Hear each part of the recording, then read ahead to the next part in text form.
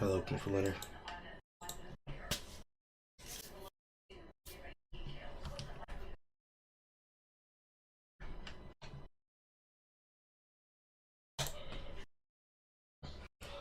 Wah, wah, wah, wah, wah.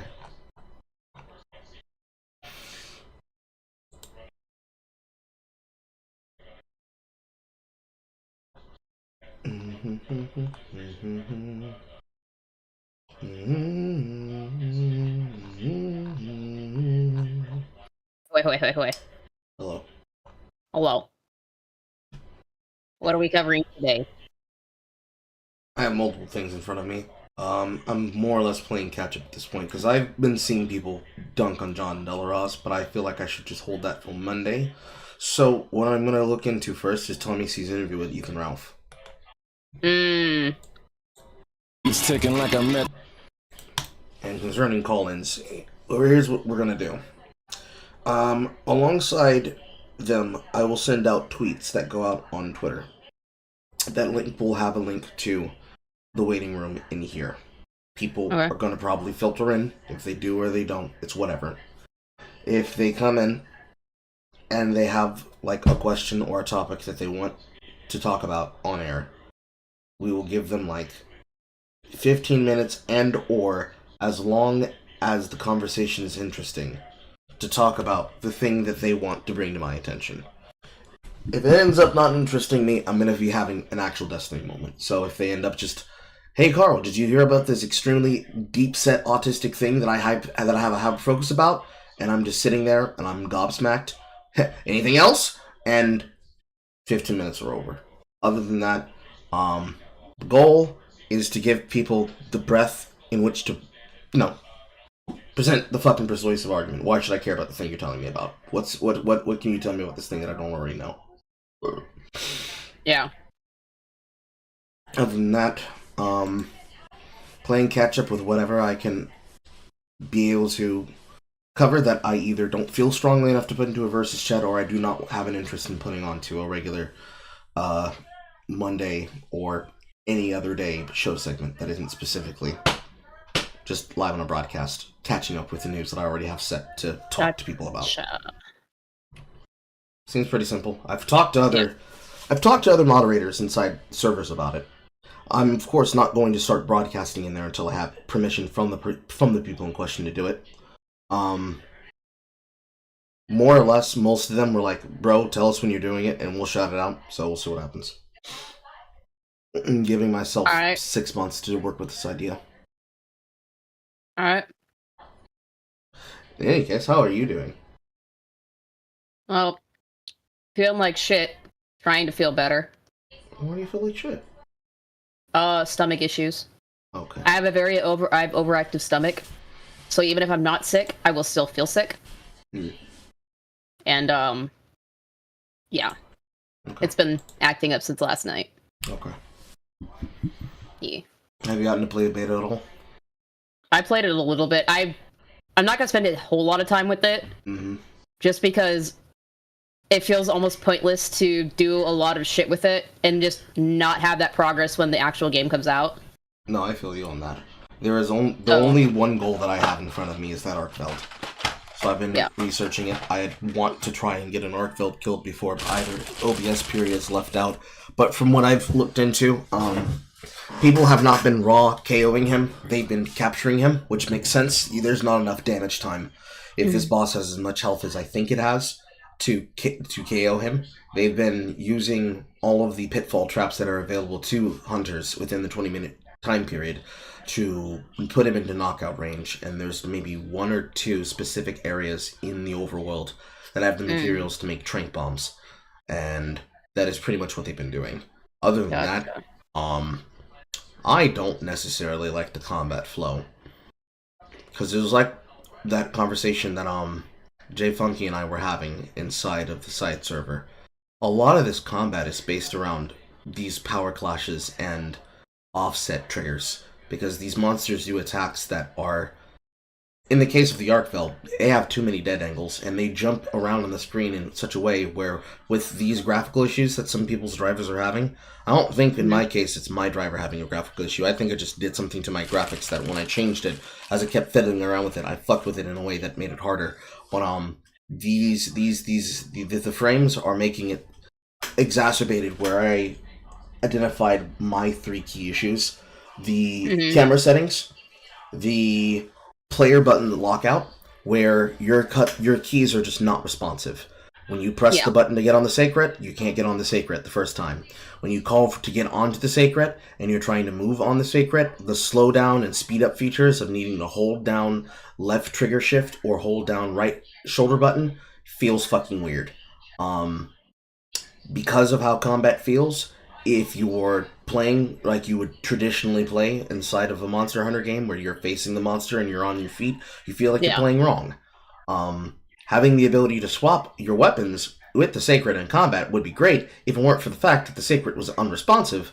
And because of the gameplay loop being about exploiting the monster's openings, like you normally would, the introduction of this offset system changes the entire combat flow. So, for example, if every weapon set has a form of a guard system, that then enables the weapon to be able to power clash. So, against the Dogoshuren, the big dog mammoth, his attacks come out so fast that for the greatsword, they are probably using that as the test case of how whether or not power offsets are good or not. Because if he tries to go for the 3-hand slam, you can actually perfect guard each of those attacks. Then that leads to a power clash, which then leads directly into the game loop of the greatsword, which is true greatsword charging. Before then, it was just the true greatsword charge, using charges to be able to stagger the monster on phases where it would be able to stop you from doing true slash, and then praying that your true slash lands. With this power system, which is attended to wounds, rather than the normal mount system of World, which I've talked to Tina about it. Tina says that if you come directly off of Rise gameplay, it'll feel similar-ish, but I played a lot more World than I did Rise. I at least played Rise to completion. I didn't play the DLC, despite the fact I bought the DLC. But, the gameplay flow. You go from, I need to find a ledge and I need to put these people in a mount status and just constantly knock them into the walls for the free damage, to the environment wants me to use the environment for free damage. But I also don't feel stable enough to do so because I feel like I'm moving in molasses. My weapon is either too slow, or if it's too fast, it doesn't do enough damage. To get offset damage, the weapon either needs to connect, in which case I still feel too slow because the movement still feels off. Maybe because of lag, maybe because of input lag, maybe because of the weapon status, or maybe because the net code is not running on a system setup that makes it so that because the offset needs to clash with the monster's attack as the monster's attack is attacking, the physical connection of the blade has its own dead angle problem, that certain attacks at certain angles just aren't triggering it. Or, in the case of the Hunting Horn, which seems to be the only offset attack, at least on the version of the weapon that they gave us, has a 3-4 second hold time that, setting up for the monster, if you do it right, it feels fine. If you do it wrong, and you don't have your notes prepared and stored, it feels like cancer, which can be resolved by changing off the weapons, but it exacerbates the sacred problem. All of those culminating together then leads to the Arcveld hunt feeling like you're flopping around like a fish, which doesn't feel great. Because any amount of educated, smart gameplay goes out the window. Because any tactic that you want to exploit, if you're not doing it by yourself, that's going to be chaos in and of itself. But that's because it's a beta. We don't have access to the full game. Those that are probably playing are not going to be rehearsed. It is what it is. But it's also not long enough, too. That's a separate issue. That's like the Fatalis problem. You're taking all this time to learn the fight, and you have to start tightening down the parts that you need to become sophisticated enough to do it consistently. And the problem is that the consistency of just basic gameplay is not there. at least with what I tested, with what I played with, which was Greatsword Hunting Horn, the fact that they gave us this sound horn to have access to sonic waves for the Snake Leviathan, that Snake Leviathan does not dig like a Diabolus. It doesn't have an attack that you clearly see coming. You're actually being caught off by all these attacks that the game clearly wants you to be offsetting or guarding.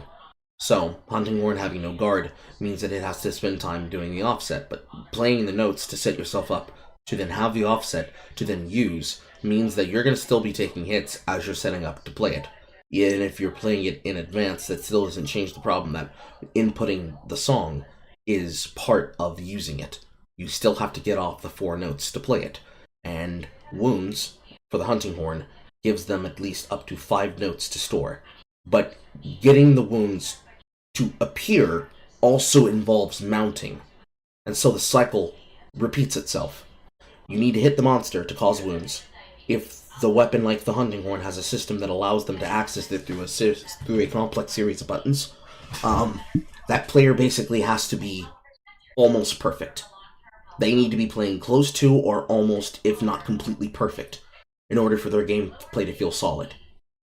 Compared to the Greatsword, they only have to hold down 2 buttons, but that doesn't resolve the fact that they are still struggling with getting the timing down, which means experience and repetition. But because of how random the attack patterns of each monster is, with their Boolean statements, it's not programmed in a way where a competent player is able to adapt based on the netcode issue and based on the perceived graphical issue. Because we can't physically tell what is hitting us because of the fucking graphics being so shit. So we'll have to wait. It is what it is. I throw my hands up. Anyways, on to this.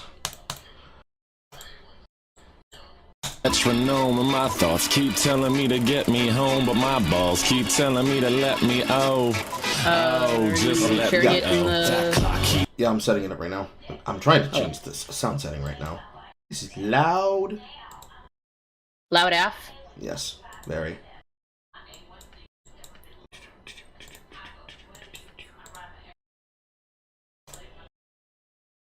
Okay, that should be visible. And then my window.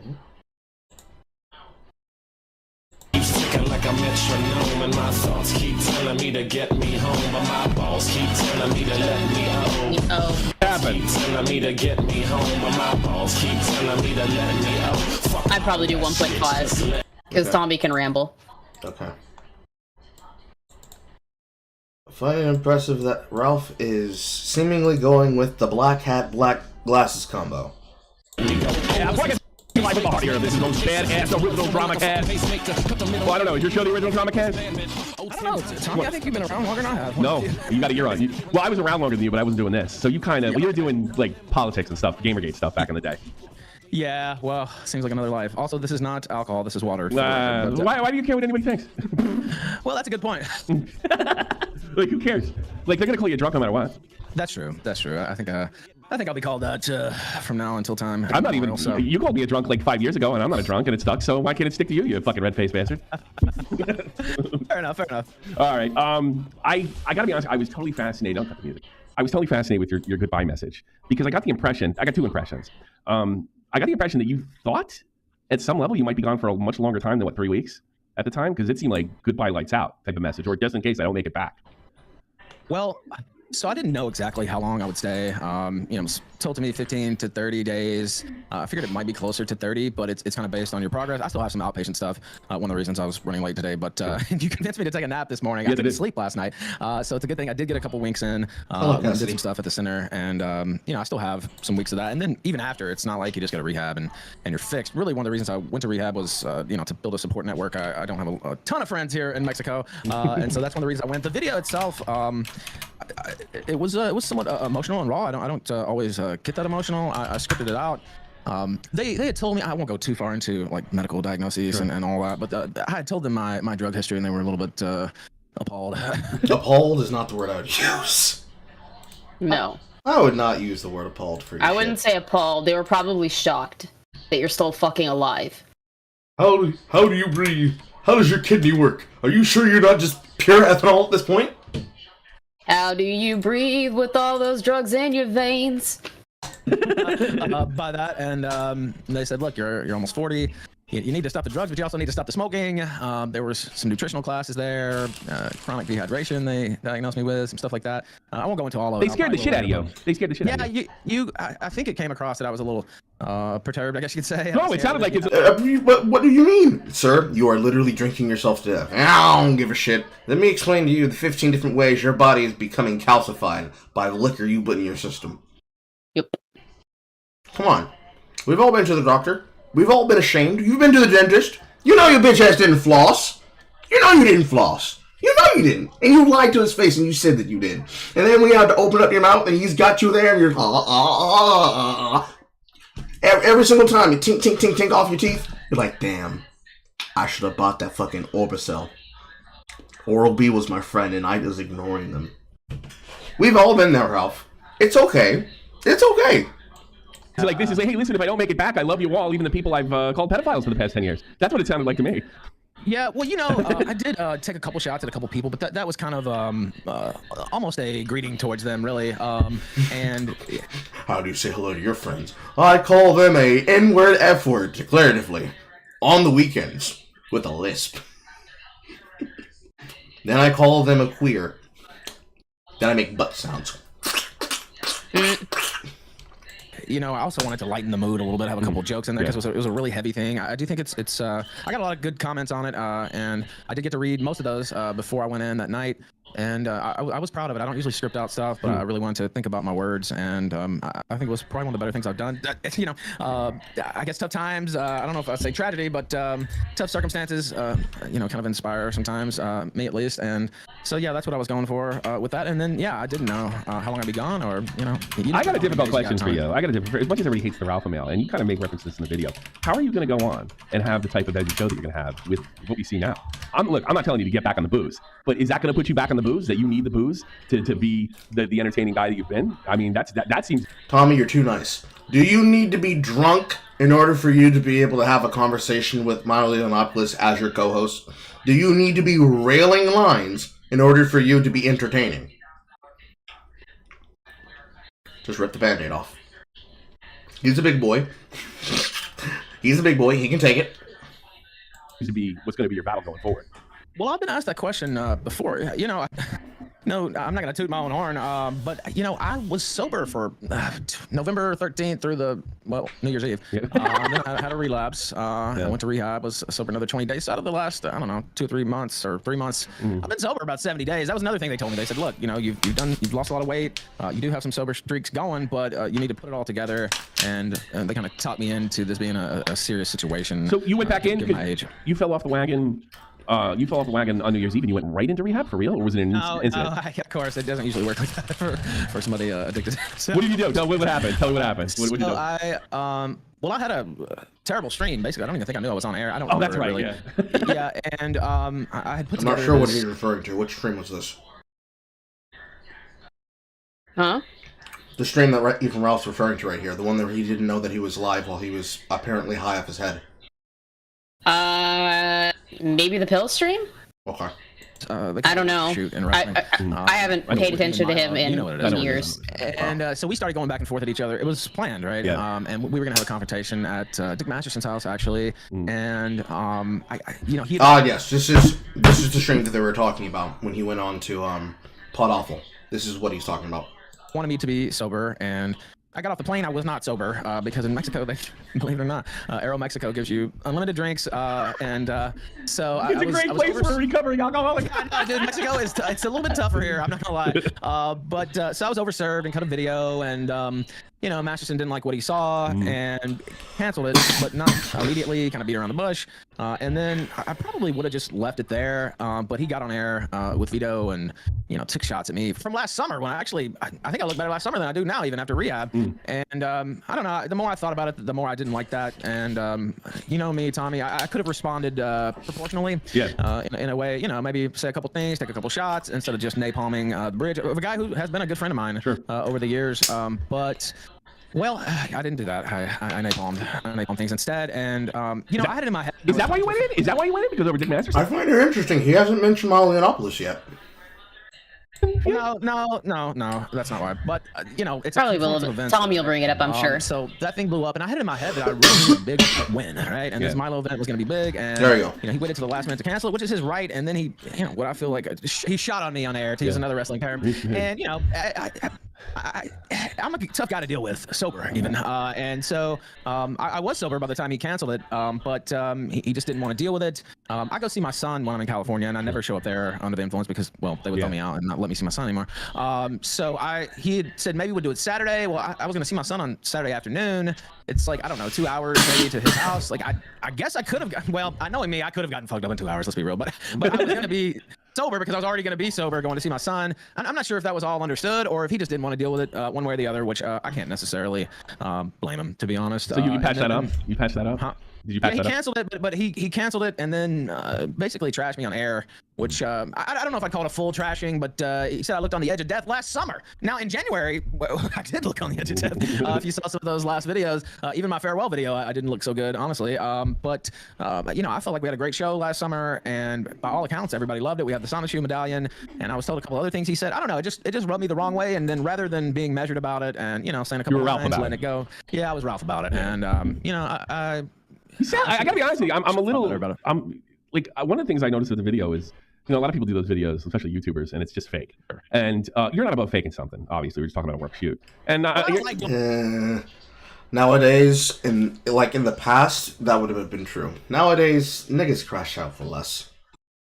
Honestly, YouTubers in general, because we live in the attention economy culture that we do, most of them will maybe play up opinions, play up reactions, Carl said, staring at the camera seductively. And they will have opinions that are more bombastic than actually need to be, but when it comes to drama between other fucking YouTubers, they will crash out for fucking less. It's actually a little bit distasteful. It used to be, in the day of Google Plus and Google Hangouts, it'd be very easy to get two people together to just sit down, because it was Google, it was on your phone. There is no reason for you to dodge a Google Hangout.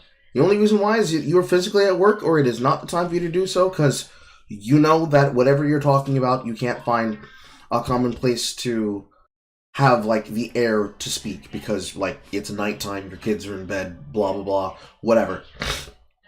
And, like, that being the way that it used to be, like, everything happened on a Google Live. Everything happened on a Google Hangout. Because it was so pervasive and it was tied into the fucking Google applications. Shouldn't have been, but it was. Back then, that was the peak of where you could have somebody play shit up for attention. Because, hey, not everybody knows this person might be your personal friend. They only pay attention to your YouTube videos. People being broadcasters, people being broadcasters and live streamers was not really common. They existed, but they went to an entirely different website. Not on YouTube. What people knew was the storefront, and the storefront was the videos. So you could do shit underneath the table, and you could have people brought on, and have multiple people in a network that makes a one-man project seem like it's an entire studio, or a studio seem like it's a one-man project, and vice versa. I know because I was on Digital Blackface, and I was a part of that engine. But then, when people started making themselves into the brand, and the brand became your attitude on the internet, then everybody became an asshole for attention. And if that's the brand that you have people doing nowadays, the only way that people would know that it's real or not real is that they actually check in and watch the content live. Otherwise, you could be able to easily bait. In fact, in the middle of baiting with Twitch Apocalypse, you have people who are actively baiting that to just farm clips on fucking LSF. And it was ridiculous that it was, because it's the most infamously filthy rich people acting like they're throwing the bone to the common man, and then they're laughing about how easy it is to get people to give them fucking clicks and donos. It's sickening. But I thought on this occasion it would be fun. Yeah, but I'm even more convinced that it's real.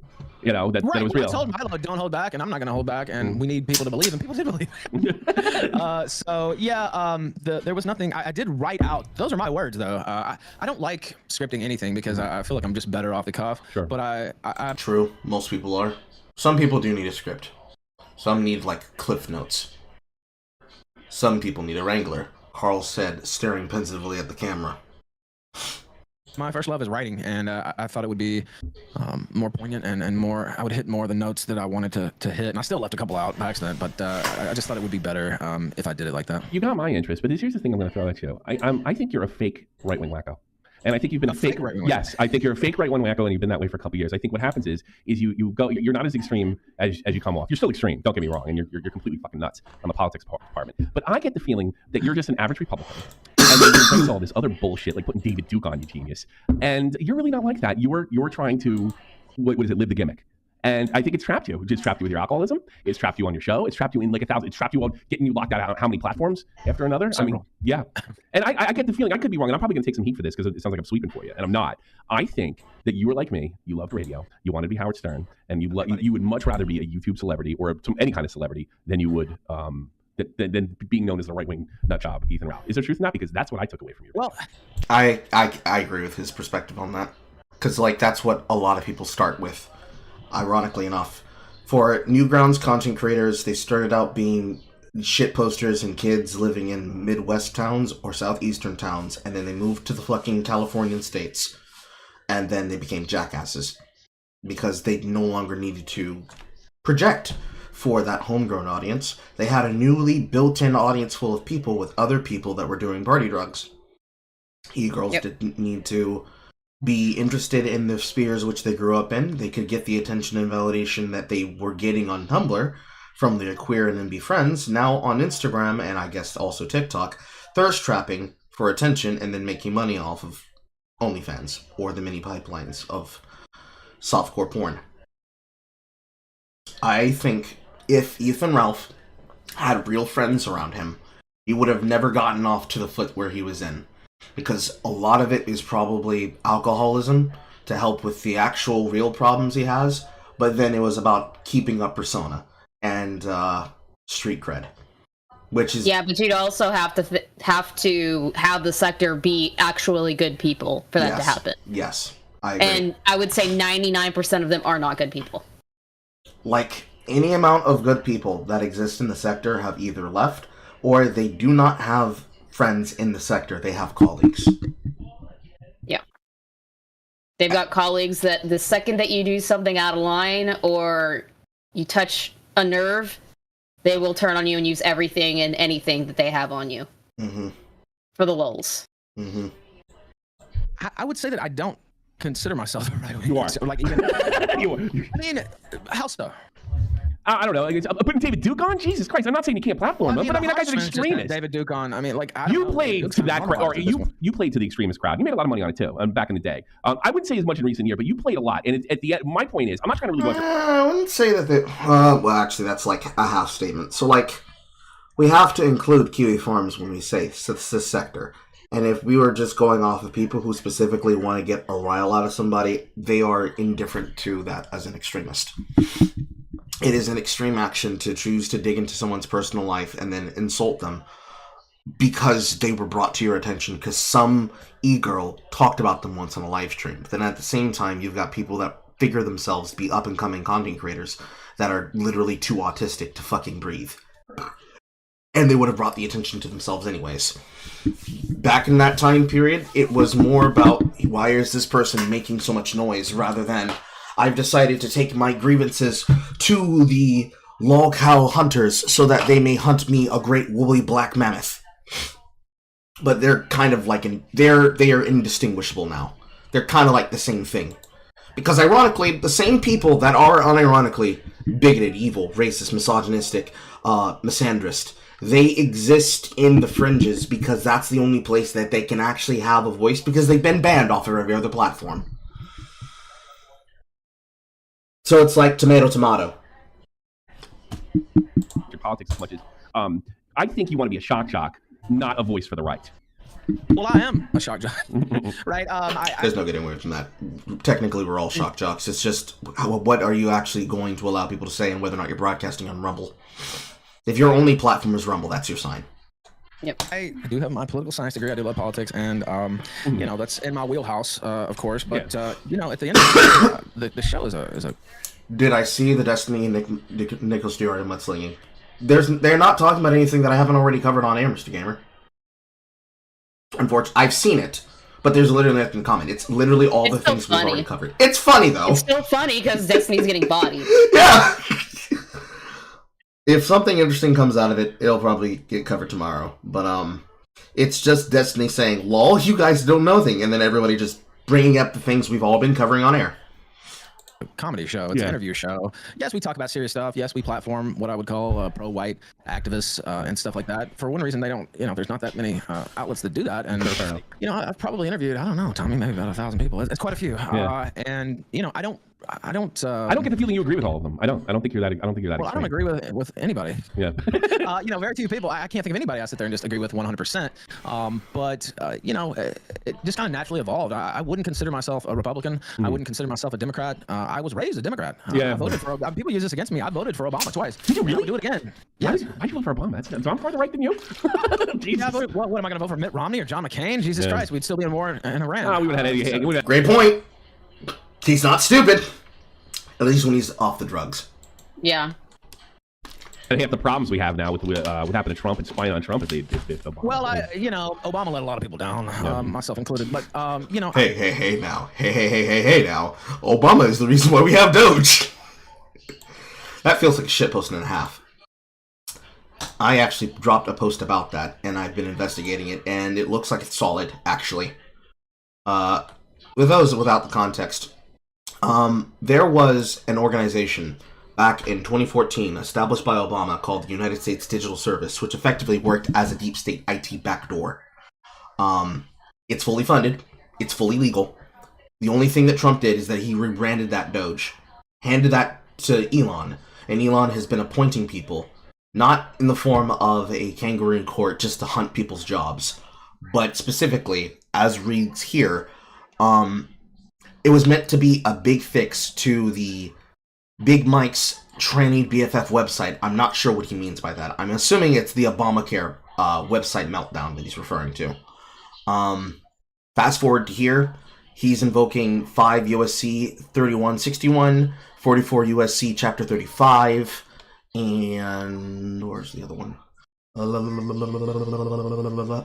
I can't find it on here. But basically, Doge allows him to appoint temporary hiring authorities that are consisting of a U.S. lawyer, an HR representative, these Zoomer nerds that they've been trying to witch hunt and try to get fired, which, damn, very based of you, J.D. Vance. I, too, approve of my vice president upholding a man's right to shitpost and an investigator.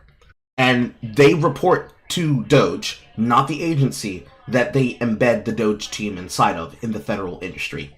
For those who don't understand, that's Department of Government Efficiency. Yes. So, Doge reports to Trump. Trump can then take the notice and just simply find the receipts. Because over the weekend, we've learned that we've been paying for anything under the sun. Yep. Government officials actively refusing and actively resigning from their post rather than just telling people what's on the receipts. And then, of course, people getting mad that they're being told what's on the receipts. This is what then brought up J.D. Vance to have a back and forth with people. We're covering on Monday with legal sitting officials that are effectively trying to sword rattle about why these brave young men should not be allowed to do their job. Because this man once called this man words under the name, what was it called?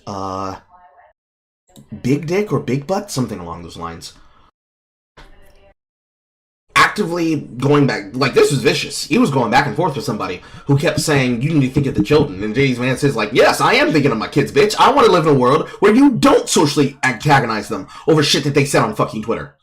All of this led up to, basically, the deep state literally cannot stop anything that Trump is doing, considering the Department of Government Efficiency, because it all exists and operates inside of the legal frameworks of the law, and in order for them to do so, they'd have to rewrite multiple federal laws. And it's all thanks to Obama, which goes to show you, do not make rules that you do not think will be used against you when you are learning in politics. This probably would have been avoided if you hadn't made it. But you know what? It's turning up good things, and it's creating information that can now be used to deal with the very obvious, overwhelming bloat in our government. Great things. great things. Well, there are certain things that I don't necessarily agree with. Like OSHA is important for a lot of reasons, but yes, it is. I'm hoping that they come up with a fix for that doesn't necessarily have OSHA, but has something similar to that that's more all-encompassing. I want to see the guilds come together and establish basically their own internal OSHA, so that even though the federal government's not running it, they are basically operating within the lines as like a subcontractor of the government.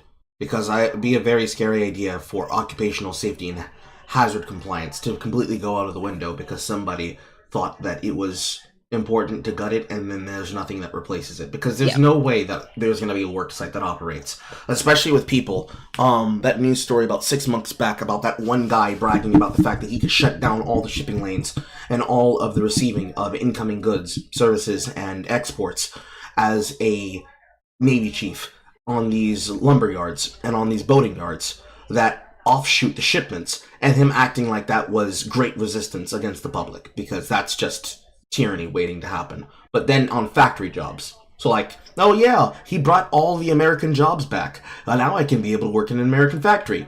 And then multiple people are losing limbs, losing body parts, or losing lives because there's no federal overreach, and there's no person who understands how to do it, because the one guy that did know how to do it basically was pushed out of the job because they decided to make it a political thing. Yeah. Because I don't want any of that. I know exactly who they're gonna fucking hire, because I was one of those guys that they hired, but I actually understood how to read my goddamn handbook. Hiring random black men that have no other job to go to off the street to operate CNC presses does not go the way that you want it to go. It was already a nightmare dealing with COVID. You want them to have no oversight and no PPE, no one to teach them, no one to show them what they're doing, because all the older people have tenure. They could be able to quit tomorrow and they'll be fine. You do not want to see what happens when that's the factory environment you work in. Anyways, I want to see what happens on that. I'm going to keep my eye on that.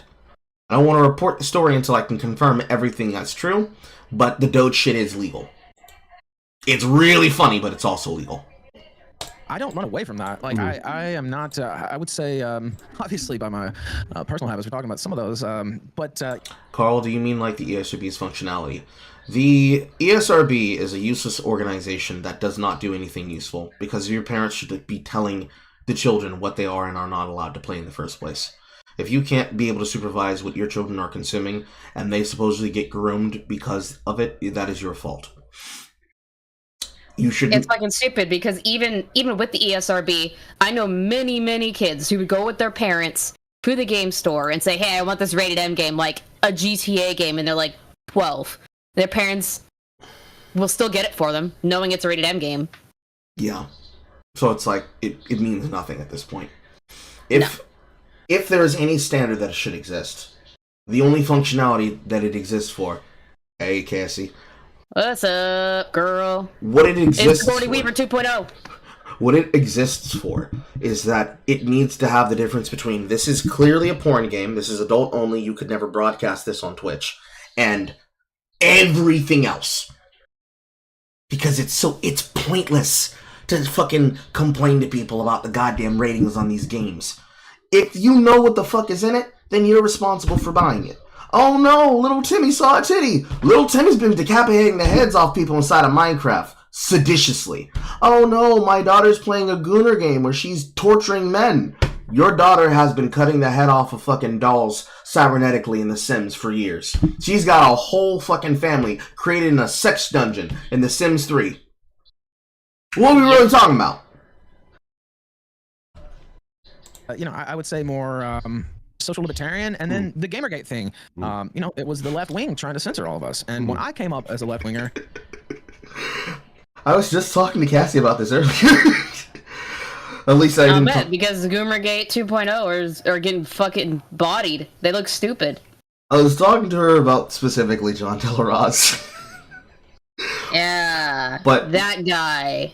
But like the timeline which we're currently in, where we have revealed that the monies that came from the governments was directly connected to USAID. Allegedly, Allegedly, but they actually have the amount of money that was raised from them on file. I just need to go find the screen cap that it came from, because it was connected to feminist frequency. It was a recent document, and there was a recent screenshot. Hopefully people know what I'm talking about, so they can just simply drop it inside of the voice chat. But the fact that we have gotten here because Anita Sarkeesian could not shut the fuck up about then-boyfriend Jonathan McIntosh backing her new political venture, and Chelsea Van Valkenburg, aka Zoe Quinn, desperately needed to sleep her way through industry power, directly led to Doge. That's such a crazy fucking monkey's paw. That is a devious curl of the finger, bro. Because, like, on one hand, we wouldn't be here with anything happening the way that it did if calmer heads and common logic had prevailed. But if it hadn't, we wouldn't have learned that John Delaroz is a gay furry that believes that he is relevant because I know real Gamergate bros. It's really great. When you say it out loud like that, you think it's fucking crack. But no. We collectively, all of us. It's everybody's W. We have been trolling this man up and down the timeline to the point that it reached Daniel Vavra. And Daniel Vavra's got his own goddamn problems. Because both of them are annoying people. There are no heroes in that situation. Everybody who's involved in Kingdom Come Deliverance 2, going back and forth, specifically Vavra, and whoever wants to stand behind Delaroz, Fandom Pulse, and JF Trent, all of them are fucking dumb. And all of you make us sad on the inside. Please jump in front of a train in Minecraft. However, all of us have been trolling this man so hard on the timeline that the trolling about the shit that he posted himself reached Daniel. And that's when it really hit a big fever pitch. Clap in half. I'm so proud of you guys. I'm so proud of you! Anyways, yeah, I am so sad at the same time. Because, like, some people, like Panda and myself, understand the assignment. Even the Almighty Lolly this time, usually when he's co-posting about Dev, is on the assignment. The rest of you, if you think that a character that is aged up is pedophilia in a video game where it is fiction, and you so are desperate to look for gay pedophilia that you are so heteronormative, that you are so desperate to claim that he's trying to convert you to be gay, shame on you. Wash your mouth out with soap. Well, it's not just that. It's that, oh, you want historical accuracy, but when you get it, you cry like a little bitch. And let's not forget, from what I've heard, this particular character that they've got a problem with was fucking women left and right in the first game. Where was the outrage for that? Oh, and on top of that, in that time, the medieval period, as soon as a girl had her first period, she was married off to have kids. Mm-hmm. For me, and I said the same thing to her, and it technically didn't originate from me, it originated from Panda, but everybody agrees with it. It's our turn to be upset, and we're mad that some of you won't let us be. I think this sentiment started with Mark Kern claiming, well, you guys need to stay on the brand, you can't split the opinion, you can't split the opinion. Which is gay in and of itself. But you guys are trying, those of you who are guilty of it. I'm using you guys in the royal sense. Those of you that are going about these arguments, who are really desperate to hold on to the pedophilia and their corrupting gayness and DEI and they lied to you angle, where was that energy before with the first release? You were tricked into doing this? I think you just latched yourself on to somebody else's wheelhouse, and now you're upset that everybody that was kikiing and laughing with you are now pointing the finger and laughing at you because you feel embarrassed about it. If you were legitimately tricked, it's okay. We will forgive you. We are gonna laugh at you. We are gonna mock the fuck out. I'm not gonna sugarcoat it. You are being clipped into memes right now, okay? But we will forgive you in time. Those of you that unironically believe this, and decided that historical accuracy only matters when you are being annoying to the right people, and when the wrong people are being annoying to you, it no longer matters. It's just about being able to have gooning for the sake of gooning whenever you want it. With female gooning and male gooning together in harmony. That is gay, my friend. You control the buttons you press. No one is making you take the gay option with Hans. No one is making you take the female straight option with the women.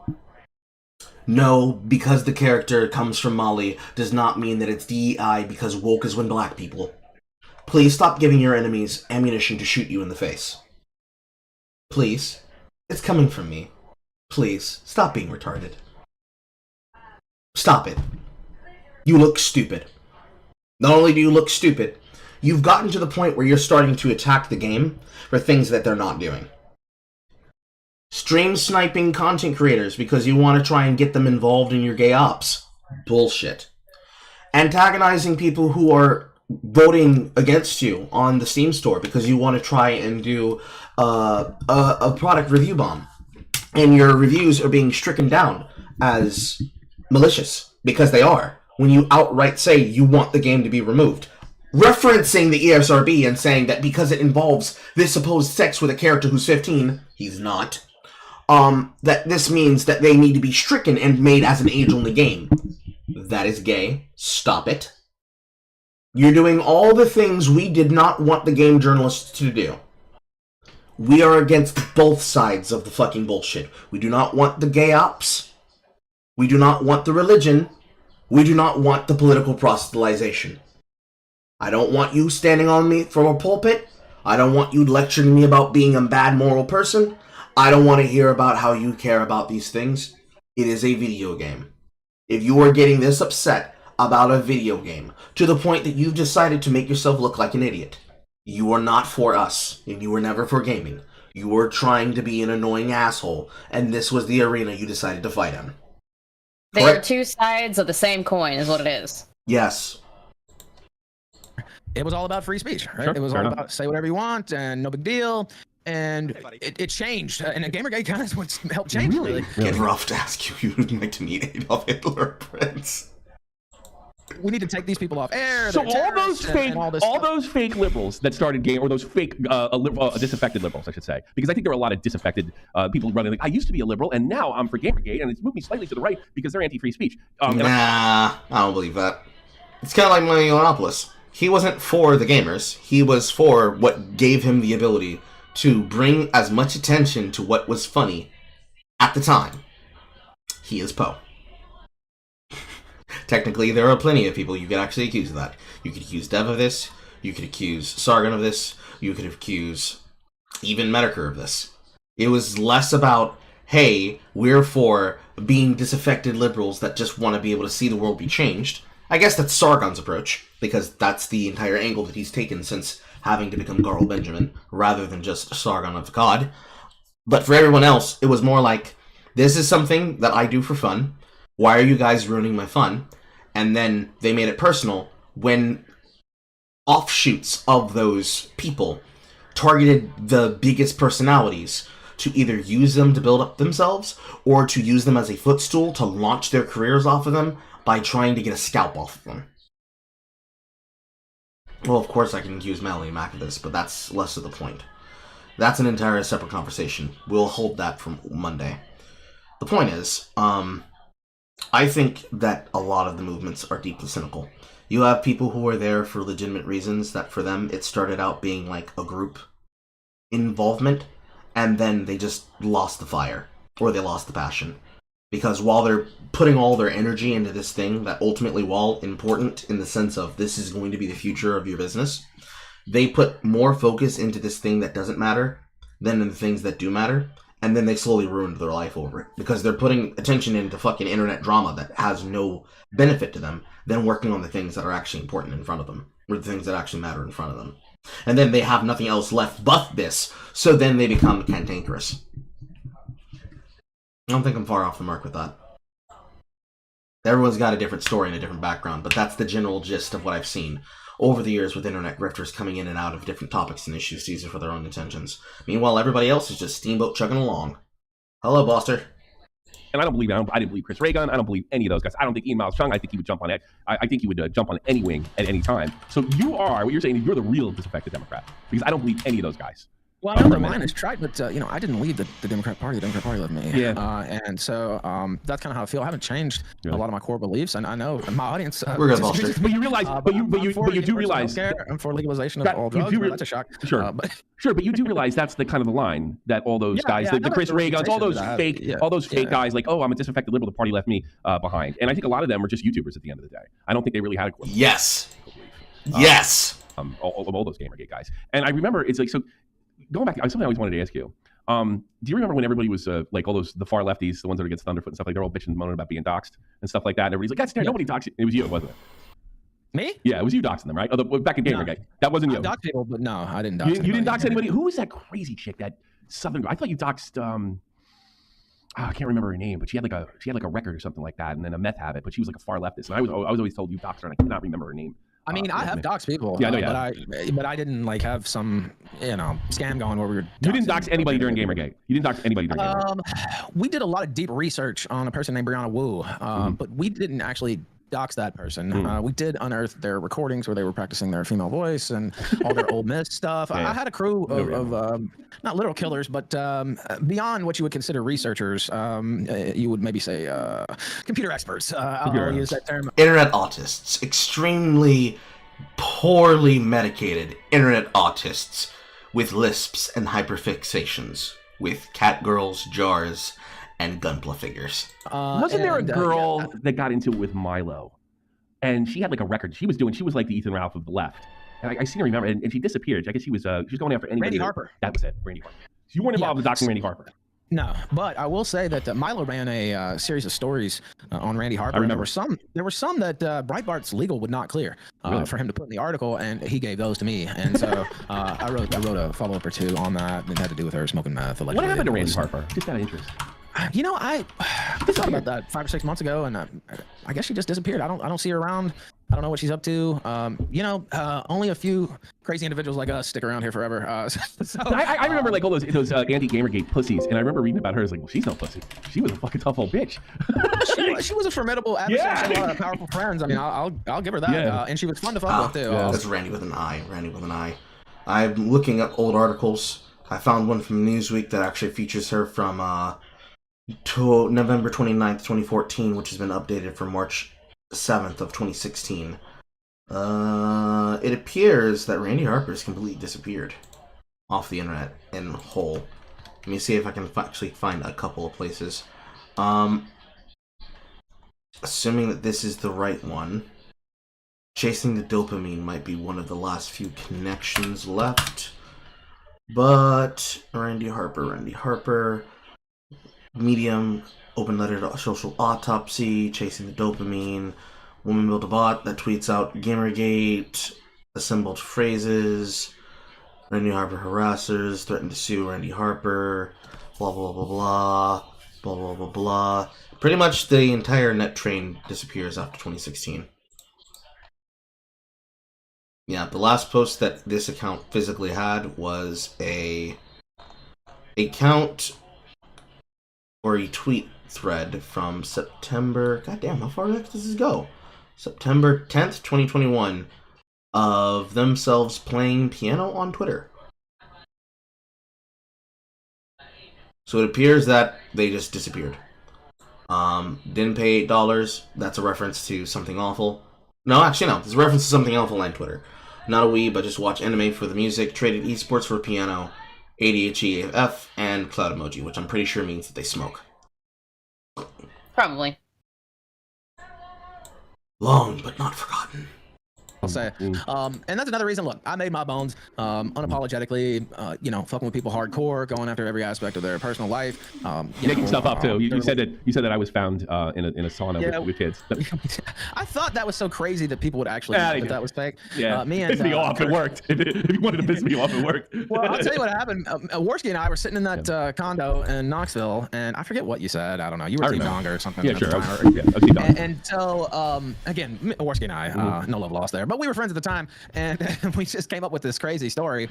And there's no excuse. You shouldn't say things like that. You shouldn't fake the deal anyway, but definitely not with something like that. But I thought it was so bizarre and so insane that no way anybody would believe it. It was, but I had to calm down before I realized that because it pissed me off to no end. I think Andy did it because Andy was convinced that all I was doing, all I did was to talk about what was already out there and what done by other people. But I guess when I did it, that pissed him off more because it was a bigger platform. I didn't do anything that anybody else did. I just reported on what was already out there. And I interviewed somebody who was probably lying about him. But what are you going to do if he's lying about him? I didn't give him a pass. I didn't give him my stamp of approval. So I think from Andy, it was like revenge because I called him a beetle. And here's another thing too. Like if you remember that whole situation, I think it was his Instagram that disappeared in the middle of that conveniently. And I just said that was it. I never said, well, that proves you're a pedophile. Well, it was his Snapchat. It is an interview of Ethan Ralph by Tommy C. after he's been going the months that he has been sober. This is sober, recollective Ethan Ralph. And we're just learning things and commenting as we're listening. I've got plenty of other things to get into, but I wanted to definitely get into this because this happened yesterday and I was out with my woman. Snapchat or something like that. And it did disappear, and that's all I said. And he got pissed off at me because I said what actually happened. At the time, I defended him. I don't really know the truth about all that. It was definitely curious. I'll just say, and he's lied about me enough. I don't feel the need to defend him whatsoever. Well, I'm not. Here's where I'm going with this. Worski, one thing about Worski, he watches all this shit. He's watching right now, I guarantee. Really? And he takes any. I can't confirm that. If there's one thing that Andy Worski does, especially since Ash has been pushing to do so, he researches. He actually sits down and he watches hours and hours and hours and hours of shit. Nah. Mm-hmm.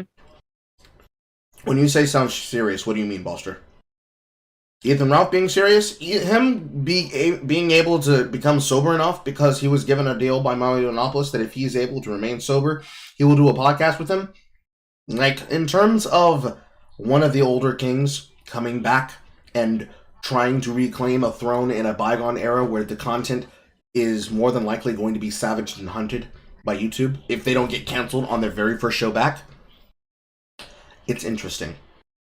It's something happening when usually nothing ever fucking happens.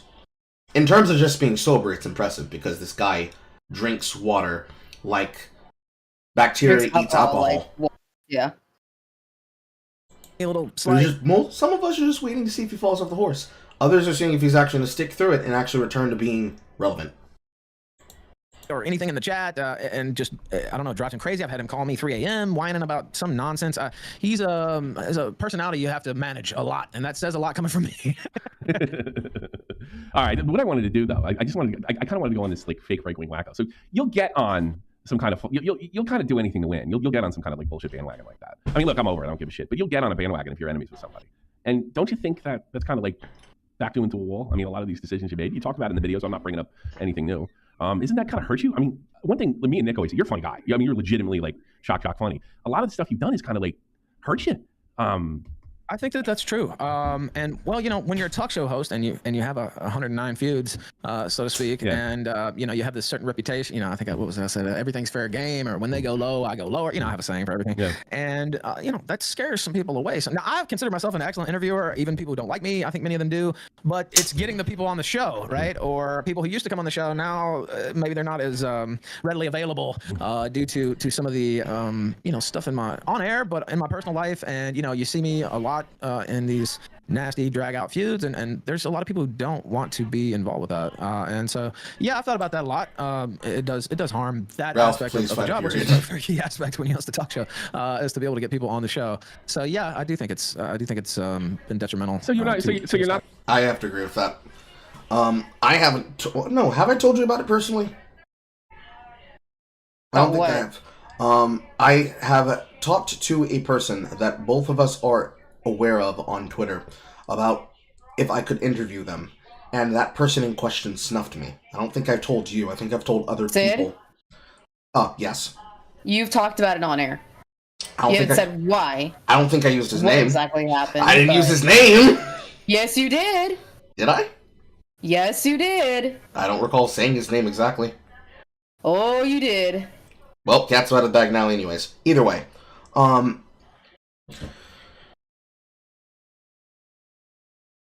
There is an element of talking to people where you just want to sit down and talk to people. There is an element of talking to people where, much like how Foggy sat down and talked to good old Huber before he crashed out even harder, is you want to be the place where it happens. And then there is talking on air with people, because, as I am, you can just simply talk to anybody and just move through the crowd, not like a social chameleon, but more just like a fish takes to water. And there's an element of a person's personality type where if you talk to them and you explicitly tell them, I have no interest in any of the things you think I probably want, I just want to talk to you, that they inherently do not believe you and or make a snap decision reaction about doing it. My words are still the same and more consistent. I'm not faulting them or hopping on them, or anyone else for that matter, that has or has not agreed to one or backed out or politely more or less insulted me to my face. That's not what I'm concerned with. The thing that I noticed with this, because I had to do it for myself, and I also had to do it for Poe. Poe's entire problem is a different situation. But in general, there is something that happens when you approach a person to talk about something, and suddenly 50 billion different things come up that prevent a basic conversation from happening. For most of my mutuals, like Dev, I know it's the appearances. Multiple shifting gears, multiple plans that were made ahead of time. Talking to them means that they're taking whatever side time that they have out of anything to do anything. Right? Completely logical, completely normal, to be expected. With some of the people that I know, they do nothing but fucking type and tweet. So if I were to be trying to interview a mirror copy of myself, what are you doing that is either so important, that is more important, or in lieu with this thing that is currently discussed or happening, is more important, that you can't even take time to discuss the idea, and then the tone policing angle. Because a lot of it tends to be tone policing. For Ethan Ralph, it's more like you started out by being the internet shock jockey, so this argument would make more sense for you. And there's like an element where this would make sense against me if the person didn't actually know my real personality. And all they went off was, well, you see, he must be like the rest of them. Where you make a knee-jerk assumption, but all of the things that you say when you are talking about the reasons why you can't, or the things that are preventing you from doing so, or even the excuses that you might use to save face, do not line up with the reality of what you're doing. So, if I were to make an excuse to myself, and I'm like, oh, no, I can't do that. That's a day where I gotta hang out with my family. Or no, I can't do that. I gotta stay home and I gotta wash my mom's hair. Or no, I can't do that. I got this broadcast multi-marathon stream that I'm be doing. All of the time, it really comes down to, no, I don't want to platform this. Or no, I don't want to be a part of this. And then, what then happens afterward is the justifications as to why. What I spoke on when I spoke about that was specifically the knee-jerk reaction, and then what I can only be able to assumptively understand until I receive confirmation that is not the case, that I was being bad-mouthed to other people. Or the reactions from other people being told to them about me from another person, then told them that they shouldn't do something. Because I have information about that I'm not telling other people. In the past, I have done at least 31 different interviews. Some were in text form, some were in voice form. One of my published ones, which is still up on my channel today, which was before I retooled it into the Fried Chicanery, was an interview series that I was going to do for artists, because it was right off the back of my 3-hour and some odd minute art community harassment type timeline. I forget what the exact title was. But basically a breakdown of the who's who, not amongst specifically like the art commentary community, like Hopeless Peaches and Leo Convoy, but instead like people who were known for just being a nuisance. So Tomato Magica and like the girlfriend of fucking Actual Jake and other artists and or like lewd artists that dabble in cosplay, or more specifically the girlfriend of the Italian League of Legends streamer Scooch. I'm forgetting her name. She cosplayed Nico when she was released and was famous for going viral about that giant overstuffed Pokemon that she was hugging, and then saying that she can do she could be capable of doing the influencer culture of the girlfriend experience better than League of Legends because she didn't like Seraphine, but she said that she was doing it ethically. I've done plenty of interviews featuring people like that. That was in lieu of a series that was going to be called The Amusement, a play on muses and art, where I would interview an artist. I would interview an artist about a particular drama that happened. First, I would interview them about their backstory and about how they came into art. Then I would ask them about their style. And then I would ask them about the dramas that brought their art into controversy. Because usually the way that artists go now, you don't hear about the artist because of their work. You hear about them because of a controversy that's made about their work. So Caleri, being called a Nazi sympathizer because they drew a picture of Auschwitz, but it was them going on a fucking museum tour of Auschwitz. Or any of the other shit that he goes viral for now. Because I'm pretty sure at this point he just baits it for internet reactions. Which is completely legal and ethical. By all means, I support that. Make your bag, make your money. But of all of those interviews which I've had, I've either not reposted them from when I originally posted them. Because beginner work. Wasn't necessarily proud of my original work back in the day. I don't have that problem now. I just do most of it live. I ripped that bait off years ago. But one of the like middle, as I was finding my stride ones, was the one that I did for George Alexopoulos, G Prime 4515. I forget his. I have no idea, so I can't tell you. It's still there. If people look for it, they'll find it inside of that inside the list of my playlists of shit. You probably type it in exactly if they just type in George Alexopoulos into my YouTube account. But his interview is pretty much the bog standard of how all of those interviews were. I asked them about their backgrounds. I asked them about the details of their life and how they became an artist. I asked them about how they break down their art and shit, and whatever. The same shit that I would do now, and that I would do for the Fried Chicanery, and that I already did before with Alabastard, before she became an audience member and also a supporter of it. Same shit. I do more than my fair due diligence. Because ultimately, in order to even talk about anything, I would have to ask questions. This is a similar basis of how I was going to interview Arthur Samowski.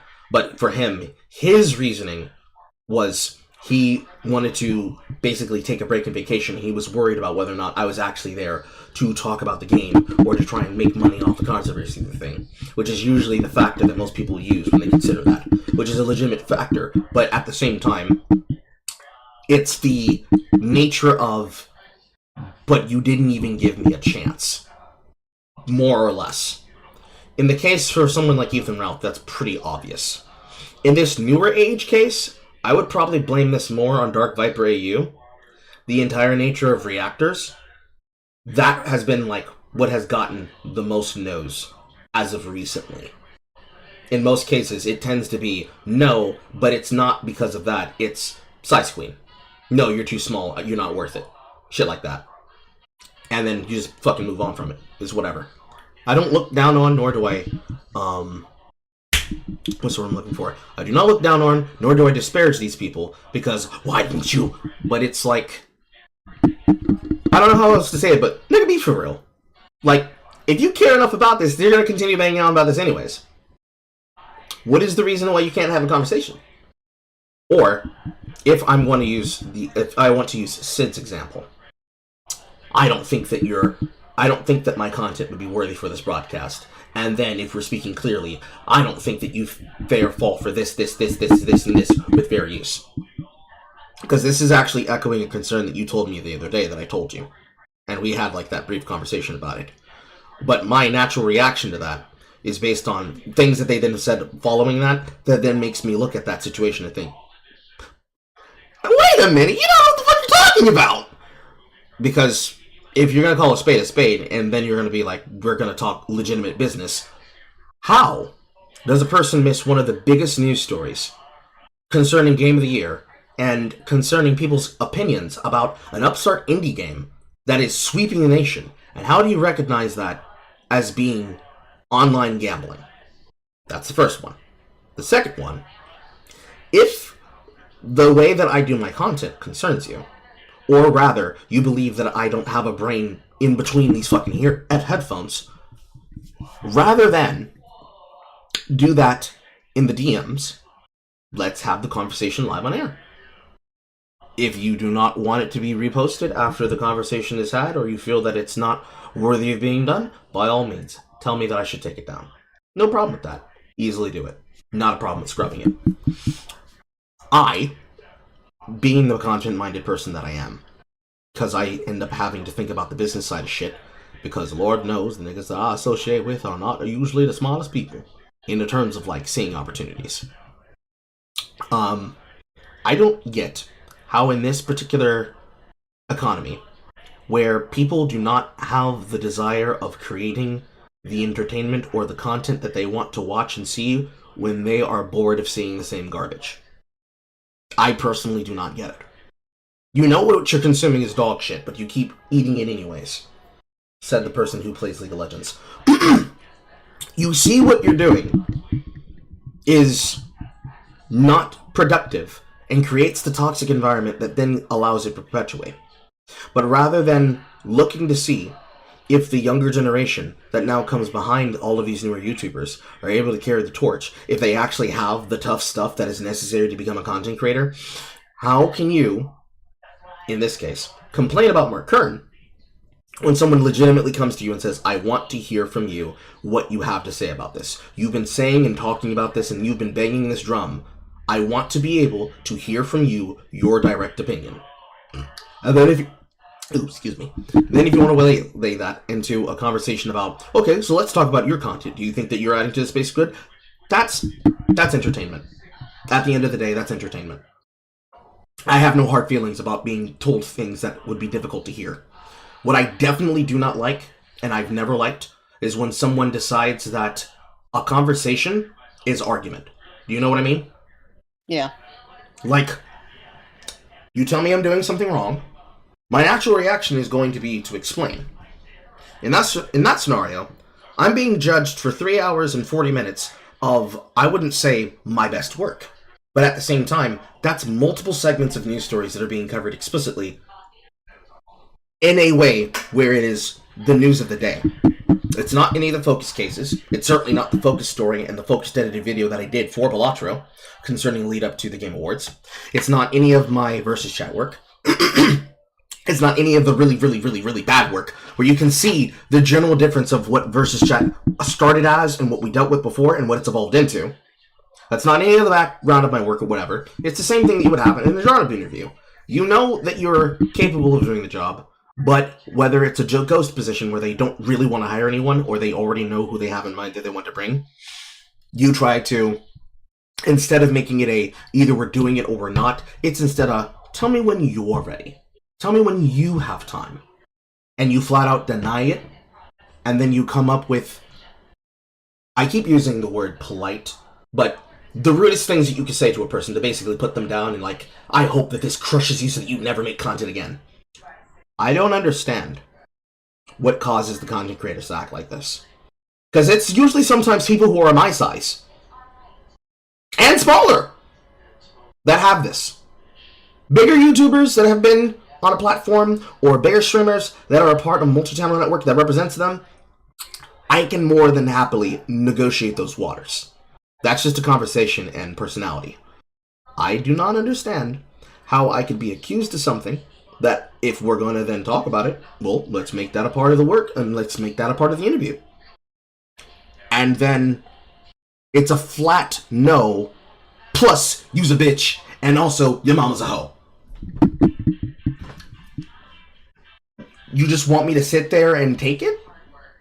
That's effectively the air that I get when I get put in those situations by the people in question that I could approach.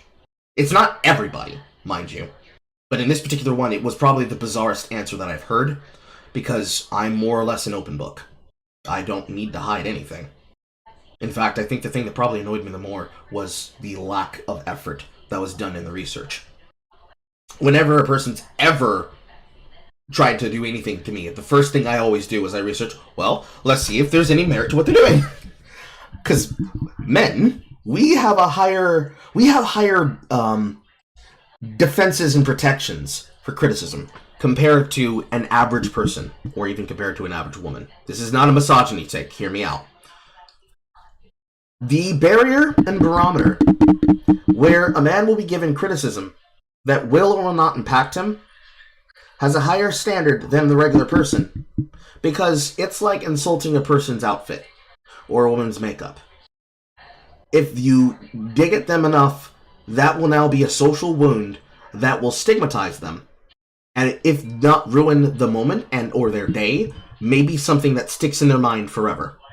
Meanwhile, men existing inside of COD lobbies, and they're throwing out the slurs and the gargle my balls, and then they get off the game and they're completely normal. Because it doesn't sink in. Someone could argue that me explaining this is an example of it sinking in, but I do not see it that way. And that's not like it's not over-intellectualized, over-analysis. I just don't function that way. You could call me 57 slurs to my face. I'm not going to react to it. You tell me something that I know isn't true, not only because I have people like Horror in my ear, but I also have neutrals like Jay in my ear, and I also have fans like you listening in my ear. And I can physically see that the imposter syndrome that would prevent me from being able to be like, oh no, this is not that bad, and would in the past cause a crash out. I'm turning my face up like, Balacho is online gambling? Wait a minute, hold on. Because if that's your bread and butter, and you don't know this story is happening, it's the same thing as if I was looking at a game journalist. I have to question whether or not my opinion of you was wrong, you know? I'm pretty sure any interviewer in the history of news has experienced this at point. Like Walter Cronkite, Katie Couric, I can't remember that one white bitch's name. But any interviewer worth their salt knows that your job is to research the story, learn the story, and then report the story. Most of any work that you could do about that research past that point is up to personality. And how far you approach that from the position of a shock jock like Ethan Ralph, or from, an internet shitposter like myself, pretty much is on the measure of how much do you care about this really. And when it comes to video games, I have a vested interest, not just because I went to school for it, but because I love it. So something like that would resonate to my core and would get past one of those few first defenses, because it's not just that you're insulting me, it's not that you're just insulting the work or the effort or the quality of the work produced. You're insulting me to my core. And then you're telling me that by having the conversation, I'm actually not having a conversation. I am defending myself unfairly, and therefore that justifies your opinion. At that point, fuck you. I don't know what else to say at that point. Because I'm damned if I do, if I'm damned if I don't. The only way that you would see different is for you to see reason. And usually, for some people that I have done those interviews with, that was the barometer, right? It's like, oh, this guy he's not giving me, he's not biting, I'm just gonna move on to the next thing. Well, they wanted to see your passion in order to describe it. And this was probably one of the first instances where that somehow was the wrong answer, despite the fact that if the conversation in the alternate reality where it proceeded would have been interesting. Because I think one of my better qualities of conversation skills is that where people would have immediately wrote me off, I'm able to do something that shows them that there's something inside there, a nugget of wisdom or personality, that shows that, oh, I get what he's doing now. And then they come around, and it's like, maybe I don't like the way that he necessarily does it, but I know that there's a good person there. And that's usually what would then land me said interviews or conversations with people in private. whenever that happens in the stages of interviewing anything, like, you can't let this shit get to you, but you remember the examples where it's like, damn, if I had been smarter about this, I could have been able to do something there. Now I'll take this lesson and I will apply it for the future. Because you can only be willing to do it if you're willing to, like, put yourself on the position of getting hurt, because ultimately your stance is what encourages that. Like, the commentary community would not exist as it is if every single person decided to be in a social hug box and only talk to the people that they like. You have to be willing to talk to people you don't like. And you have to be capable of holding decorum when you do so. Everything can't be a shitposting joke. Sometimes there's a necessary time to crash out, but then sometimes you need to fucking bring it in. You need to center it. Concerning things like that, I definitely get it. Not only have I been told those no's, I've been a part of the teams that were getting those people to talk about it, and then, like, in the pre-interview, something just completely goes kaput, or some person that was brought in as, like, another guest, like, has a kerfuffle with them, and it causes it to go off the rails. And at that point, you just fucking do it live. But, in the general sense, yeah, people will do pretty much any and everything to, like, justify the no. Whereas some will legitimately just say, no, I do not want to do this. And, like, you could never be upset with it. But it has to be, like, within reason. Hopefully, that would change in the future. But if it never does, shit, it is what it is. And you just keep it pushing. Sorry for the diatribe. I just wanted to talk about it for a bit. Because I resonate with that personally. Like, imagine the amount of things that we've been cooked out of because somebody was not willing to just simply have a conversation. Whether it's public or privately, just not have a conversation. I'm never gonna be the guy that tells somebody, no, I don't want to talk to them. Unless they do something like the people we usually permaban. There's a difference between I don't want to have a conversation with them because I know it's not going to be productive, and I don't want to have a conversation with them because I don't have the ability to have a conversation. Do you know what I mean? Mm-hmm. Anyways, let's move forward. Not the alpha male, is what you're saying. So I'm right. You are. Well, I mean, I've described it. Like, I hate to relate everything to wrestling, but you know, I've used this line before, but it's not that it's not me. It is me, but it's turned up to 11, like Stone Cold used to say, right? Like, it's me, but it's a bombastic version of me. Like, you sit here and we're talking now just like I would normally talk to you in real life, and there's no yelling or anything like that. I think somewhere along the way, and I talked about this in the video, you know, I was drinking on air when the show blew up, right? And it's like, okay, well, let's just work that into the show. That's part of the show. Ralph's drinking on air. Of course, he has to be drinking on air. That's part of the gimmick. And so I worked my vices into the character, right? Like, you know what I mean? Like, instead of addressing some of the vices, and it's not just drinking, it's you know, short fuse, and you know, not thinking as much before I act, and you know, I just kind of, I said in the video, wrote that into the. Do you want it to go away? Do you want it to go away? Do you want it? Like, I mean, are you really? Are you like the 15,000th YouTuber or influencer that I want to change? That's what it sounds like. I want to change. Is that for real? Well, I mean, you know, you want to entertain, Tony. Yeah. So I mean, it's not like. You know, I'm sure you'll see a rant from me from time to time, right? Like, I'm not gonna retire the ranting crown, but I do think, yeah, I mean, I went to rehab for a reason. That's one thing that has to change. But I think jumping in with both feet on everybody, including former friends, has not served me the best over the years. Even if I can convince myself that they deserve it, and sometimes they do, but oftentimes they don't. And it's just the Ralph Mel way. It's like, all right, you want to light it up? Let's light it up. And so, yeah, I would like to be more circumspect, to use a word. Yeah, that's exactly how I feel about it. Like, you have to be so circumspect about how you do these things. And you have to be very careful with how you use your words in a serious sense.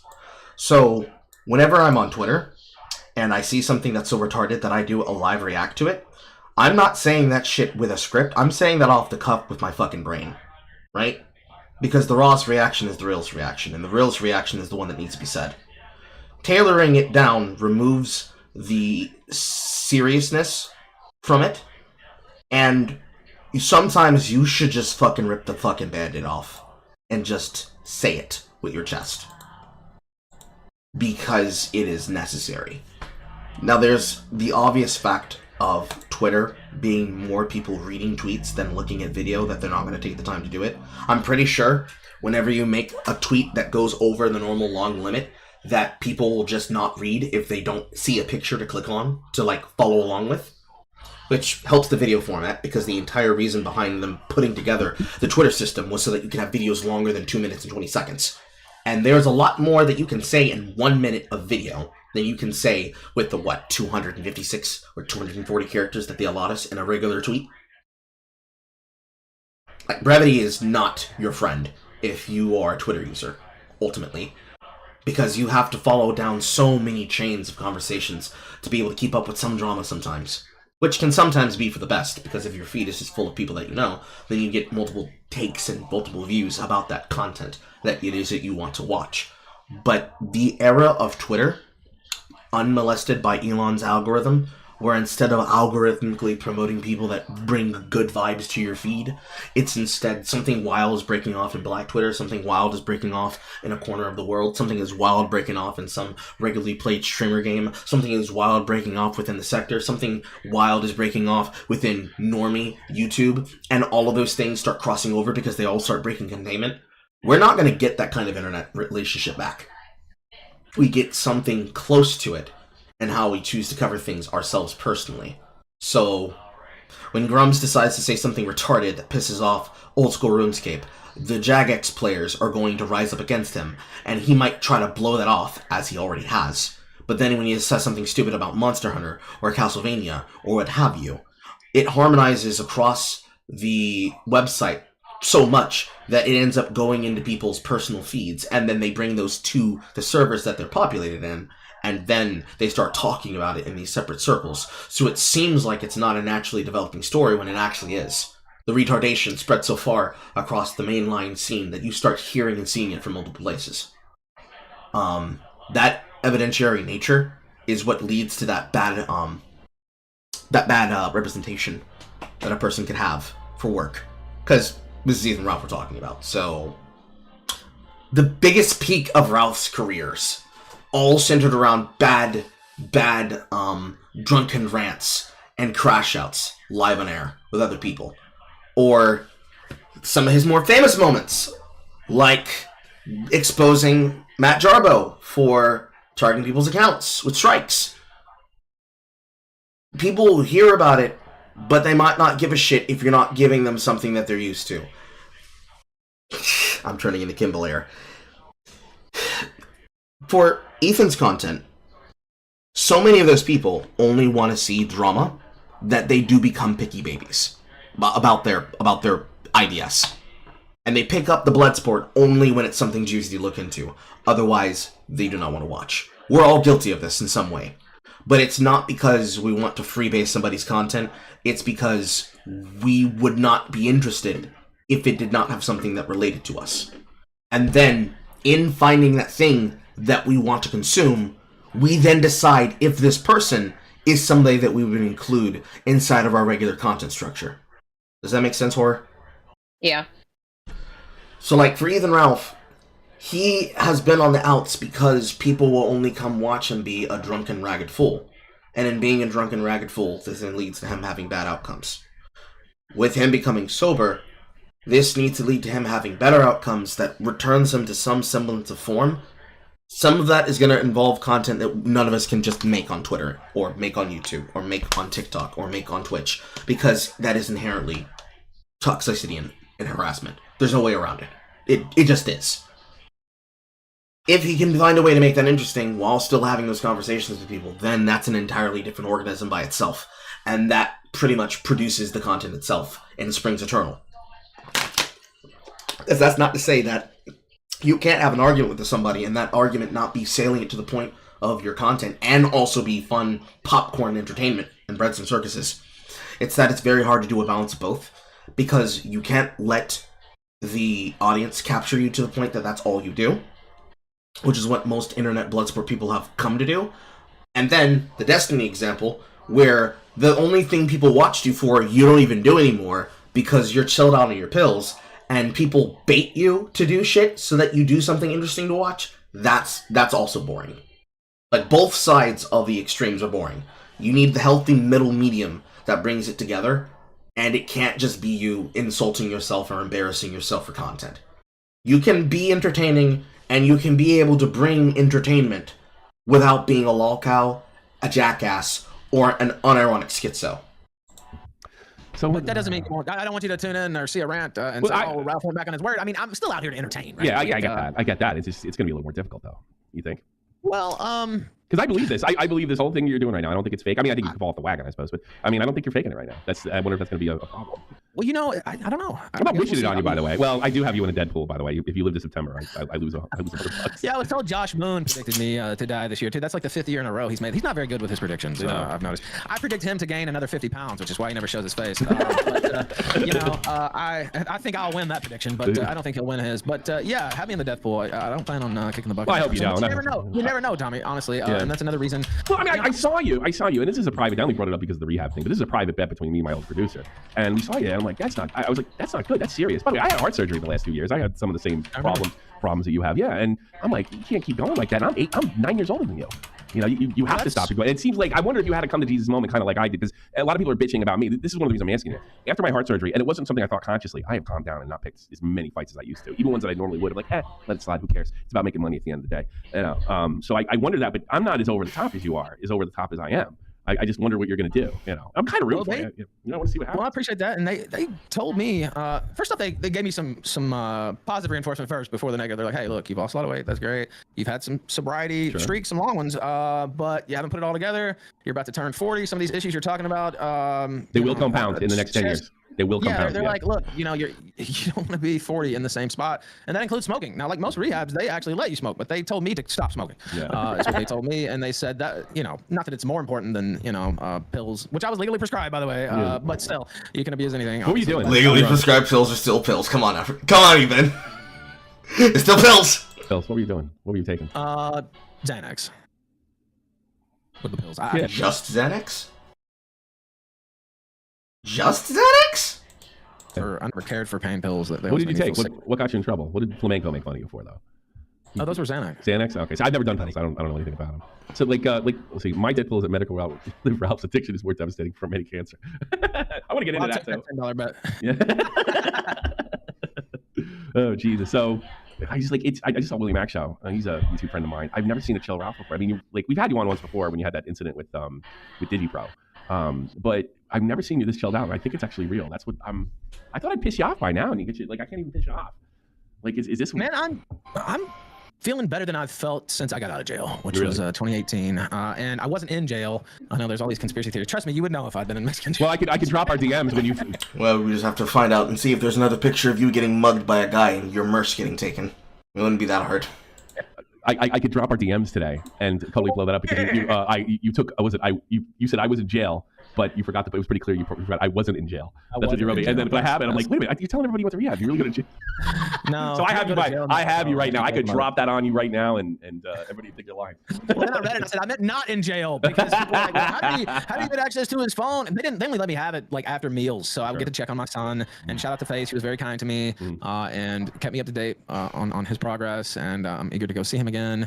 And honestly, I mean, this sounds foolish, and you know, I took a part of my thing that I wrote for my farewell. It's a line from Fear and Loathing in Las Vegas, and it was the song goes no sympathy for the devil, but the line from Hunter S. Thompson is no sympathy for the devil, which is actually the truth. So I don't expect, you know, the people who like me, no sympathy for the devil. Keep that in mind. Buy the ticket and take the ride is the line. And so, you know, I don't expect the people who like me. Yes, they will, and I got tons and tons of messages of support. But the people who hate me are most likely going to continue hating me, and I can't really control that. I think people who hate you and watch you just because you're funny, and they don't, you know, they're just you're entertaining. They don't like you personally. I think you have a lot of those. Maybe and not even vocal people, you know. Well, you know, the people that probably hate watch Ralph, I would imagine that it's a high-low prediction of 80-20% are watching specifically because they hate him and they want to see what he's upset about or spurging about or talking to or on about, and hoping that when they tune in, he's already hollering so they can get their pill bottles and start shaking at him. Just aggressively like, oh! But really, 20% want to see what he's going to do because they want to see if he's going to keep this up because he is, quote, a grown-ass man. Most of the kids that are nice, when I mean kids, I mean actual like children, 15 to, let's say 22. The actual children that come up in the ruins of Gamergate and shit like that, are they even going to know the relevant details about the historic events? No, because most of them will have been told it's a right-wing grift, it's a right-wing ploy, and they'll have already made their split decision. And the only thing that would make them think differently is when they start looking into it and people unironically try to make the Sargon meme become real. Like, if somebody were to actually bring on Carl Benjamin, and Carl Benjamin sat down next to Elon Musk and, I guess, Dev and one other person, and he and Elon Musk and somehow a member of the Doge team just sat down and talked about Gamergate, I'm pretty sure the internet would piss and shit themselves laughing, thinking that the fucking Mount Rushmore of Gamergate is going to be real. And yet, we actually live in that timeline where if Ethan Ralph remains sober, that actually could happen. Do you get what I'm saying, Horror? Mm-hmm. For those younger generations, their interest to tune into something is more based on whether or not they can probably get viral clicks off of it, if anything else.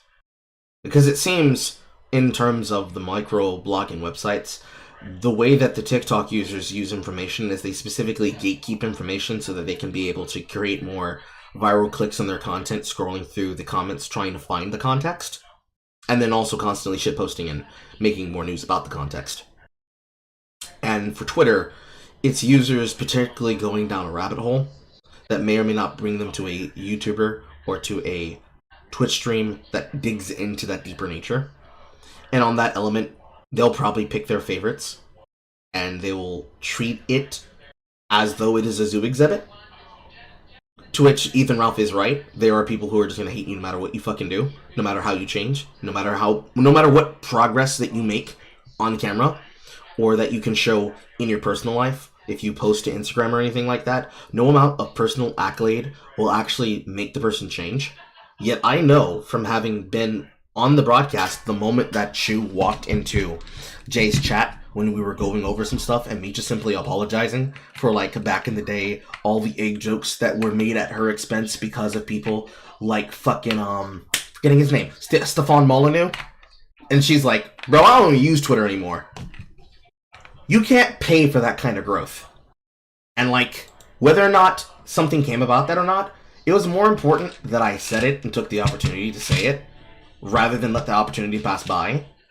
Because it's not even about being starstruck at that point. It's just doing what's right. It seems to me that Ethan Ralph has come around to the position that he understands he needs to do what's right, rather than just being the spur crash out all the time. This is actually really telling. I will wait and see, because you can say everything you want, but you actually have to do the work first. Yes, I agree. I'm not, like, giving him the benefit of the doubt. I think, from what we've seen him do, especially with Pod Awful. Pod Awful was an opportunity where if he had jumped in with Milo to just piss off Vito, everybody would have wrote it off and been like, it doesn't seem like he's really on the wagon, but, it was funny, huh? I don't think he did anything more than just be present and, like, be in the room. I didn't see him, well, maybe sometimes. I didn't see him corpsing. I didn't see him trying to dig in deeper. All of that effort on Pod Awful was from Milo. I haven't seen him going back and forth with people, spurging about whatever the fuck he wants to talk about on Twitter. In the interviews or in the times where we've seen him speak publicly, which in terms of what I broadcasted on air would be that time and this time, he's slow to anger. He talks through his understandings. Until we see physical, concrete effort, I'm not going to truly believe it. But if you needed to make a persuasive argument to me to convince me to think that Ethan Ralph has changed, there's clearly a change in the way that he moves and in his energy that shows that there is a cognitive development that has occurred. Pretty much. And this sounds, wild, but I was thinking about checking on out of there in California, just while I was in the States. And I even told somebody this, and I'm like, no, you can't. Like, what are you talking about? You're crazy. Like, you can't do that. And I saw my son. And yeah, I agree with that. Of course, he's not online. I definitely agree with that. I'm not gonna show him or anything, can't. But I wouldn't anyway. But he's just the cutest little thing. He doesn't look exactly like me when I was his age, but almost. He's got some of his mother in him too, to be sure. But he's got the bluest eyes, blonde hair. He's gonna be 4 in May. And every time I see him, he is an Aryan. He's raising Hitler. Stop him now. It just brightens my spirits, and I just thought, he grew up. Terrible. You grew up. You're fucked, Ralph. Your career's over, Ralph. I had a heart attack. Oh, my poor fucking children. Hey, do you know what you said to me when we got in our thing like 5-6 years ago? You were like, I was like, you can't be saying that shit about me. I have fucking kids, and you're like, well, I don't have kids. I'll see you later, Tommy. Goodbye. Yeah. Tommy's right. I remember that live stream. But yeah, that's like my point. You can clearly see that Ethan Ralph has grown up in some serious way. The same judgment could probably be made about myself, and you would not need to include any children in order to show that development. But that's because I have diarrhea of the mouth, and I'll tell people how I feel. I don't give a fuck. Well, I'll just now say, you know. Now you know. Well, it gives you something to live for. I'm not gonna lie, because I have lived life like there's no tomorrow, because there isn't, as Don Draper says in Mad Men, but there actually is. That's the thing. He was being very nihilistic. But looking at my son, he's always so happy, like, and I'm happy too when we're there, and I get these photographs of him, and he's just the cutest thing. And I thought about him. I thought about another person that I can't speak on, but I thought what a horrible thing that would be for them to read later on, even if I off myself or just died in some seedy motel or something, OD'd or whatever. That I owe them better than that, even if I don't feel like I owe myself better than that. You do, and you know what you could do too. You can be really effective. You can show what a prick you were when you came up through being an influencer and how much you changed in your 40s and 50s, and that could have a huge impact. A huge and I told, and I hope I'm not speaking out of school. That's a pretty good example that that strikes on what I just said about the fucking younger generation coming up. Imagine Ethan Ralph's kid discovering all of the fucking podcasts and discovering all of the archive footage of his dad. Can you imagine the fucking culture shock flip? The poor kid's gonna get bullied. The fucking culture shock flip that will come like, bro, I found out my dad's Ethan Ralph. The Ethan Ralph. Like, he starts shaking pill bottles out of him like a joke. He's got fucking kids, Fred Flintstone gummies and or fucking chewables, and Ethan has a fucking. He just gets depressed, and it's like, son, I have to tell you about the old days. We have proper conversations about me and his mother, but like either he will come to respect his dad in a greater light, or he will be bullying the shit out of his father like no fucking tomorrow. Because these younger kids, they are very maudlin. Like, the speed at which they reach to assume shit, like a fucking throwaway tweet I had the other day, where I just saw some fucking kid reacting poorly to fucking Apollo Justice, and they tried to, like, quote tweet the fucking tweet as though it was not pointing out that they have no idea about Apollo Justice because of localization. Like, that's how quickly they reach out to look for the what's the word I'm looking for? Hey, Carl, I don't mean to stop you, but I gotta head out for a little bit. Okay. No problem. Right. Like, the insincerity of, like, fucking reaching out to insult shit. The speed at which a child will just immediately rail that shit, because their favorite content creator used to do so too. It's gonna be fucked for the kids, man. Sometimes the kids are alright, but the kids are not alright. If they don't know their local history, how can we be able to make better kids for the future? But I would say this anyway. I feel like I have a third act, and I think there are some things I can do. That doesn't mean, I want to talk shit here and there and this and that. But I think there's some positive things that I can leave behind. I actually did. The reason I put out that post, Tommy, I don't know if you saw it, but I apologize for putting that video out of his mother. And no matter what justification I thought I had, there is no justification for that. And I wanted that out there because how shocking this is to hear from you. It's like, it's so bizarre to hear this from you. I'm glad you're saying it, but it's not the Ralph I know. I've spent years running from it, Tommy, and it's a copyright issue, and if we're legally speaking, we can get into semantics about what. Well, the thing is, you're so lucky to earn $1 from doing this. You're literally literally been struck by lightning, and that was the thing that always got me about you is you made it so much more difficult to do it because of I don't know the choices you made. It's bizarre to me, but at the same time, that's what kind of kept the legend going. That's what kind of you outlived a lot of people that you fought with. You're still around. I mean, you're kicking. I mean, I'm fascinated by where this is going to go in the future. I was talking with a friend of mine, and I told him this story. This was yesterday, and I was like, man, I just felt like I needed this big win. There was a disastrous week, and that's why I kind of lost it, right? I was like, oh, it's over.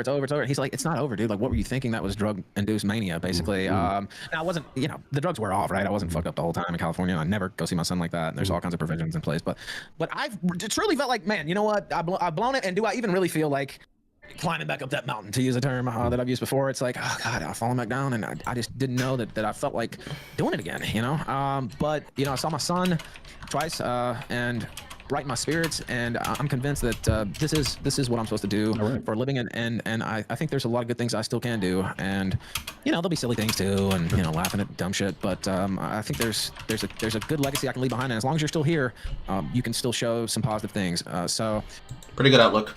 Pretty standard outlook that he should definitely have as a father. That's where I'm at, and not to say you won't see me, like I said, ranting. You gonna eat a sandwich out of a garbage can? I did not do that. I saw it. I fucking saw it. It was funny. You did not see that, but I did steal a sausage bite from the store, and I was eating it next to the garbage can because I'd stolen it from the store. Anyway, this is ancient history. I've eaten a lot worse than a hamburger out of a garbage can. Let's just put it that way. I've been in between some sloppy legs there, so I would say that would be the worst of my meals, or not the worst of my meals, if I was telling the truth. I'm interested. I'm interested in your third act, by the way. But I got a couple quick questions. You got to go. You got to start the kill stream and come back in about 10 minutes, I guess, right? I have to start getting ready for the show. What is your relationship with Milo? Milo's back on Twitter. He's not what he was in 2016. Milo shit. Popularity is concerned. Did you ever actually have a beef with Milo? You plan on working in the future, and what are Milo's plans going forward? I've had beef with Milo more times than I can count, probably. That was all doesn't work. Fucking around. Yeah. But we had real beef like that. Milo's Milo. I never took the we're gonna start a podcast stuff seriously or anything like that. That's not why I went to rehab. I went to rehab because they said, look, you need to get together, or you might not hit 50. And so nobody can tell you when you're gonna go, right? But they said, look, you have a real opportunity here, and you've done some good things, and build on it. But no, Milo was not the reason that I went to rehab, and Milo's Milo. Are you friends with Milo? I wouldn't say we're friends. He discovered my career. He discovered you, right? Yes. Yeah. But we don't talk all the time or anything like that. So it's not like a counselor of mine. He has been open to me when that's not the right term for Milo. He has been receptive to messages when I've asked on occasion and stuff like that. But look, Milo is Milo, as I said, and what's the Scorpion and the Frog story that Trump likes to tell? Mediger. Mediger. One of the most dramatic streams I've ever seen was you and Mediger, because you were honestly really upset. You felt like he turned on you. You said some of the most horrible things about a human being that I've ever heard with Mediger. How is that relation? He goes both ways. He goes both ways. But I made a crack, I want to say in 2018, about his cancer, because I didn't believe it, because Tonka basically made me think that he was faking the whole thing, which clearly he isn't. And I actually feel really bad about some of the things I've said about Mediger when I found out the whole thing was real. What a turn. Memories. Rest in shit, Tonka Saw. You deserved everything you got, and more. I thought he was looking for attention or something, but I don't think I really knew who he was. You're not the only one who's thought that before. Yeah. Well, no, it was years ago, but no, now I hope he makes it through. What is your relationship like with him, and do you think it's going to ever get to a place where he can be on the stream again or something like that? I don't have a relationship with Mediker, and I don't expect that to ever happen. Why did you guys break up like you did? I mean, you were the one guy that Mediker. He was baiting that for a while, and he started coming back around. I guess he needed more shekels for his treatment or whatever, and so he went on Flamenco, the pedo show, or it wasn't known at that time. It was a pedo, but he went on Flamenco show. He was shaking the pill ball. He went on Gator show, shaking. He was basically trying to bait me into attacking him. He wasn't going to do it just on his own. And then I got my face caved in Portugal, and he actually did it was kind of a funny bit about who done it or whatever. but he was baiting me to attack him, and I remember sitting in that Portuguese hotel room, and I wrote what I wrote, and I think I wrote a follow-up too. And then that was a great year of content, though. 2022, the all-time war. I do feel like he turned on me, but his philosophy is no internet friends. And, I was just going to say that. I mean, that's the thing when I watched your because let's be honest, he made you cry on that thing, because when you guys actually had when Monday Night, I don't know, you sound like really close to tears. It was an emotional exchange, but no, I was not crying. Is that why you hung up, because you couldn't hold it in? No, because I didn't want to talk to Monday Matt. That's why I hung up. It was a great stream, by the way. Anyway, plus one of the agreements was he wasn't supposed to say anything. That was the reason I went on there, and then he starts talking. I'm just like, I thought that was going to be the end of you. I thought that was actually going to clip you. I was like, all right, now Ralph's finally, because you were the one that never got eaten by Medicare, and I think that's what the realization for you was. Medicare never ate you. He ate everybody else because it's like he has no friends. But you thought deep down, like so many other people, that he was your buddy, and he wasn't. And I think it would bother me. I'm not saying it wouldn't have bothered me. It definitely would bother. It was bothersome. I mean, I won't lie. And then I was mad at myself too because I got baited into that. Right? When I could have just let it go. And that's just that's one of those things I should have thought about a little bit more. And we got a lot of great content out of it. It was great. It was really good. I think you're done. I think you're finished, and you still managed. Well, I have a theory about Medicare. He's not really used to people fighting back with him, right? I don't think that's true. Medicare is more than happy to fight back with people. It's the fact that there are people who will not get down in the dirt because that's where he thrives, and he prefers the person show that they have stake in the game to show that they're not aloof and above everything. To be safe from Medicare is to be capable of at least saying, yeah, bro, it was funny. It was for content. I don't really give a shit that much, and being able to move on, which most of the internet more or less has when it comes to shit that they're involved in. So for someone like myself or Poe, neither of us would have a problem with him and would never be on his radar because we're not fucking retarded and we're not autists. An autist that wants to navigate social circles and seek power without showing that they have the ability to be a normal human being, they would have infinite issues with him, just because it would be impossible. It'd be impossible for them to be able to navigate that conversation because they would take every single goddamn bait. They'd take every bait, they would take every hit, and they'd get fucked for it. Because you would just start digging into them and start learning about them and their back history and find the things that piss you off and annoy you and cringe you and make you upset, and they just keep digging and digging and digging and digging and digging until you crack. Not just rolling over, and he's picking on people like DSP and Christian and these, what I would consider lightweight opponents. Tonka? Tonka, all these, and I'm not that guy. And so if it's a blood feud, we can go all the way with it. I'm not really concerning myself with it these days, but I would assume there's no love lost since he's wished me dead several times. Not that I haven't said the same about him. Yeah, but like I said, you seem like generally fucking kind of fucked up by the whole situation. I even fucked with your DMs, but I don't think you saw it.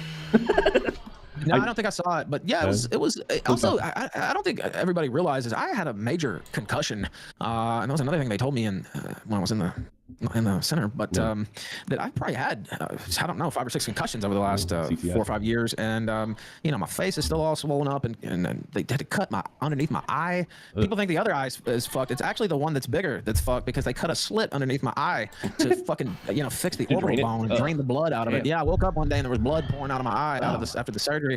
To use Monday Matt's phrase, I wasn't in the best headspace, I guess you could say, and I was totally drunk as well. So looking back, I shouldn't have even done that. Do you think back? Because I'm gonna lose in a minute, but do you think back like the Monday Matt stream, that particular stream with Medic, or maybe you can name some other ones that kind of remind me of that you have actually been there through some serious, like major internet events, and you have Ethan Ralph's laugh in the background. Do you ever sit back? Because I gotta be honest with you, I was in a major stream. The first time I ever streamed with Medic was on Lolcow during the when Destiny confronted Boogie.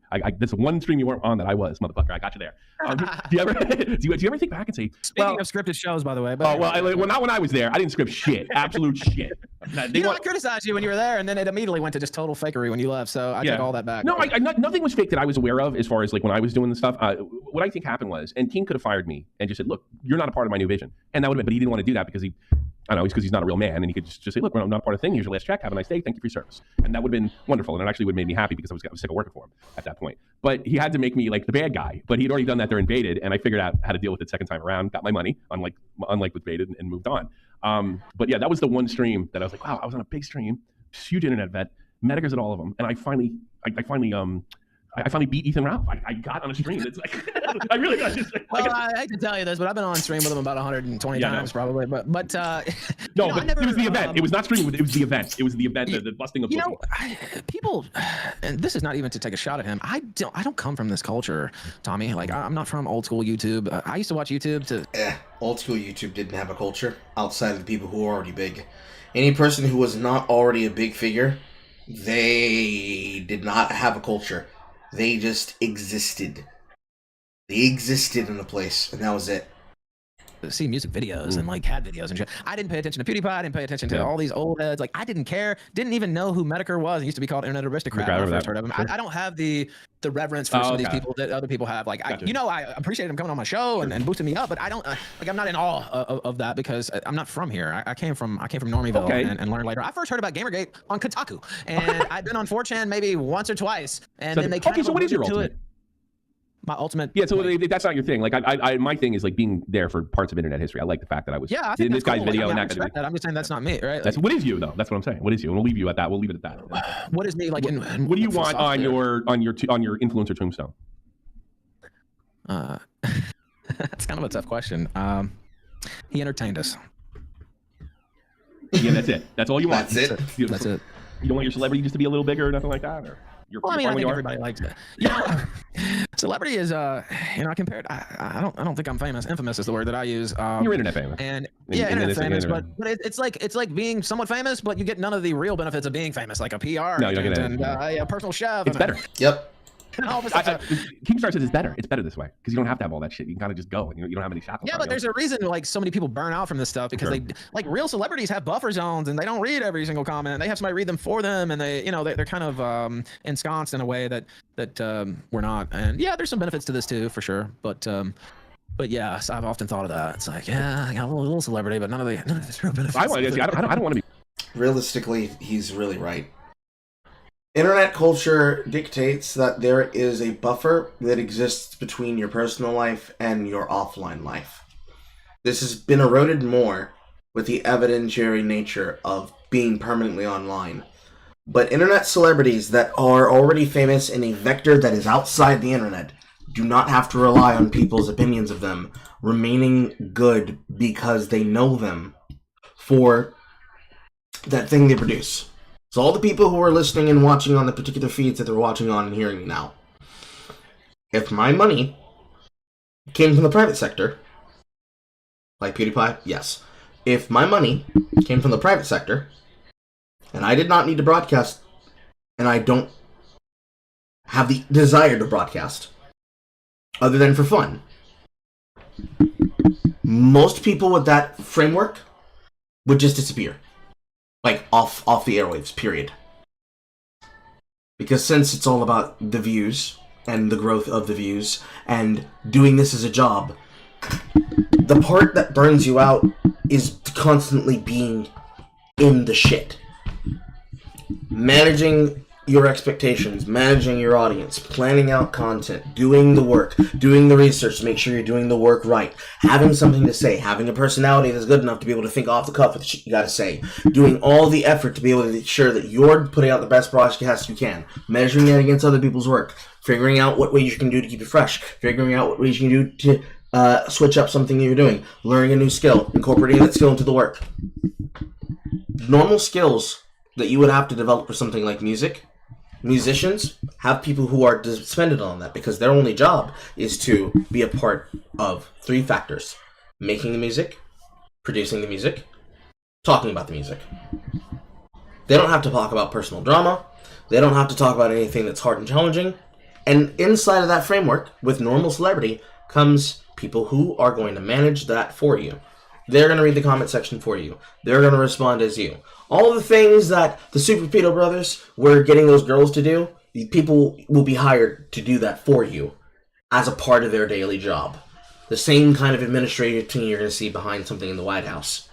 And because every person has to do this as an individual, they can't afford to just start up as a new part of a multi-channel network if they're not fucking a popular or famous broadcaster, content creator, Twitch streamer, or member of business staff. All of the beneficial parts that come with that level of fame are non-existent. They're non-existent and null and void. Like, the quality of what leads him to say the internet culture of YouTube, there was none. You got lucky and famous. Here, there is. Because consistency is the number one answer. Because if it's an influencer culture, it's only based on attention. How else are you going to get their attention? Do something that drags them in, and then see if they like you. How can you be able to afford the opportunity? Be live every single second of the goddamn day. That's going to kill people's desire to do it. Because nobody wants to permanently be on all the fucking time.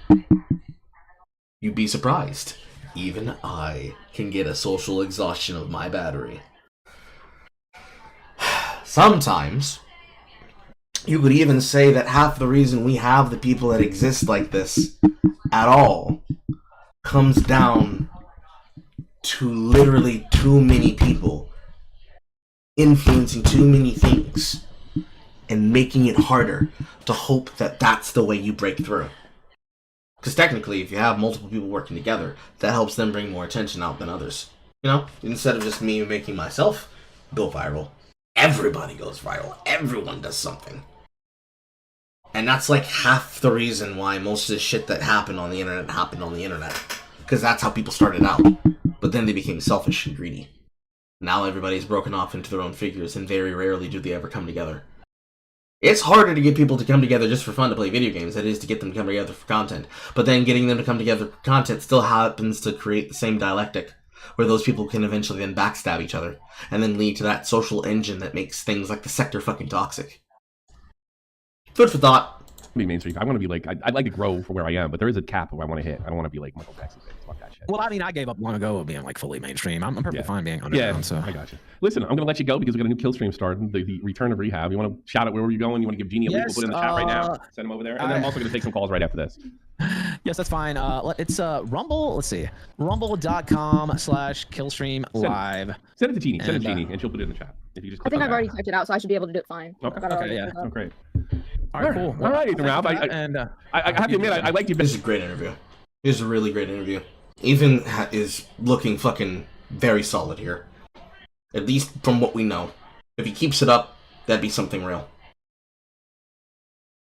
That's why you envy those people started on the internet landscape where everything was on level 1 flat ground with everything for the taking. I don't envy them, but I am depressed at what they left for us. It's like a German hillside after strip mining to try and make solar farms. Just all that destroyed fucking land, except it's the potential to do anything. The amount of laws that have been made, the amount of changes that have been made, the amount of pivots inside of fucking instruction and enforcement of rules that have been made. Things that have been great, man, and all they did was just shit on it. So many people just fucking shit on it. It is fucking cashed out, and now they're responsible for what they left us in. The ones that are going to be cashing out soon, like Pokemon, they ruined it. For everybody. 100%. Especially on Twitch. Especially with subreddit. Reddit itself was ruined by leftists in general because they politicized the website. And honestly, a lot of people don't realize how good we had it back then. The fact that she was able to grow her stream, stealing from major business corporations, freebooting their content live on fucking air. And the main reason she was able to get away with it, because she was already large enough that she could just call up the fucking manager, and they were willing to sweep that shit under the rug. Where if it had happened on YouTube, done and dusted, never coming back. Or at the very least, permanently demonetized. Some people really do not know how good we had it back then. You appreciate keeping up on live shows because it's one corner of the internet that doesn't overflow noise. True. You can be able to at least find inside the noise one harmonized instance of something that you can be able to attach onto and try to get to understand. Better when you were getting a fight over DigiBro's house, but this Ralph is interesting. You brought up DigiBro! And I honestly, here's the thing. Like, I think you're being sincere. I mean, unless I'm a total, like, that's one of the reasons I picked up on your goodbye video, because I'm like, I think this isn't fake. This isn't gonna work. This is for real. And maybe you want to think, next time, fight with people, have your balls, but maybe not to the point where you can never make up again. Yeah, and I thought about that a lot. Yeah. You don't always have to break out the napalm. That's for sure. And matter of fact, usually you shouldn't. Because if you're around, like, chances are you're gonna want to work with somebody again or collaborate somehow. But if you go too far, which I've done plenty of times, you kind of cut yourself off from that avenue. You end up siloing yourself off, and that's not good for entertainment. It's not good for your mental state either, right? Yep. So, I got a message from Crowd. I got a message from Crowd. He says, "Fuck you." I just wanted to get that one in for him. He needed that one. Yeah, thank you, Crowd. I hope you're doing well with your one testicle. Actually, he didn't tell me to say that. I just wanted to say "fuck you" in his behalf. See, you made me say something. Just like, get him. Go become the alpha male. All right. I love you, Crowd. I love you, Crowd. I'm sorry. But I'm not sorry I showed up today. Thank you, Tommy. All right. Hey, I really appreciate you being on, man. Take it easy. Now we're gonna talk about later. You take care. Bye bye. And that's it. That's Ethan Ralph, everybody. And yeah, we are done. Wonderful. Very nice. Very nice. Very nice. Happy. What else do I have on my docket? Because I need to put the chicken in the oven. So I'll need like a 5-minute sabbatical. In between then, I will see if we have any call-ins. If you're already inside the audience, feel free to put up your hand so I can drag you into the room. In the meanwhile, I will be right back. Enjoy this free open use elevator music.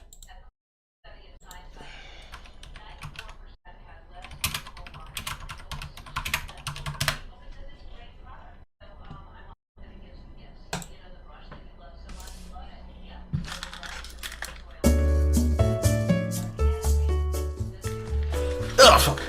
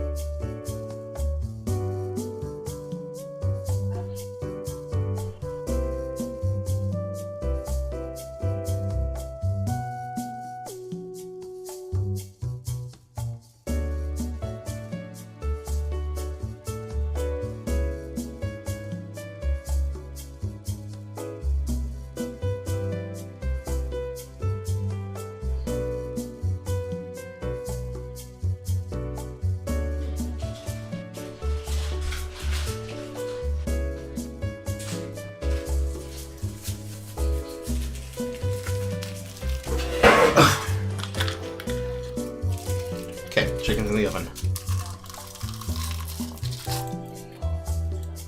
Hello, Saffronet. You're on with Carl. Oh, hello, Carl. How can I help you? I don't know how these call-ins work exactly. You come here with something that you can tell me that you have not told me before. So what's good? What's new? Does it have to be news related, or can it just be like anything that you see online or whatever? Yes. Okay. I don't know if this might be a potential topic in the future, but do you know about that Love and Deep Space game? Yes, I have seen the female gooners. Yeah, I found I did a little bit of deep diving when I was talking to another group of friends, and we found one young woman's video talking about the drama that was on Twitter not too long ago. Mm-hmm. And her being very dismissive towards them, saying like, "Oh, these men they're just like they're just incels. They don't even talk to women. They don't know what women want." And then like hours later, it was literally just rape. I watched it. Huh? It was just literally rape. What do you mean rape? Love and Deep Space, right? Well, it's not rape. It's like it's an ultimate game. You know Rape simulation. Are you? I think I posted the new update where they're chained up and in prison. I think. Let's see here. And I put in an Afro pic. I mean.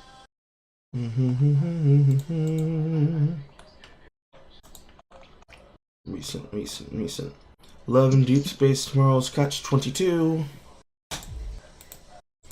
This is a shout-out video of the content creator. Remember, this is after the period update, so it's very interesting that they went with this theme.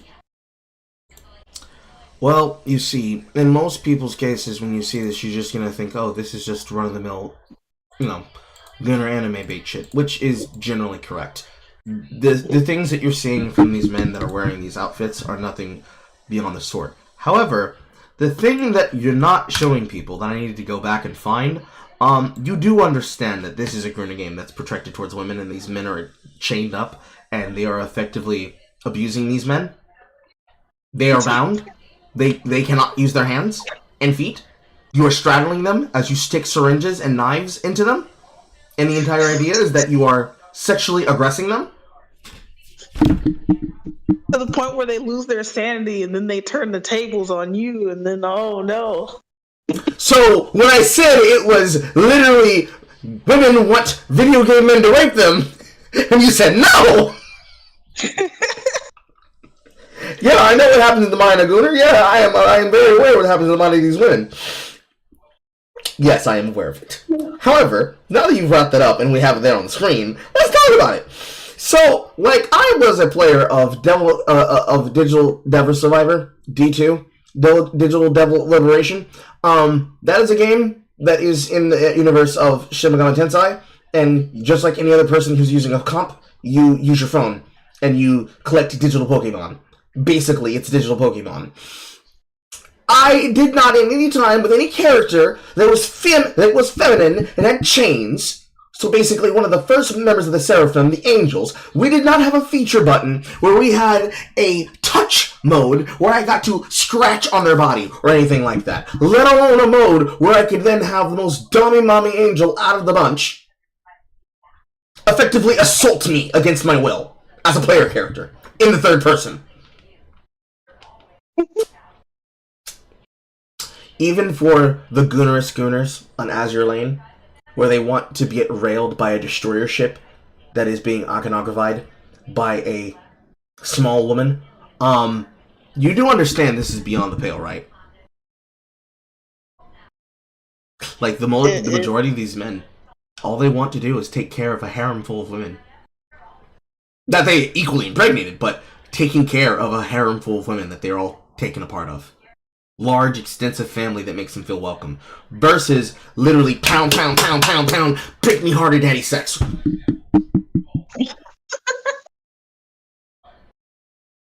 I lying? Am I wrong? I'm feeling wrong here. Not wrong, but I remember seeing the comments being like, men play all these weird perverted games where they rape women, and I'm like, that's not even real. That's not even true. I should know. I own them. But you see, what they're lying about, because what they're saying is a lie. They're talking about things like Honey Pop, which is bejeweled with tits. Well, they were talking about like Zenless Zone Zero and like Genshin Impact was like, oh, they make more things for men in that game, and I'm like, that's clearly coping. They are clearly lying, and they are clearly coping. It's the biggest cope of the year, almost. I'm pretty sure between softcore porn, hardcore porn, and gotcha garbage, they can choose to not veer directly into force men to rape me simulation sex, okay? This is on the level of rape play. But I bet you it's not banned on Twitch. It's a mobile game, so I don't know if they stream it. I mean, they can't show any, like, I mean, as far as I know in the game, the most naked they get, quote unquote, is them wearing a towel around their waist. Yeah, it's because, you know, when a man's going to sexually assault a woman, he makes sure that his dangly bits are covered, you know. Just the least that the rapist can do. I mean, the only one that I can point out, because I don't have this game, like, I have better taste than this. Let's just say that. The only, like, the one that's the fan favorite and that's the quote-unquote rapiest of them all is Silas. Because he has that kind of educated, I want to say debonair. When you say Silas, about him. When you say Silas, are you talking about Silas the Mage of League of Legends? No. Okay. Because there actually is a character in Love and Deep Space. Okay, because it just so happens to be that there is a character that is written exactly like this version of Silas. And he has an interesting relationship between himself and Lux, where he refuses to reveal that Luxana is a mage, and he uses that as a part of the Mage Rebellion, which tells me that they probably got the idea for that character of Silas in League of Legends from this bullshit. I mean, it's Chinese, so might make sense. Do they like League of Legends? Yes, the Chinese own League of Legends hot sock and barrel. Okay. If I had seen this without the interest in the internet, I would have called it fucking Tumblr fanfic garbage. But ironically enough, not even the most lesbian, sexed up sapphic of Homestuck would be this on about their shit. They at least have shame with the shit that they chose to get into. Oh, I know. Like, I mean, they have so much shame that they bully other people that aren't ashamed and aren't, like, self-flagellating themselves over what they get horny about. Hopefully this game is going to leave the feed within the next week and people will be on to something else. However, this was probably one of the first case examples where, unironically, the book talk fetish readers weren't the weirdest person in the room. Right? Because I know. We've all had the conversation about the people who claim that men's content and male gaze, and then we tell them about the Harlequin romance novels. But you know what? A woman reading about a werewolf plapping the fuck out of a shrinking violet that has a thing for knots is a lot more tame than the fucking idea of I'm going to put a man in bondage and I'm going to torture him until I make him impregnate me 87 times. Over 5 hours of hot sex where it's unprotected and we're fucking till the room stinks.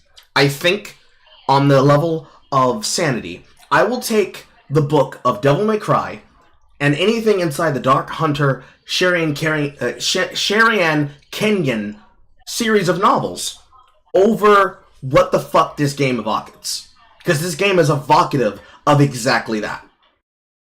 Unprotected till the room stinks. And boy, this shit stinks to high fucking heaven. I do recommend you have to watch that video that I linked of that young woman at some point. I don't know if you have time for it now. The video that you put inside of Afro. No, I put it up. It also an Afro pic. It was like above it. Love and Deep Space, tomorrow's Catch 22. Or Why Men Are Losing It Over Love and Deep Space. Let's chat. That one. Yeah. That'll be on Monday. Okay. Anything else you want to bring me? No, that's about it. I don't have any I didn't see anything else of interest, but I might have to like go through Twitter and make a thread about some of the stuff they're saying. Mm-hmm. Well, congratulations. You were able to give people in chat exactly one stress point of sanity damage. Unless, of course, that was my doing. That's Silas right words. There. That's him. Yeah, see, this is, I'm sorry, that's rape with extra steps. I'm sorry, Saf. It's rape with extra steps. No, it's not weird. It's not weird. Sure, the Scoldles... Real men wouldn't do this. They wouldn't wear these outfits to see. Sure, the Scoldles' bridle on their face clearly shows that it's normal sex. It's okay. It's okay. We gotta keep the show moving. Thank you for coming in to talk, Saf. Okay. Gotta let you go. We will talk later. Alright. Thank you. Goodbye. Jay Funky, you're on with Carl.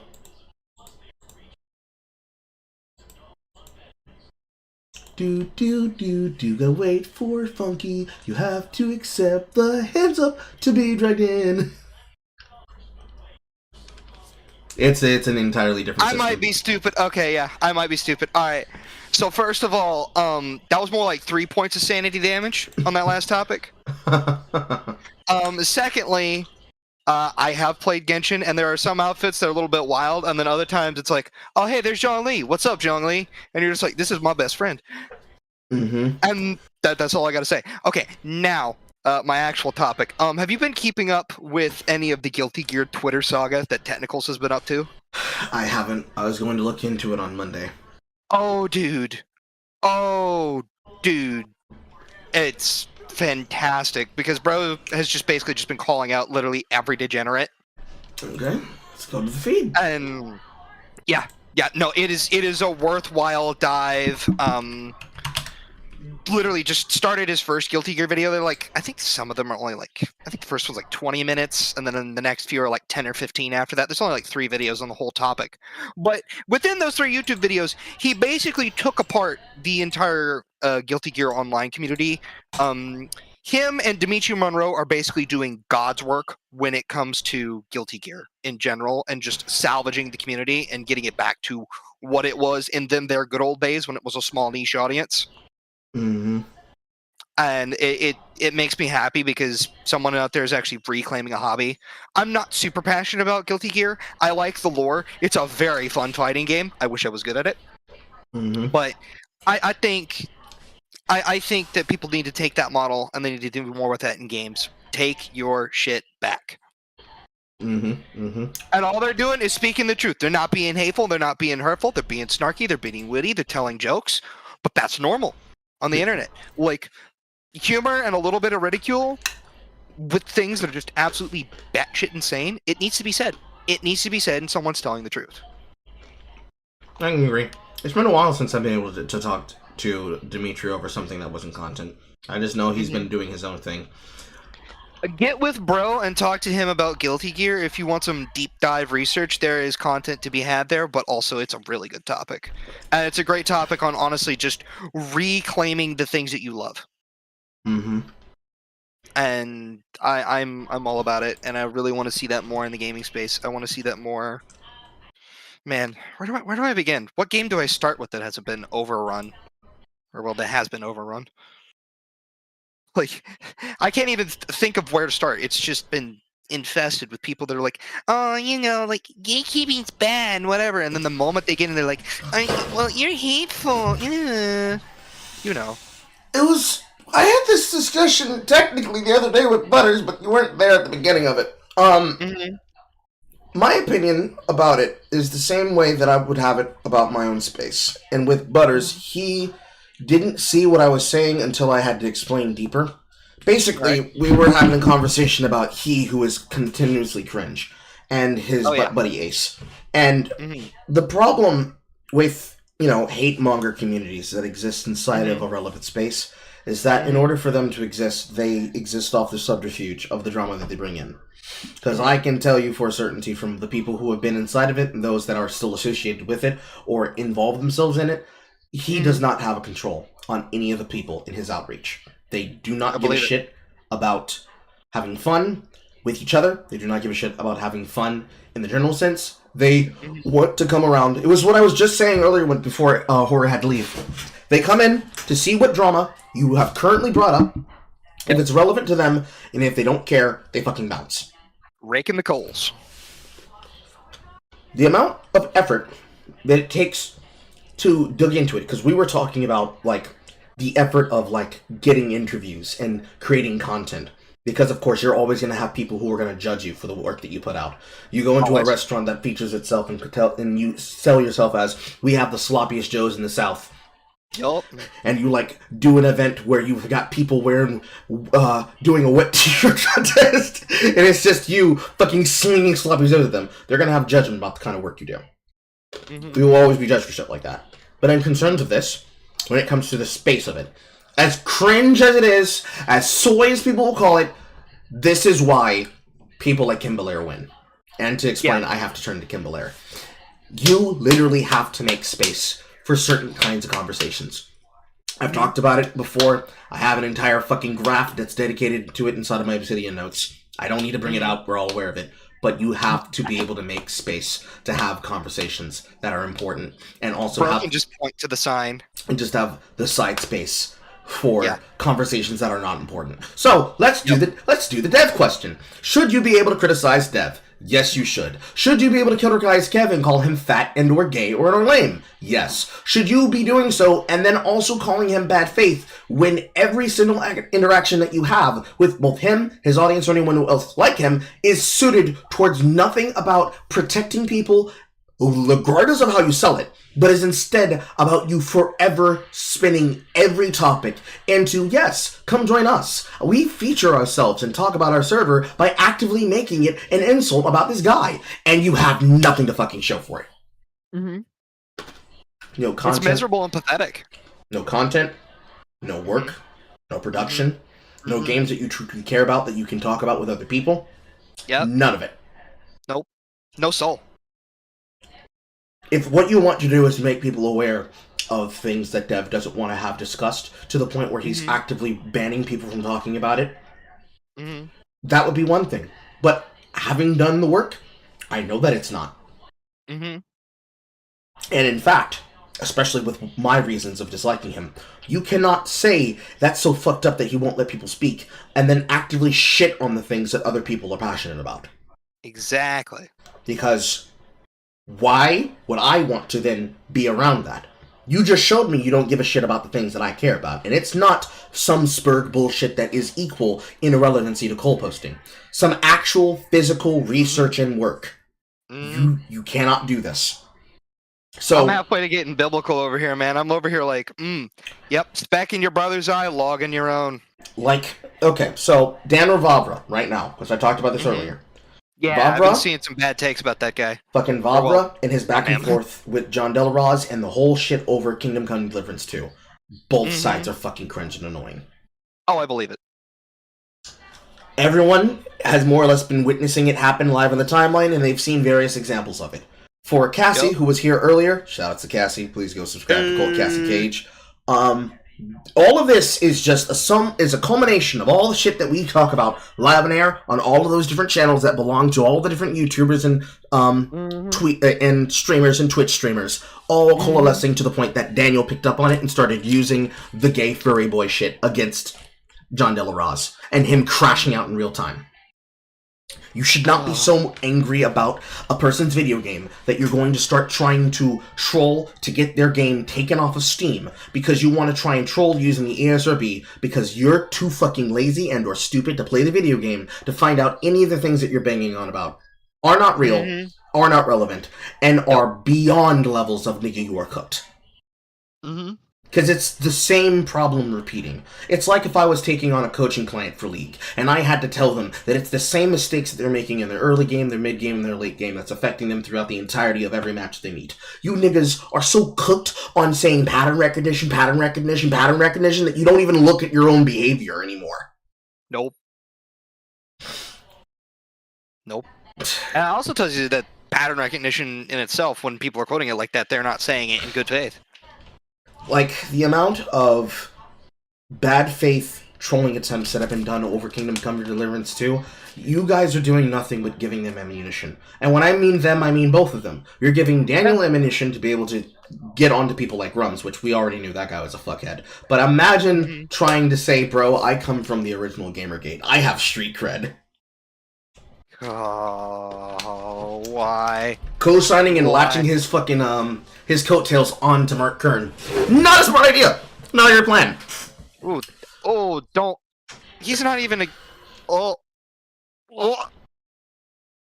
Ooh. That's not a good look. Yeah. Especially with how cringe he's been. Like, in the beginning, when it came to Grumps, in the beginning, it was fine. It was at a pretty normal place, but then he started, like, hooking up with Endymion and people like that, and it all went down the toilet. And now he's basically not working on his game.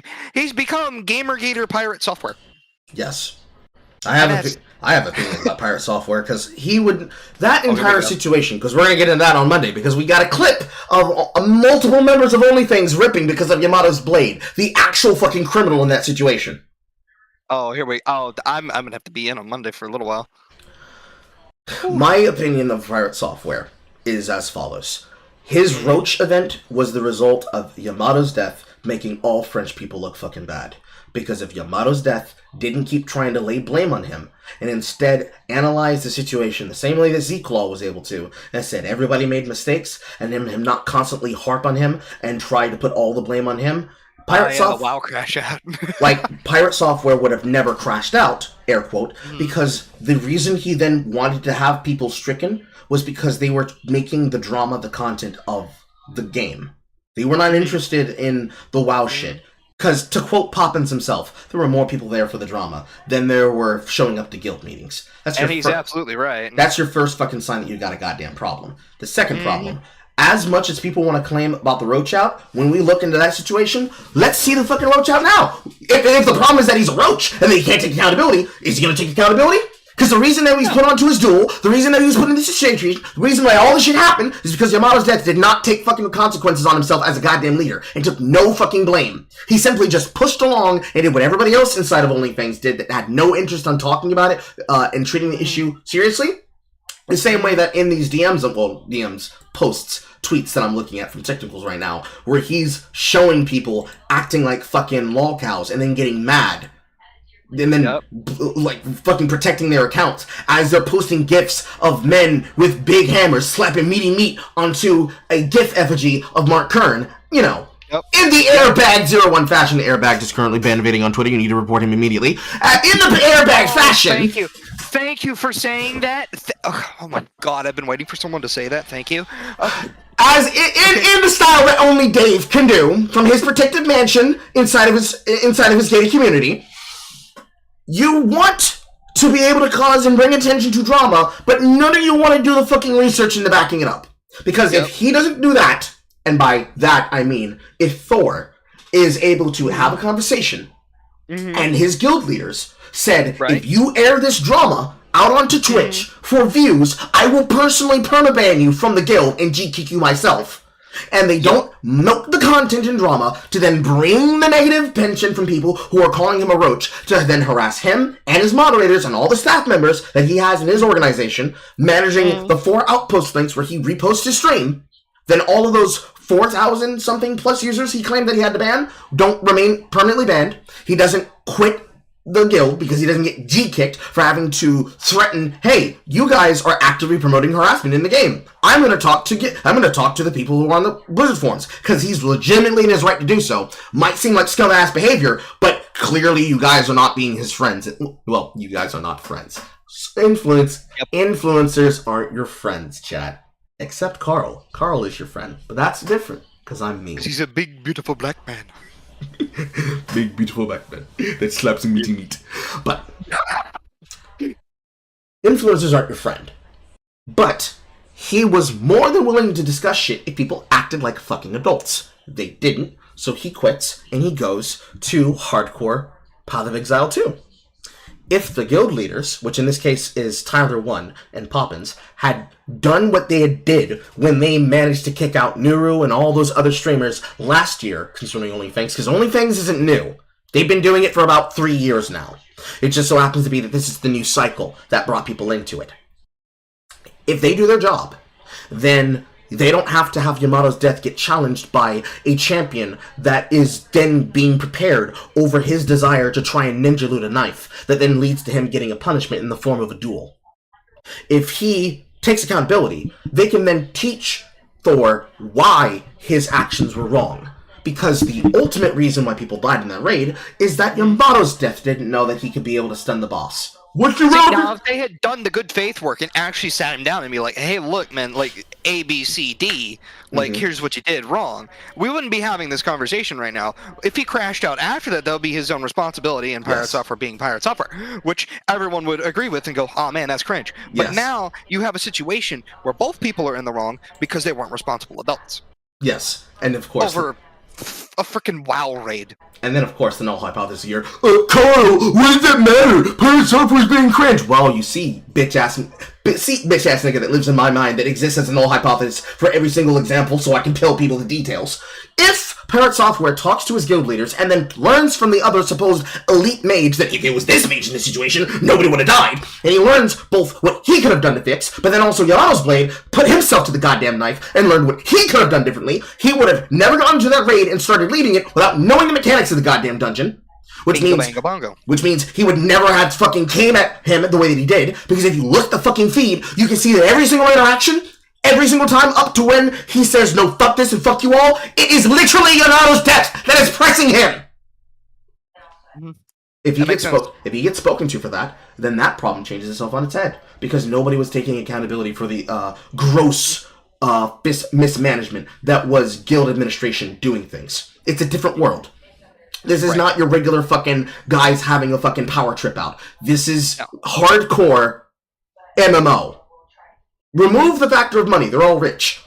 I'm playing a game with other people. I'm not an expert at WoW at all. I didn't really see a whole lot of the clips. But I, for 2 years, was a hardcore Destiny 2 raider. So I know exactly what you're talking about. Like, we're talking about, Nick, why are you coming at me when you didn't know the mechanics?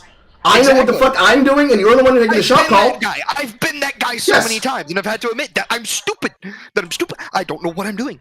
I do not know what I'm doing. And so you know what happens? I usually go on ad clear, but I'm playing Titan and I have a machine gun, so it's fine. Yes, but like we don't have enough games that have this level of content because we've moved away from this type of content because it creates exactly this outcome. Where you've got guild content that is people yelling at each other back and forth because nobody wants to be fucking rational and talk about what the fucking problem is. So they then say WoW sucks and then go to Final Fantasy 14, still bringing the pig-headed toxicity that came with them. Yep, and they're gonna do another raid, and guess what's gonna happen? I know what happens. It's Quinn69 getting upset and screaming, "Where are the heals?" as he fails mechanics because he bought level boosts because, bro, the content's at the end game. You gotta raid new real game content. This content not worth shit. Which is hilarious. I still have that clip on hand. It's a long game. But man, the journey seems to be quite worth it. I only ever made it to like level 40 or whatever on the free trial thing. But it's a pretty game. It's a fun game. Yeah, I have yet to get to it myself. Apparently, you can play up to about level 60 because of how many free content boosts there are now. But I know that if I was to start playing it on stream, I would lose myself to it. And I already play Path of Exile. I already have one mistress. Yeah, you already have PoE. And guess what? I got a free get the copy of PoE 2 the other day. So, yeah. Okay. We could probably do something about that because my other fucking goal, at least while the beta is still up, is I want that Arkveld kill. I want it so bad, man, because I did work, and I was telling Horror about it earlier. I have already got a buddy who's killed it twice. I might have to drag him in next weekend when the beta fires back up again. Yeah, because I did the research on that video that I pulled from that guy that you definitely should not trust the videos of. They're all trapping him. There's 2 nodes on the map that produce the materials necessary for trank bombs. And yeah, we're not using enough of the arena. We're not using enough of the environment damage. No, that was the one thing that my buddy mentioned. He was like, hey, look, there's actually a space where you can actually shoot boulders down, get a ranged guy and shoot boulders. I'm like, I play bow, I use range. He was like, wait, you're not having problems with that, with the damage? I was like, no, not at all. I was like, okay. Yeah, shoot boulders. I didn't even know there were boulders to shoot. Yeah, there's definitely a learning curve, and the map does not teach you anything with that fucking map. No, that map does not teach you. I'm thinking that when the main game actually comes out, they're going to have like some tutorial, whatever there's going to be. They have to. You know? This entire, the entire system of damage is based around offsets. That's what they did with World and Rise, so I fully expect that to be the pattern here. Like, there's no way they're just going to chuck you into the world. I think the biggest problem is the secrets. Like, I pinned down my 3 basic issues, and I posted about them on Twitter the other day, but I think the biggest problem is just simply the damage shift of your playstyle being centered around offsets. If your weapon doesn't have guard points, if you don't have the ability to guard whatsoever, and it's difficult for you, Hunting Horn, to be able to use your offset attack, Hunting Horn, because you have to be able to input the buttons before you can then use the Hunting Horn. Granted, it's the only one that has the ability to actually hold the input and then match it up with the reflection of the enemy's attack clashing with yours. Great Sword has this much easier because they can block and do it at the same time, and it's Bunga giant blade. Yeah. I am Cloud Strife. All of that mechanics of that game is centered in the offsets. How they've designed the system as exists, and getting on and off the sacred. If it's not responsive, it's not working. Anyways, back onto this topic. Yes. They would have never had the crash out, and they would then not have had the other Frost or others like myself covering the story of his suing of that streamer if he did not infringe, not specifically on his copyright, but on his brand. Because we talked about this the other day, about his branding and attacking him by jokingly posting that he has a version of the game on his personal build or even as a public build available of his voice during this crash out. Obviously, you're getting sued because you're trying to cause damage to his brand. None of this happens if Yamato's death didn't act like a little pussy bitch. But he did. And so you guys have all your characters die in a burning core, right? And it's sad. And it's funny. And we're all laughing about it. And Asmongold is laughing about it. Yep. Oh, you want to know something really funny? Apparently, the dude Kronos, he wasn't even a lawyer. I'm out. He wasn't even from the US either. He was from the UK. He was from the UK. I don't know if he specializes in copyright or what, but they have a separation between like attorneys and lawyers there. So basically, he's like some kind of legal aid. So like he knows a little bit, but he's not. Yes. By any of our definitions, a lawyer or qualified at all to handle whatever our friend Moldavius there. Yeah, he was not qualified at all to handle any of this, and. Yeah. We have the Discord DMs now between both the dude who made the game and the lawyer. Mm-hmm. It's bad. It's bad. You should have access. Well, actually, no. You just came in today, so let me give you access. I did come in today. Drop that into whatever voice channel here. Yes, because the game dev actually did make a long form YouTube video. It's like an hour or so long. It may be a really good one for you to do on Monday. Yes, I would definitely want to get on top of that story, because the more that we learn about that detail, the more it will either rehabilitate or get people to understand exactly what kind of pressure our friend Pirate Software is under. I say legitimately, my friend, because honestly, you have to look at this from his position. There is no world where he would allow people to make money off of him by choosing to harass him the way that they are, and then act as though he is out of his mind or out of his right to say, fuck all of you for trying to make a quick buck off of him for drama. Mm-hmm. You make a great point on that. Like, you call a spade and say, bro, it's all content, why are you mad? That's not even the fucking problem. If you want to see it as all content is content, we're all content creators, we shouldn't care about the things that happen, we should treat it as opportunities to increase our reach. That's not what and that's not what your audience is thinking either. Yeah, like that's not. That's just damaging someone's brand. Yeah, like, that's needlessly almost. Yeah, that's. So I totally agree with you. And while I don't think either party is right in this entire situation, like, damn, you make a great point. Because like, we, the internet, and anybody who chose to go there to harass him, you are just another voice adding on to a cacophony of voices that aren't even important to the discussion. This doesn't involve us. It doesn't involve us. We don't need to know. I don't need to care. When I saw it, I knew why he was upset because I've been there. Any person can spurg about this shit. It's like talking to, or even when you play a game like fucking League of Legends or any game that plays with other people. Any type of person that's going to give you immediate fucking shit over something that then when you go to break it down and you're like, okay, let's talk about what went wrong. And all it is slurs, slurs, slurs. I want to get your stream banned, slurs, slurs, slurs. That's the same anger. It's not just, oh, so when we're in the shit and we needed to play differently in order to be able to survive in this gameplay situation, you didn't want to fucking listen. Now, after it, you want to be prognosticative and annoying to the point where you think that you're winning something. Bitch, this isn't even about that. You want to go personal, you go low, I can go lower. But I also don't want to, because you're annoying as fuck, and I don't want to give you the time of day or the money to make the content off of it. Of course, you're saying this mentally in your head, unless you actually have to explain it. out loud, but you don't even want to give them the time of day. Because this was the thing that I was telling Butters about when it comes to our in-house rule about cross-platform bans. We don't just ban people because they need to listen to me and do what I say when I say it. If a person, like someone for the content that I'm going to start doing now on Saturdays and Sundays, comes in here and all they're trying to do is the equivalent of basically what they did on the David Jaff stream, I would definitely shut that down. I would try to get them on the fucking topic, but if they're just dedicated to going against the grain and doing anything possible to try and sabotage and fucking co-opt the work, I'm gonna ban you. If you come in after a fucking league game and you were so personal and you were so determined to be an asshole and saying I'm right, you're wrong, like you don't know what you're talking about. Come in and steal a man's stream like that. You're an internet keyboard warrior. But when we go over to the VOD and I'm like, so here's the problem, here's the call that I made, here's what you chose to do, why did you choose to do that, and you can't explain shit about what you have to say, you don't have the ability to say anything at all, and you also have to fucking go. Because at that point, you're a fucking hypocrite. You care up to the point where you look bad. And then you need to save face. Because, well, I want to talk about when you were cringe. Okay, we're both cringe together, but let's talk about you being a cringe bitch. Oh, we can't talk about that? Okay, cool. Get the fuck out of my face. Yep. You gotta be a man, and sometimes the egg is on your face. Like, if all content creators had that personality type, and they were just capable of just sitting down and talking about it, that wouldn't be the problem. But here's the case of what it really is. You've got thousands and thousands of people who are getting a secondary interpretation of you that is being made popular, therefore they will go along with it, regardless of whether or not it's true or not, coming to you about something that you physically experienced. So for me, that was my first season of Once Human, and someone actively just creating a hateful image of me based on the fact that they actively stream sniped me for 65 days inside of the game world.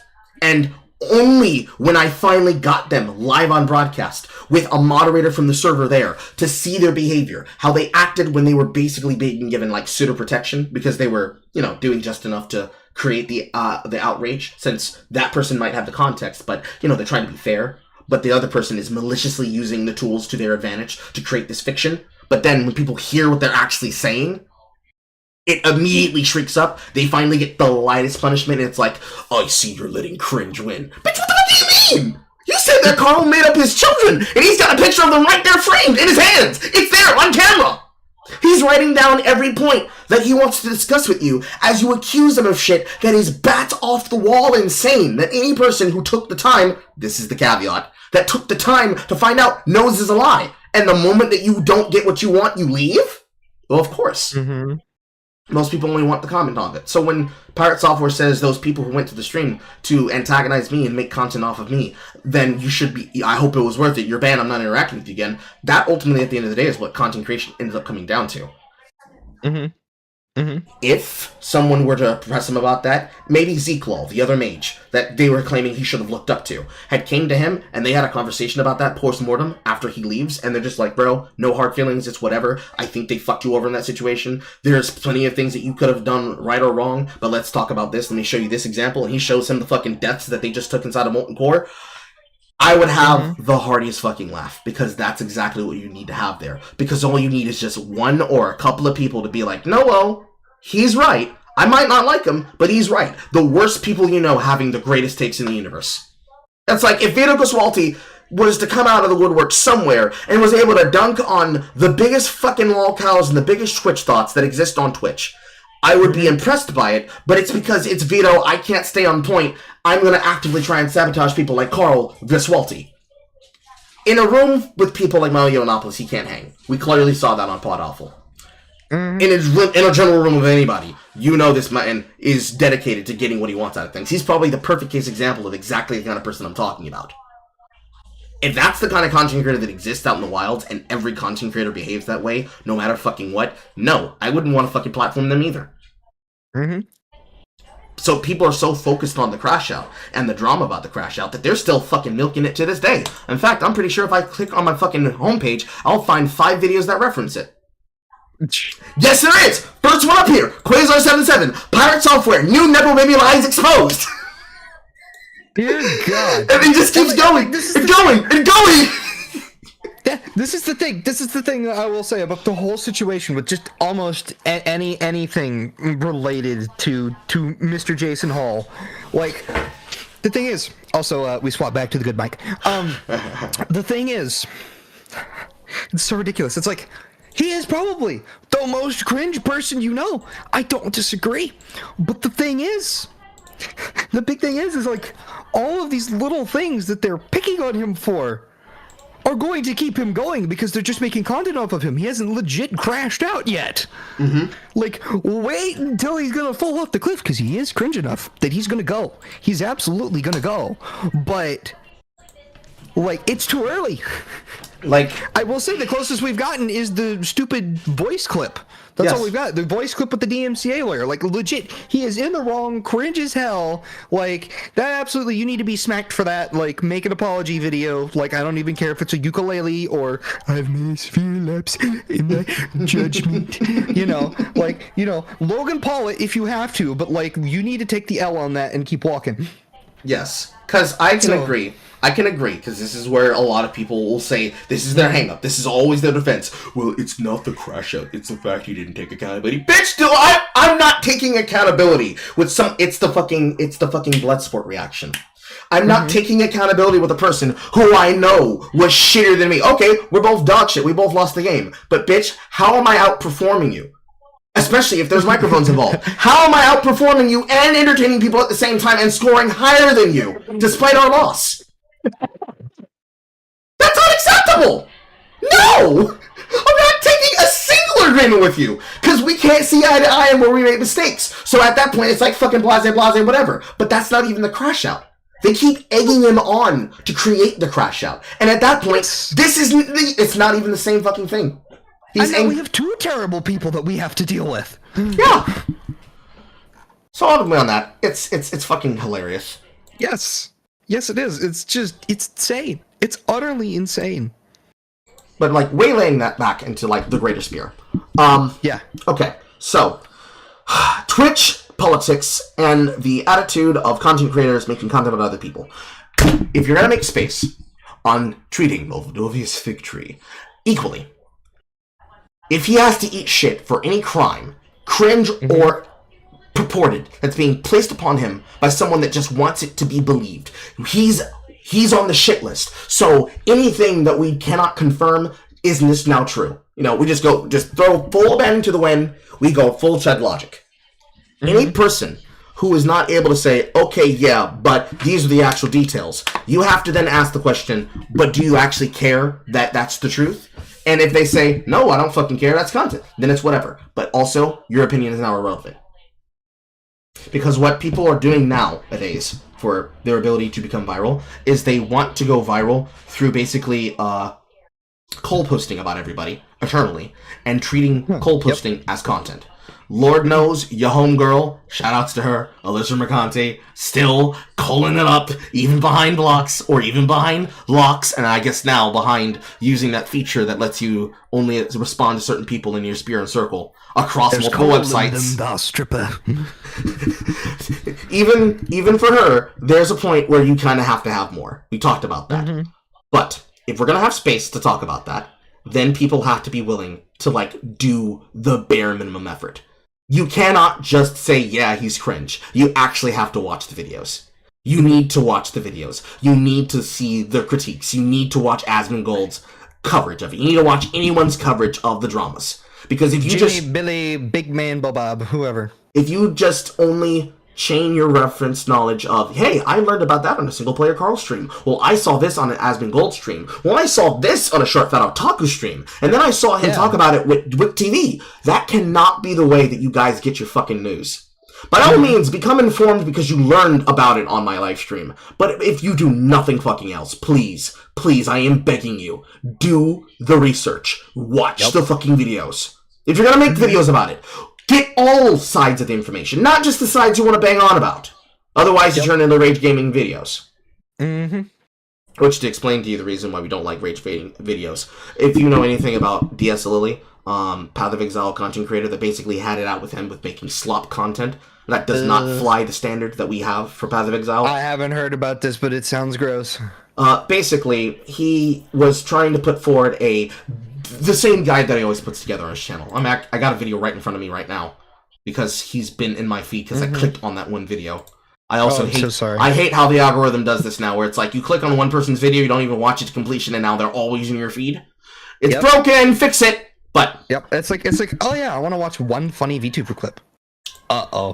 This channel with 1.29 million subs does the content farm thing. It's up on the screen right now. He does the content farm stream. So right now he's trying to content farm off of Wilds, Diablo 4.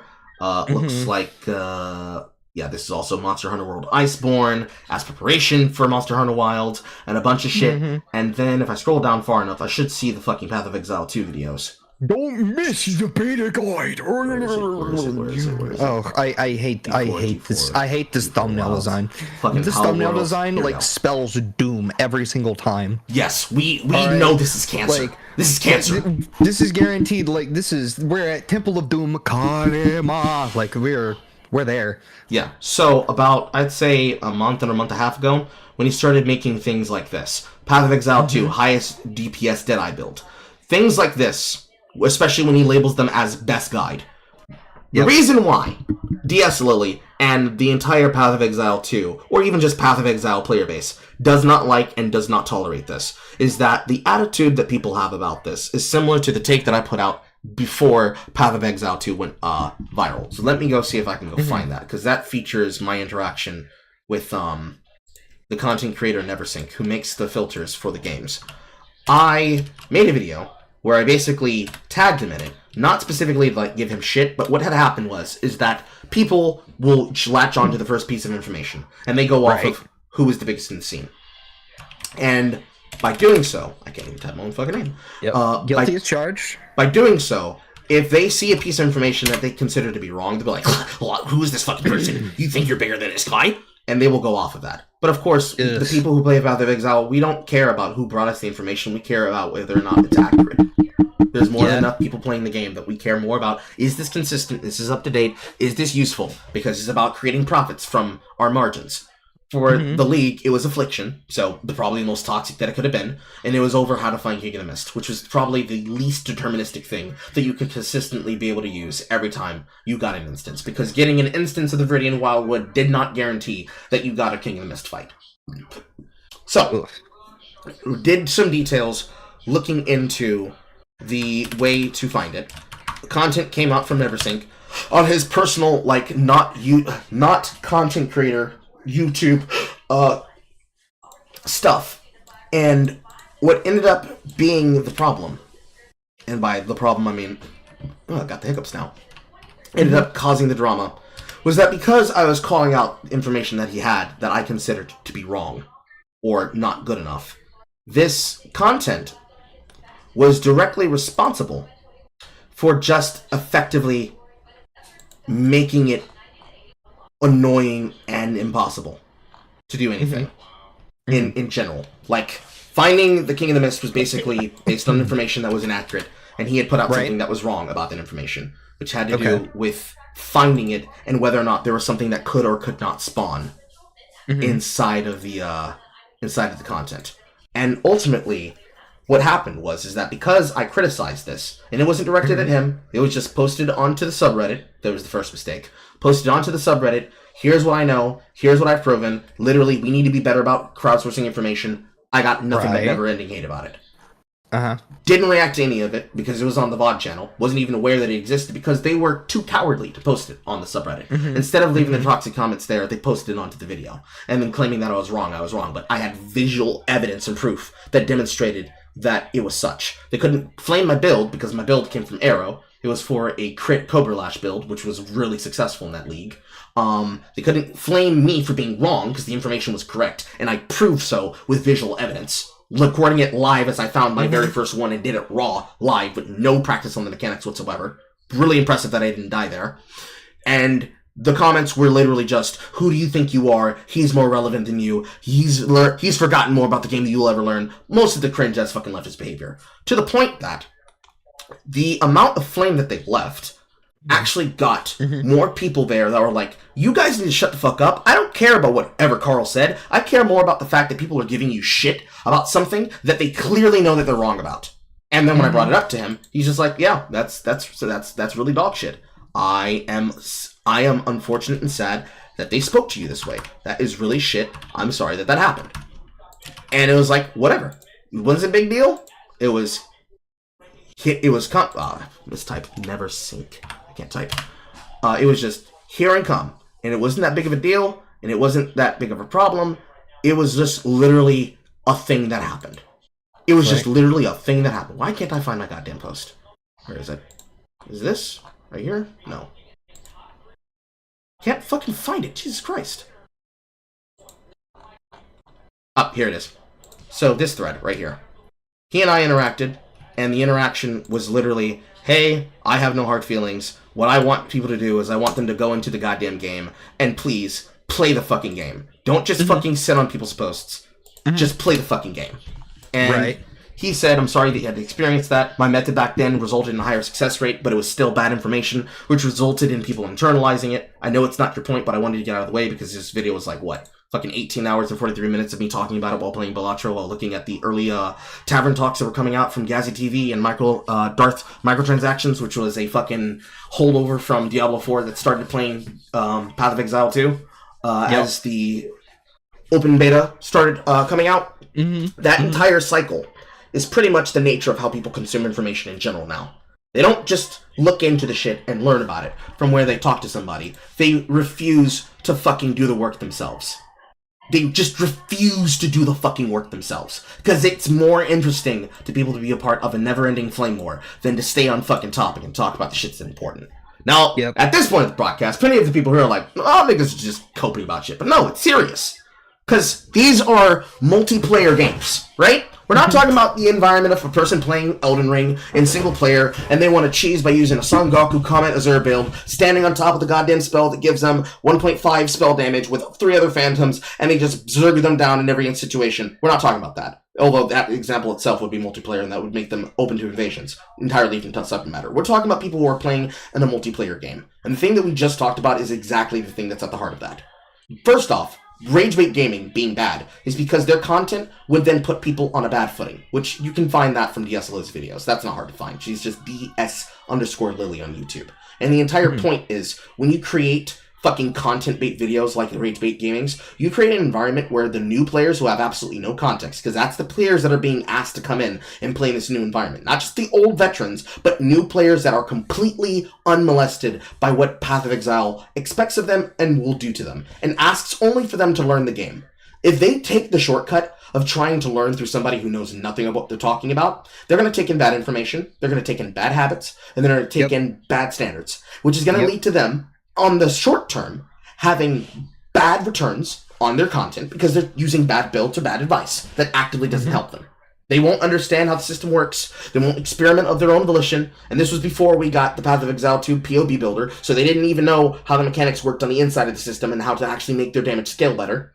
They don't understand at all what the character plays like. They just want to say, what is the best thing? Should I just play the ranged characters? Which you should. They are the more consistent, but that's because of how the game currently plays, which is why it's being hotfixed as it is, and we're still waiting for that new hotfix to go out, because they just released a patch about the state of the game the other day, or rather a news post talking about the state of the game in preparation for the next patch, of which most of these videos are update videos on. All of these videos are talking about updates for that patch cycle.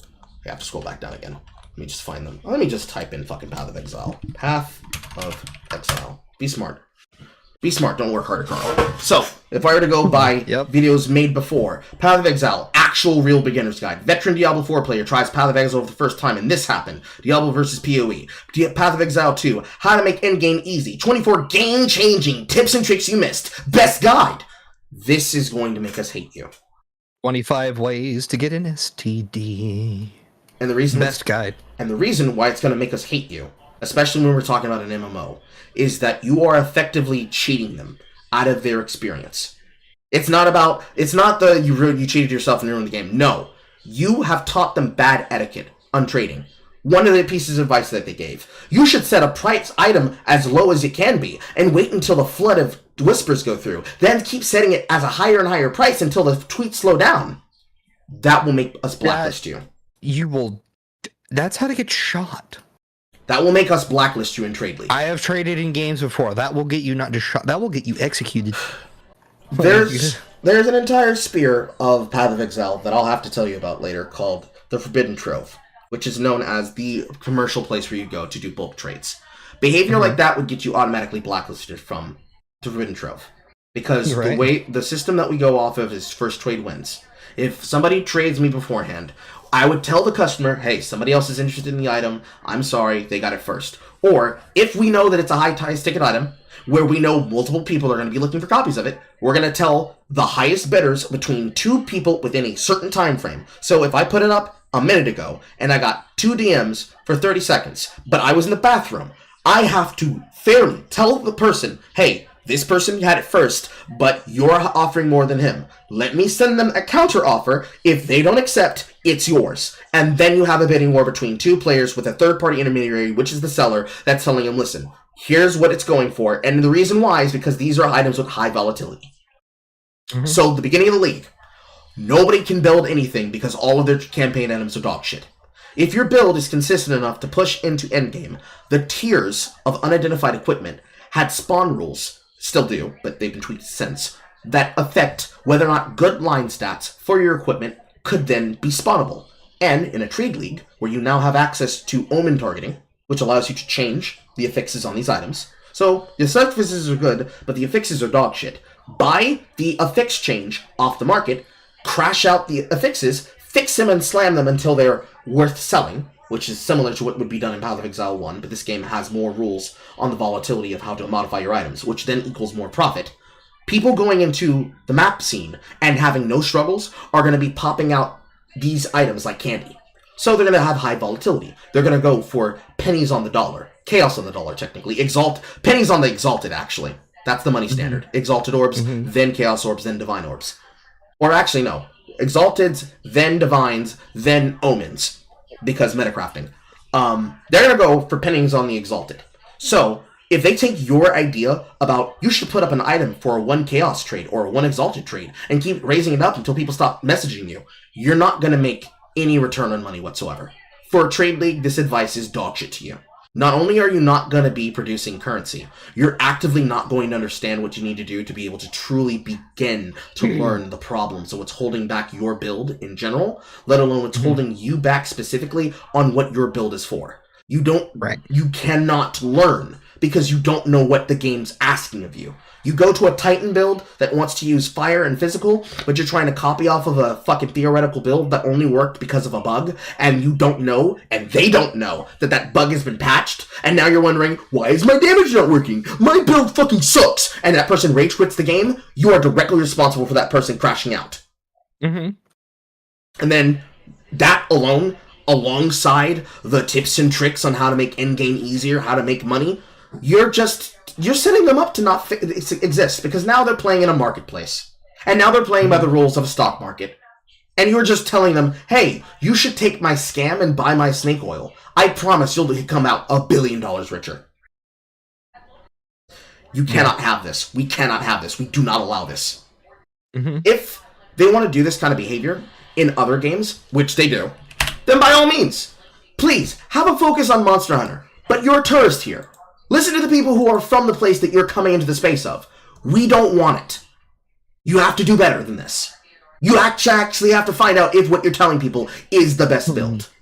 So, for the video that I referenced to learn about what we needed to do to get better, sure, in this is correct. But I'm not doing it based off the fact that this person's got a big channel, therefore it must be good. Because this is guru content. And guru content is only worth as much value to me as your advice helps me.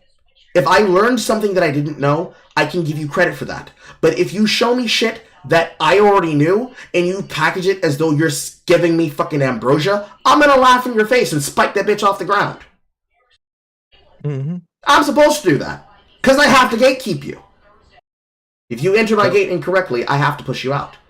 Because I'm not going to let you ruin somebody else's game experience. Because it's not about what's good for me, and it's not about what content I can make off of it. And sure, she and they have both made back and forth content about this because of the reactions from it. But it's not about the clout, and it's not about the subs and the money from people watching her crash out doing something funny for content purposes. It's about the fucking principality of the matter. There's so much that's already hard about the game. We do not need to make it any fucking harder by actually trying to gatekeep information, and thus making it impossible for the newer players to figure out where to go from. What was that fucking stupid ass thing that Jimquisition, Stephanie, used to call it? The get-getters are ruining the video. The fucking Frieza voice. The get-getters. This has come full circle to what I said at the very beginning. The get-getters have ruined the video game because they're being elitists and stopping people from having fun. No, bitch, I'm trying to save you from ruining your own game experience. And then blaming me when I try to give you advice and you're like, I don't want your advice. Okay. Yeah, watch your Gollum fucking over there in the corner just going, you give me advice. I was like, I don't know who that is. Like, I don't know who that is. I don't know why they're giving it that advice. I don't know who they are. Like, I don't know why they're making that content. They shouldn't be making that content. Yeah. Like the whole fucking get good drama. Which, oh my god, as an actual invader and elitist, that is some of the biggest cope I have ever fucking heard. Less relevant in terms of Dark Souls 1 to Dark Souls 3, because invasions work differently. But Elden Ring? I can't invade you if you're not in a multiplayer! Get your ass out of multiplayer if you don't want to get fucked by an invader! I'm going into a potential 3-on-1, used to be 5-on-1 in Dark Souls 1, 3-on-1, 4-on-1 situation. And I'm out playing 4 fucking people. If they can't protect you harder, then maybe you should learn how to fucking fight. I don't know what the fuck to tell you, bro. Hot, get out of the kitchen. But I cannot stand the energy that people have with complaining about issues like this. And they do not occupy the culture that they're coming from, that they gotta fucking harmonize on. Because you're not about to tell me that if we go into Wilds, once it is launched, and people are in that fucking voice comm being sweaty as fuck, you know the first knee-jerk reaction, the same thing that I experienced on my fucking Strinova stream, when I tried out Strinova when it launched, is people saying, bro, it's day 1, the game hasn't been out yet, it hasn't been out yet. But then you've got people who are like, bro, I played open beta, like, I know what I'm doing. And it's like, no the fuck you don't, because if you did, you'd be leading the call. Everything changes. It's happened every single time with any kind of video game with PvP. League does this, MOBAs in general do this. I know that it's happened in Marvel Rivals. Jesus fucking Christ, those are goddamn creatures. But then again, those are fucking Overwatch players. Of course they're creatures. That would be the problem, yeah. The finals, I wouldn't say Heroes and Heroes Reborn. They only recently announced that within the last month. Finals is actually holding up pretty good, surprisingly. Back in Season 1 through Season 3, it was a serious problem because you had fucking scrub players that did not know how to play the game without the nuke. It probably has straightened out now, and I'd be willing to revisit it, but I cannot play that game without a squad. Playing that game solo... I can contribute to that, I'm pretty good. Yeah, the fucking environments. You cannot have people that you don't fucking know or that you can't have conversations with, because every single time it becomes a back and forth shouting argument. And I came to play the game to have fun, not to have to teach another person how to play the fucking video game. By all means, with things like Path of Exile and League of Legends more specifically, because that's the one I have 11 plus years of experience in. I could be able to do that for content, of course. I've got an entire fucking switch on the side here that changes the fucking title from Carl at Home and Versus Chat to fucking Coach Carl. I've done the content. And people who have watched my streams know that I know what the fuck I'm talking about. But at the end of the day, do you want a content creator in your ear yelling at you, telling you what you've done wrong? Probably not. But you know how you prevent that from happening? Maybe if the jungler pings you 15 times to move the objective, you go to the goddamn objective. If the top laner told you, hey, I need you to move here, and you're the jungler, and you're ignoring them, and then they die because, hey, I'm about to be dove. I can see them on the wards that I placed around my lane when I recognized you were going to be stubborn, that you could do something here, and then you do nothing. And then you tell me, bro, I couldn't help you. You were 0-4. I wasn't 0-4 when I told you that I was being camped. And then you proceeded to continue doing what you wanted to do. Every single time. Multiplayer games in general, social spears in general. People play the game the way that they fucking live their life. They don't take the shit serious, and they waste all their time playing these video games, and they say, bro, it doesn't matter, but then they turn around, and suddenly for content, it does matter? Question mark? Suddenly, when you can stand to make money off of it, you are on that shit like fucking Katie Couric, but you can't tell me a single fucking thing about the game that gets you to get somebody else to play it. I don't understand.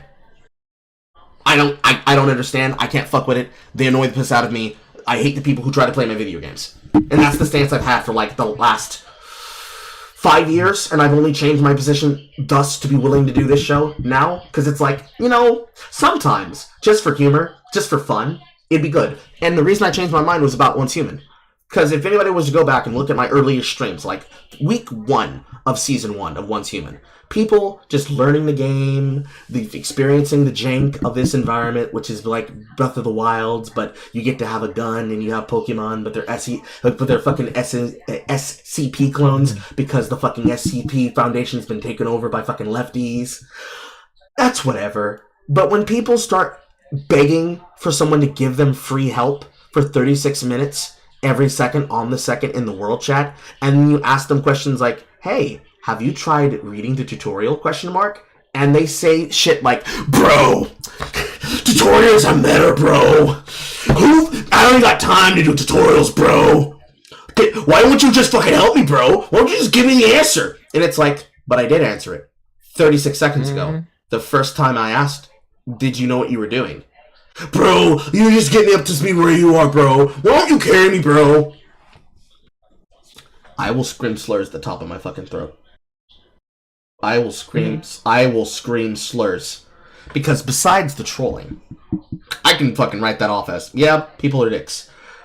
And of course, the more annoying factor of them trying to make it personal, and then them trying to like gatekeep people, because in that game, in the map that we had to play on in the first rotation, you basically were at the mercy of other people.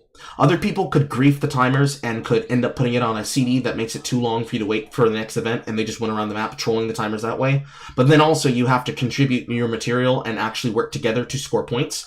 And the people who could bogard the primary spots in which to fight these pseudo raid bosses would just benefit content onto themselves because they get rewards for placing on the top ladder. And the people in question that I was calling out that tried to feud with me basically did not like the fact that I called out that they were selfish pricks. Right. Yeah, shit like that. Anyways, wrapping that up.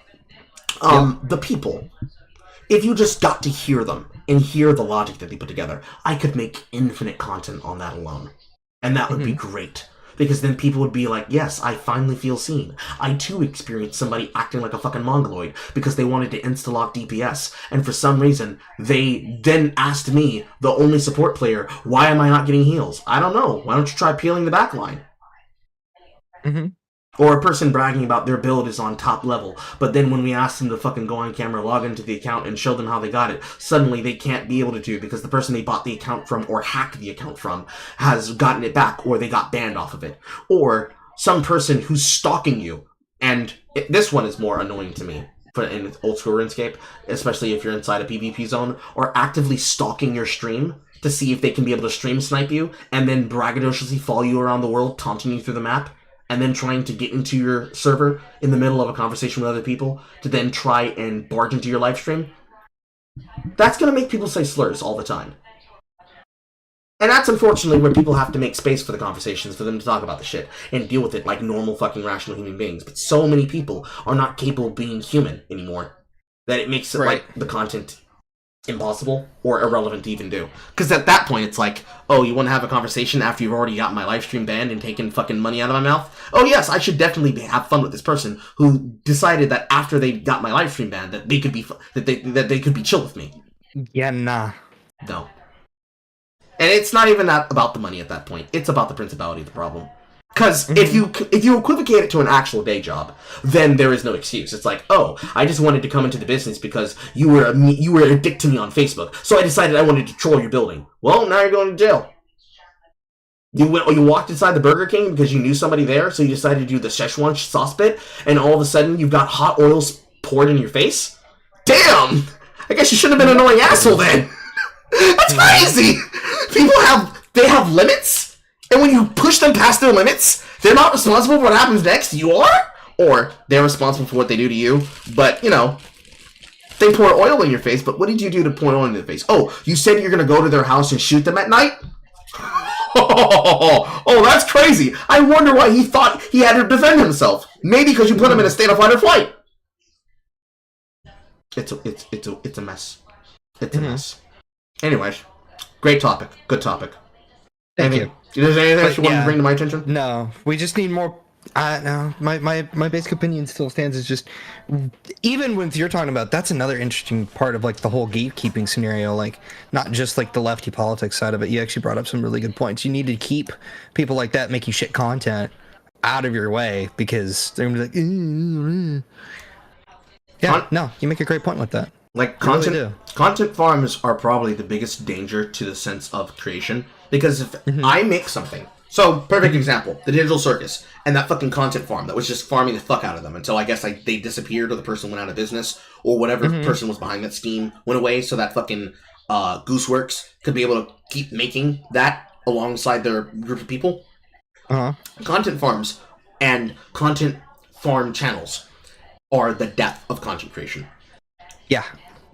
What's the point of making anything if all the people that are seen making the content are only getting their views through popularity? Yeah. You cannot bring in new blood. This is the other problem. This is the other side of the problem. The first problem is it's an attention economy, so everyone's competing against each other. So it's a Shark Tank full of the most pernicious and vicious things, and there has to be rules and standards. Your Logan Pauls and the like. Yeah, there has to be rules and standards to keep people honest. So that at the end of the day, if they made their money honestly, and it's a question of popularity versus popularity, and you're just a size queen, or you're a fucking... We need a word that describes a person who's a size queen in the opposite direction. Inferiority complex is the closest word I can find for it. But Napoleon. The Napoleon complex. Whether you're a size queen or you have a Napoleon complex, where you self-victimize yourself all the time, you put in no work and effort into your content, you don't do anything to improve, and there's no sizable example of you doing this over time where people in your inner circle can see it as such, and people are telling you you need to make a change and you refuse to do so, you're cooked, you're not relevant, you're not a part of the conversation. Barring that, there are two sides. We already talked about the first one, which is, of course, trash is trash. And you do not want to shovel trash in your face that then ruins your experience. I don't expect a person to hear about foie gras and then they go to a rinky-dink fucking dive bar to eat shitty foie gras that then gives them fucking salmonella poisoning. And then they swear off foie gras forever. Or the gas station sushi scenario. Yeah. But then you have the flip side problem, which is that inside that space where you have to micromanage those many people who create slop content. Real slop content. Not, I dislike this person because I see their work all the time, but I don't have a reason to hate them. Actual slop content. If the people who are putting out content are just throwing shit at the wall to see if something sticks, and they are legitimate, what's the word I'm looking for? Not grifters. Because grifting is implying that people are not buying what they're selling. They're not grifting. They are producing something of lower quality, and they do not care about the better business they're doing. Let's call it... Snake oil salesman. Yeah, snake oil salesman. Let's call it Better Business Bureau failing their job. They know that they deliver a shit product, and they do not care. They're only concerned with the clicks, and they're only concerned about the views. And they take the hypocritical stance of, but it's not about the views, I should be about the content. Ultimately, at the end of the day, we're all content creators. We're all trying to make money on the internet, bringing up views. Those of us who actually do make content and aren't just watchers of the content, that's not the problem.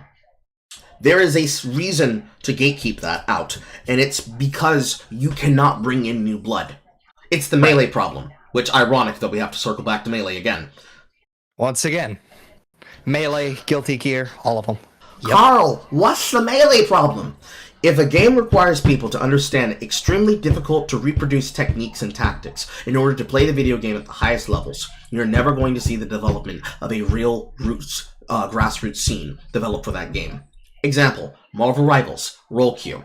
Every single video game always has to have role queue because there are people who refuse to learn the roles. Why? Because they don't know how to play the role. Why? Because they're not interested in playing support. They want to play the DPS characters. They want to play the duelist. They want to play the bruiser. They want to play the brawler. They want to play the in-combat tank that rolls their fucking face on the keyboard and is a tickle monster. They do not want to play the strategist because they assume strategist equals support and support equals bitch, heal slave, or heal slut, and they do not want to heal slut their way through the game. They find it boring. They find it unengaging. This tends to be the case for MOBAs. This should not be the case for Overwatch. Entirely different problem, but it's the same bubble. They won't learn because they don't want to learn because it doesn't interest them. Okay, cool. So, let's say you have a content creator, and all they do is they make content for a single hero. Let's take one off the top of my head. Namor, or Black Panther. One of the characters that are considered to be highly skill-capped has a very high skill floor and a very high skill ceiling. The Melee problem dictates that if every single person needs to be a top 8 Grand Slam Championship player in the Warner Circle, in the top 8 of Melee, specifically Smash Melee, then the top 8 are always going to be the top 8. This repeats itself in every fighting game scene, because some games, especially the animate fighters, which brings us to Guilty Gear, are going to have very complex knowledge, concepts, and fundamentals that you cannot cheat or cheese your way through. You have to learn the game. Or, in the ease, you got a lab. You need to take your ass into the training room. You need to practice your fucking character. You need to do all the steps of understanding how to become solid.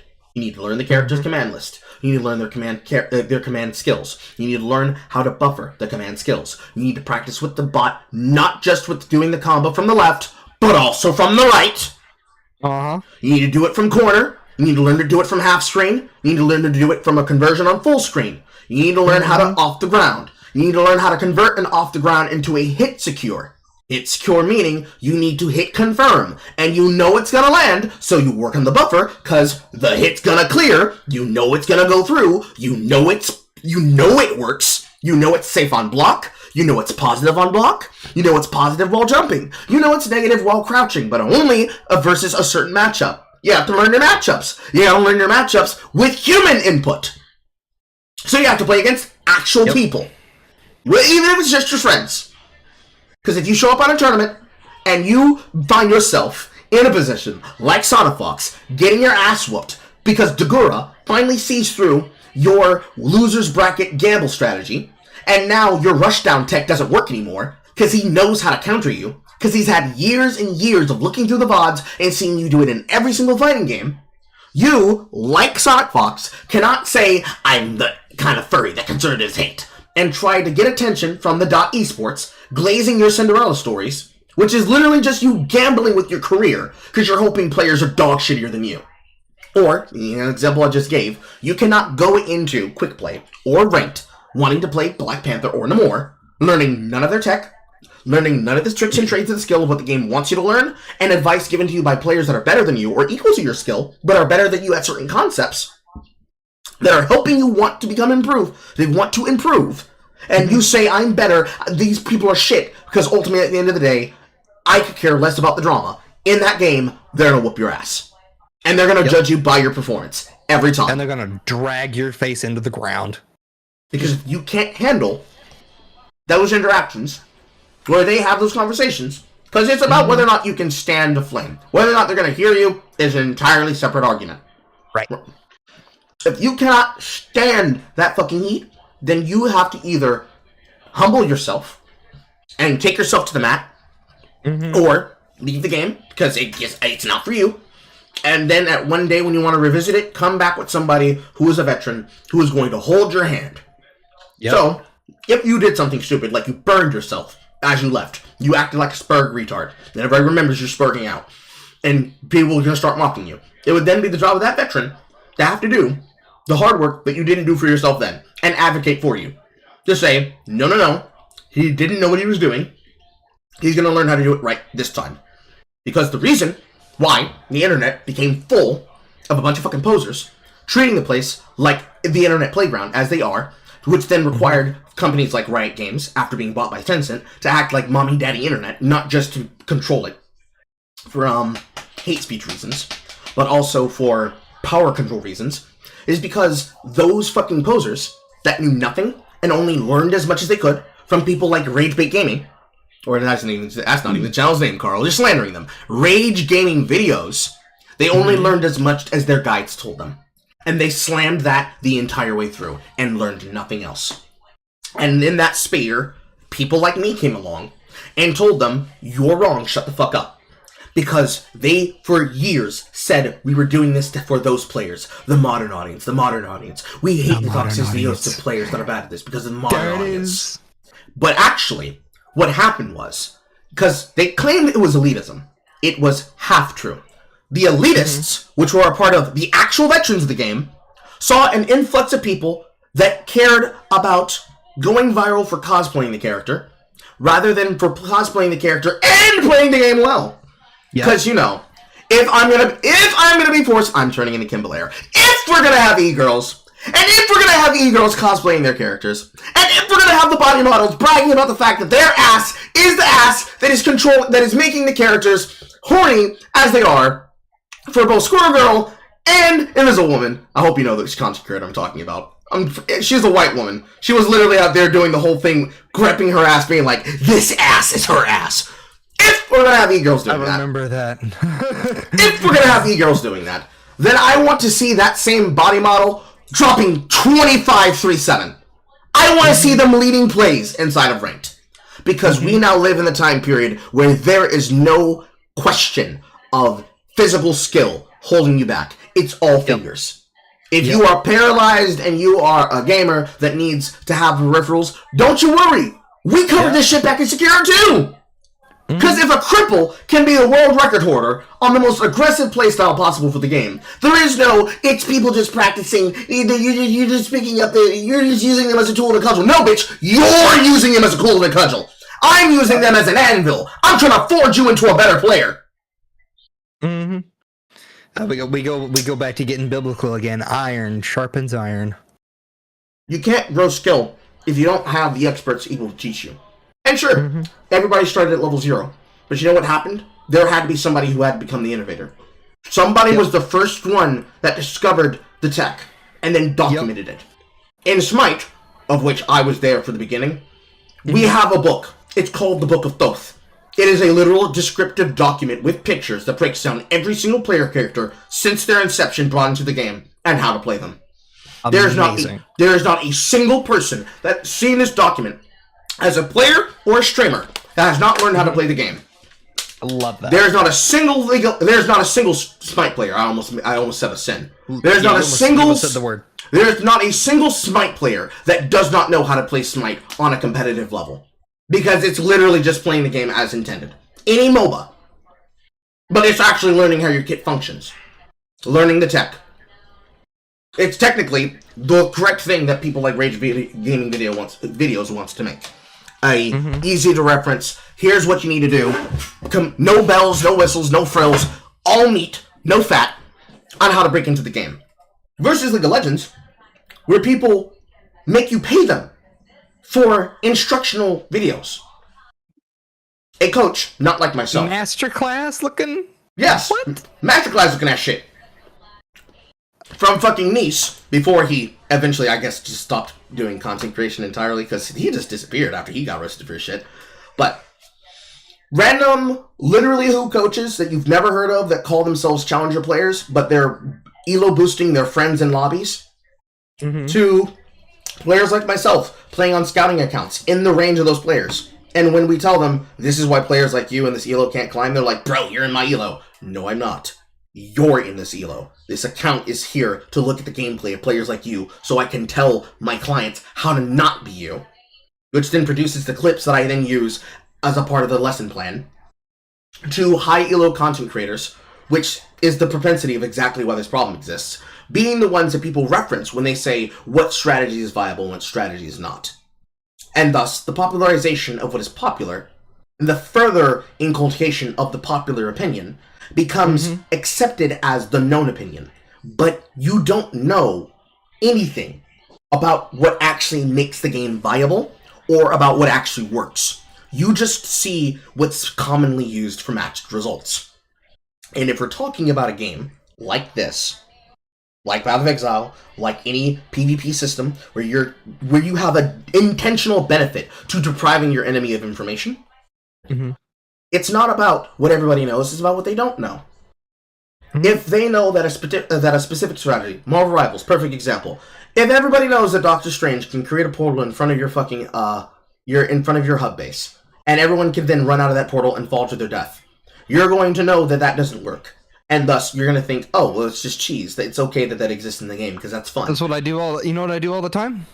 I tell my team, when I'm playing Doctor Strange, and I'm looking over, and I know the other team's got a Strange, even when I don't know that they've got a Strange, and we're playing offense, and we're on the first round, I'm like, okay, everybody, gather around, we're going to go out this door. Because there is door number 2. We go to door number 2. Because I know that Strange is going to go after main door. Because that's the door that everyone NPC brain runs to. Mm-hmm. That's the door. I'm like, okay, guys, we're going to go to this door. I'm going to portal out this door if it's an offense map where that is appropriate. I'll be like, okay, I'm going to portal out this door. I'm a Strange player, so you're speaking to my heart. And I'm like, all right, we're going out this door. And then 3, 2, 1, portal pops up on the other door. I walk out the other door with my team, and we clap them because they didn't see it coming, especially if I open up a portal behind them and jump their asses, which I need to do more of. Mm-hmm. Like, it's just common knowledge strat. It's been so abused that it's become a crutch. And the problem of this cycle of information, when people do this, is it's the same crutch that they use in single-player games. Why should I have to learn how the game? My strategy works. Sure, but you learned no other features in order to do this. Nope. You haven't learned anything else, so you have to assume... That's the thing. You have to assume that you know nothing. And that someone else knows something. So you go and consume something. Yes. Because literally anything. Even if you're like, oh, that's terrible. I hate that. It becomes the fetus berry meme of my mutual. You actively you cheated yourself and not the game. Even if you consume the other content and you went, you know what, that's stupid, I don't like that, you just learn what not to do, because you won't think about that, because you'll think, oh, I'm not going to do what they did. That was stupid. Yes. Like, you're going to learn something, and you might not learn what to do, but you might learn what to not do, and that's going to tell you what to do. Yes. Because in the example of Elden Ring, which is similar to the example of any hero shooter, you know what the most common tactics of that type of player or that type of aggressive style from that type of hero is capable of.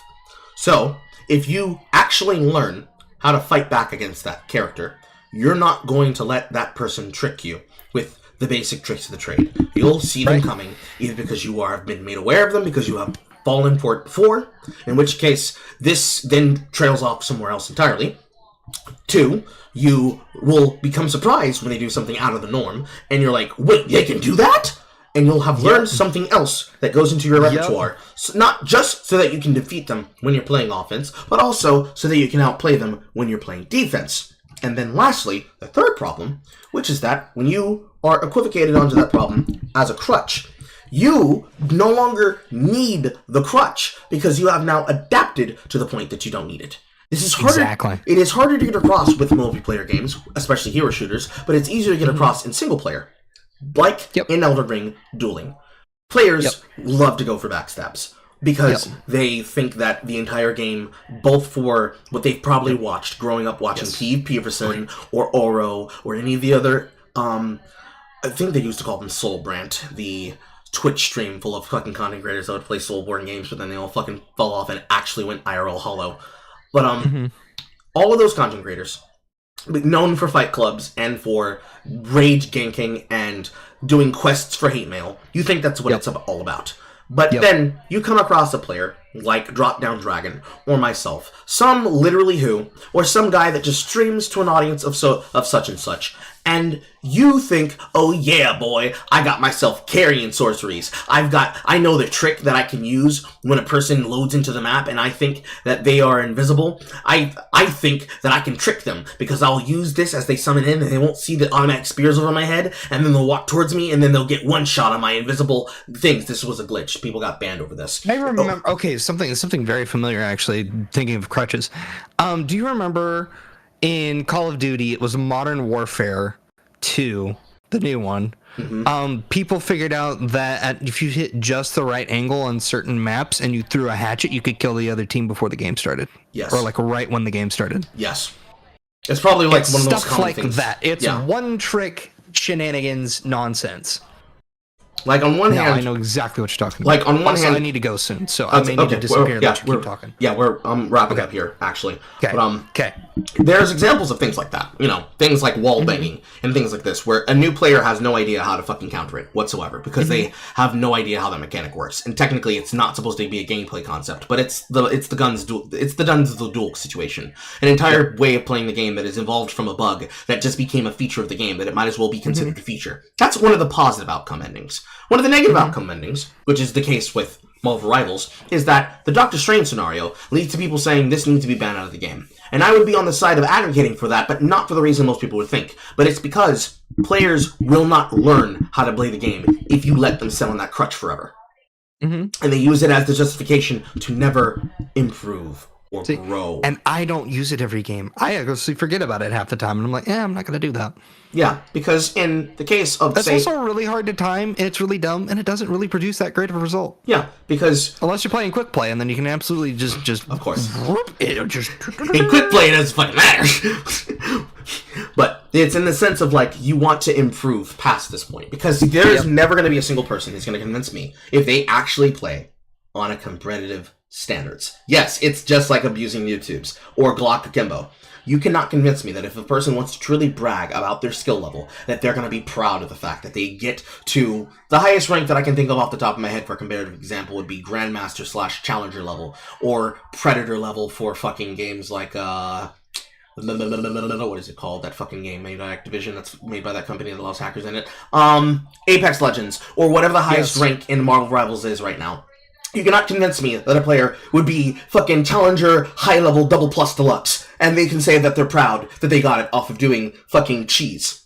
No, they wouldn't. Because the same level to which we can then compare this to Elden Ring, you're not going to tell me that you're going to get a person that's going to go inside of multiplayer raids, or rather, multiplayer invasions, inside of a highly populated and highly invaded area, specifically for getting the cheese weapon, the Moonblade. As featured by P. Peterson when the game first launched, which made people want to go after it all the time. The same blade that they were trying to make dupe copies, which they were trying to trade to their friends, abusing the carrion retaliation trick, where players were reflecting their own spells from carrion retaliation to try and kill those players with that bug. You cannot tell me that those players are proud of that. Because then, when players like me come along and recognize the way that they're moving, and I can see that they have it, I pull out a nullifying magic spell, or I even reflect the beams myself back at them, and they instantly fucking die and fall over. Because they put all of their faith in their magic, and they had no weapon skills to back up behind it, or we Lloyd Talisman them,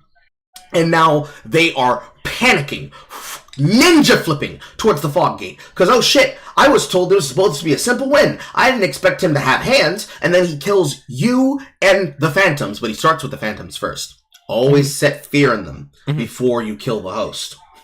A rune arc is a rune arc. I'm not killing you for the souls, I'm doing this for style. But in my case, I was doing it to gatekeep them from the Moonblade. But anyways. That is the phone, I gotta go. Okay, you go. I'll wrap up also, here. Remind Cassidy how this works. Anyway. I think I told her inside the lobby. I hope so. But yeah, so we're going to take the last one for Cassidy here, but let me finish up my point. Point is, you cannot convince me that people are proud about the way that they play these video games, and convince me that they are happy and proud of the way they choose to fucking behave the way that they do. It's fucking sad and weird. Anyways, wonderful conversation. Thank you, Jay Funky. All right, Cassidy, you're on with Carl. How may I help you? You gotta click the button that says move to speaker's role once I give you your hand up. Welcome back, Horror. Oh, how's it been going? Finish the Tommy interview. It was actually a really good interview. And then from there, talked with Saffronet about Deep Space and that literal women getting men to rape them porn. And then just vibe with Jay Funky about some stuff as well. Now I'm trying to get Cassidy in, because I think Cassidy had things she wanted to say earlier, but she, couldn't have figured it out at the time, but trying to get her in. It looks like she is not able to come in. That's alright. That's okay. Gotta wait for her to finish typing. She's in the bathroom. Okay. I'll give her a few seconds. While I do that, I'm going to go to the kitchen, because we have, like, this last section before I become a pumpkin. Alright. Hello, good readers, everyone. I'll be right back. Oh, fuck. Do do do do do do do do do do do.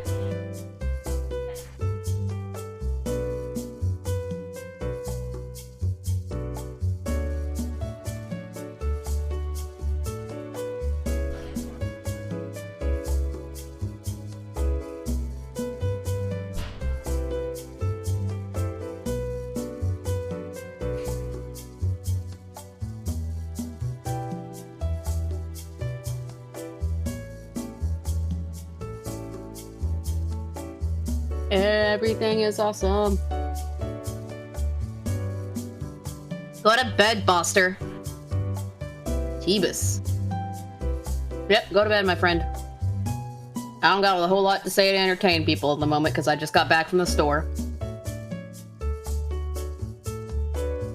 Gotta love it when it's Super Bowl weekend and you're stuck at the store for like an hour and a half, and then spent another half an hour making chili with the hubs. So that's where I've been.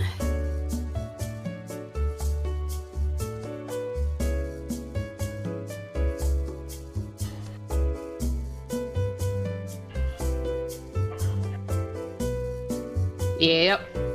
Chili. Because hubby's been obsessed with Sonic at the moment. So he wants to make chili dogs. So chili dogs we be making.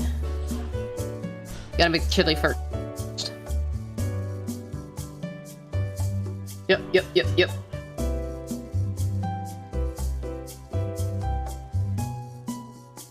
Ah, I'm making a thread about it, okay. See if we can get Cassidy in here before he gets back.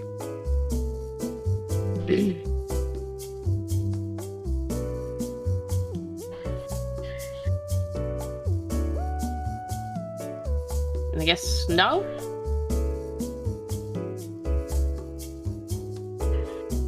Let us know when you're ready. Okay.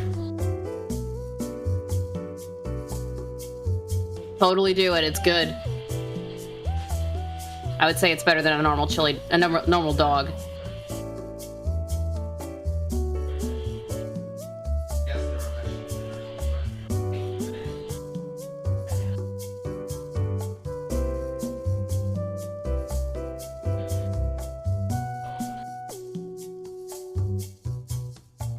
That looks so bad.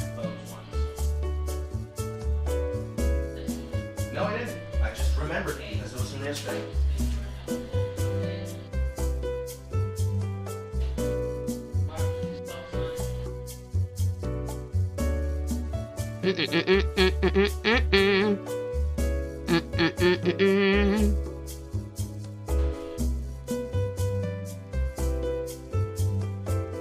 Good God, people are so fucking weird.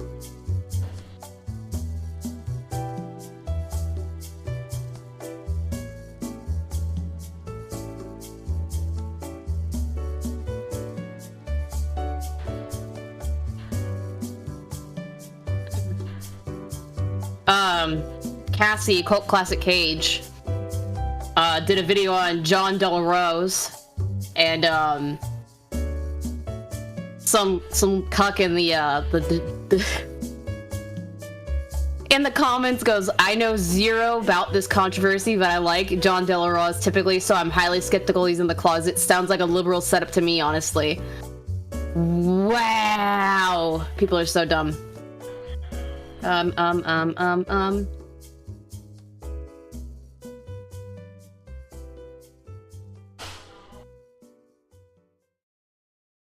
Should be able to come in now. There we go. Hi. Hello, just give Carl a second to get back from the kitchen. Oh, wait a minute. I can mute even if I'm a speaker? Yes, you can.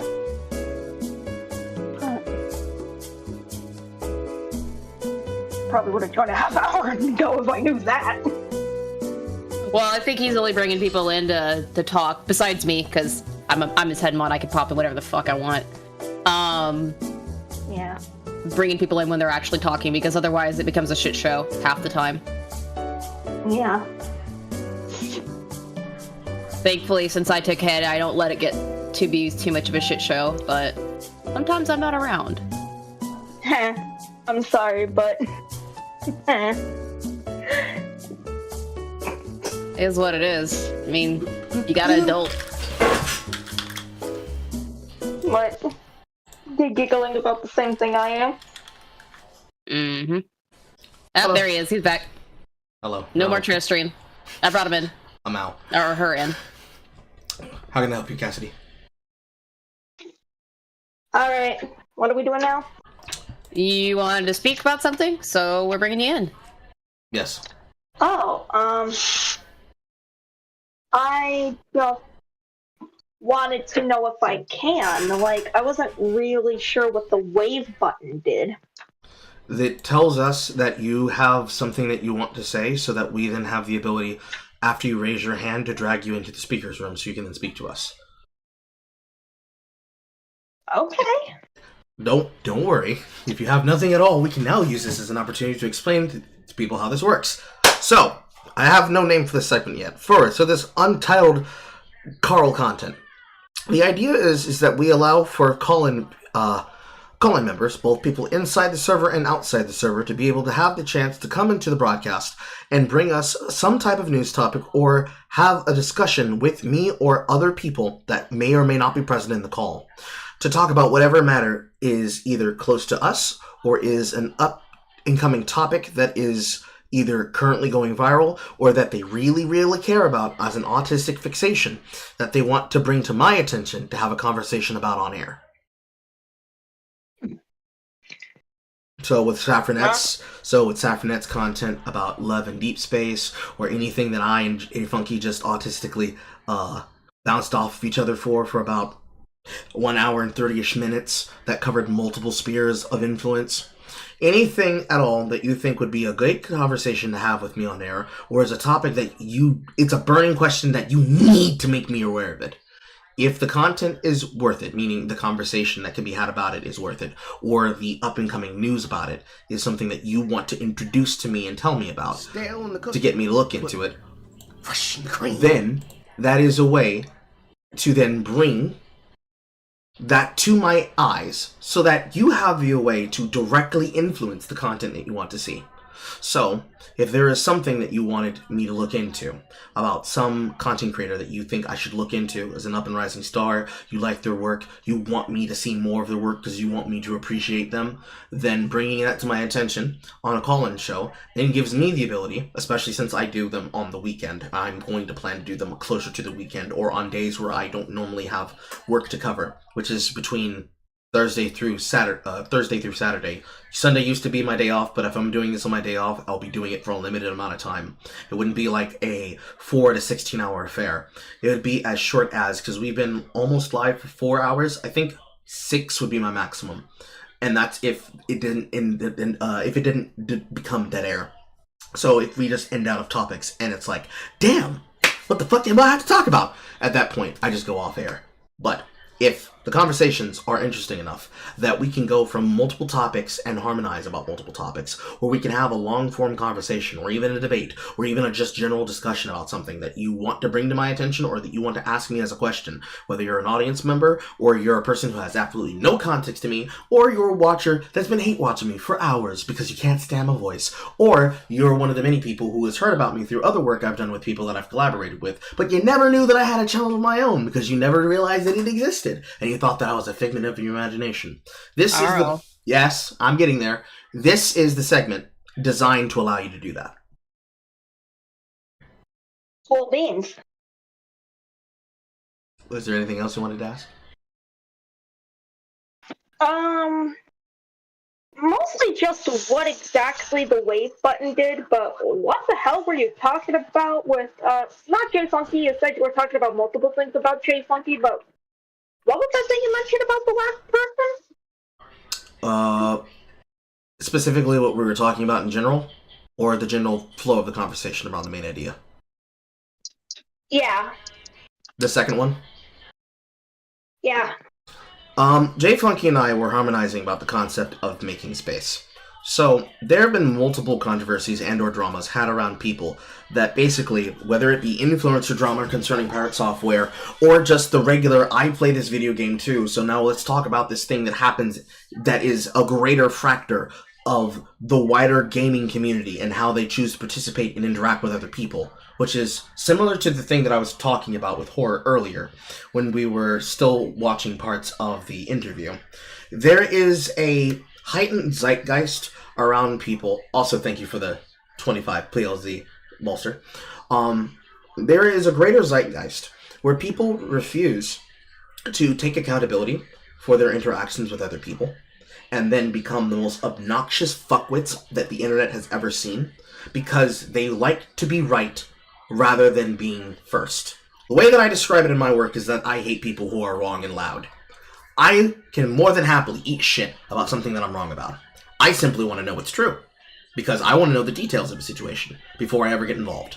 Because if I don't have enough information to have an opinion about something, I'd rather be educated than be retarded, as any person should. If you can be expected to have competency about how to do your job, it can be expected that if a person can't lay out something to you with some level of intelligence, then they probably don't know what they're talking about or are somehow retarded. And it just so happens to be one of the biggest problems that happens in gaming, especially when we're talking about in social interactions with other people, whether they're new people in a friend circle or just random people that get pulled into your lobby, and so you're being accosted by the worst personalities in the games that you play.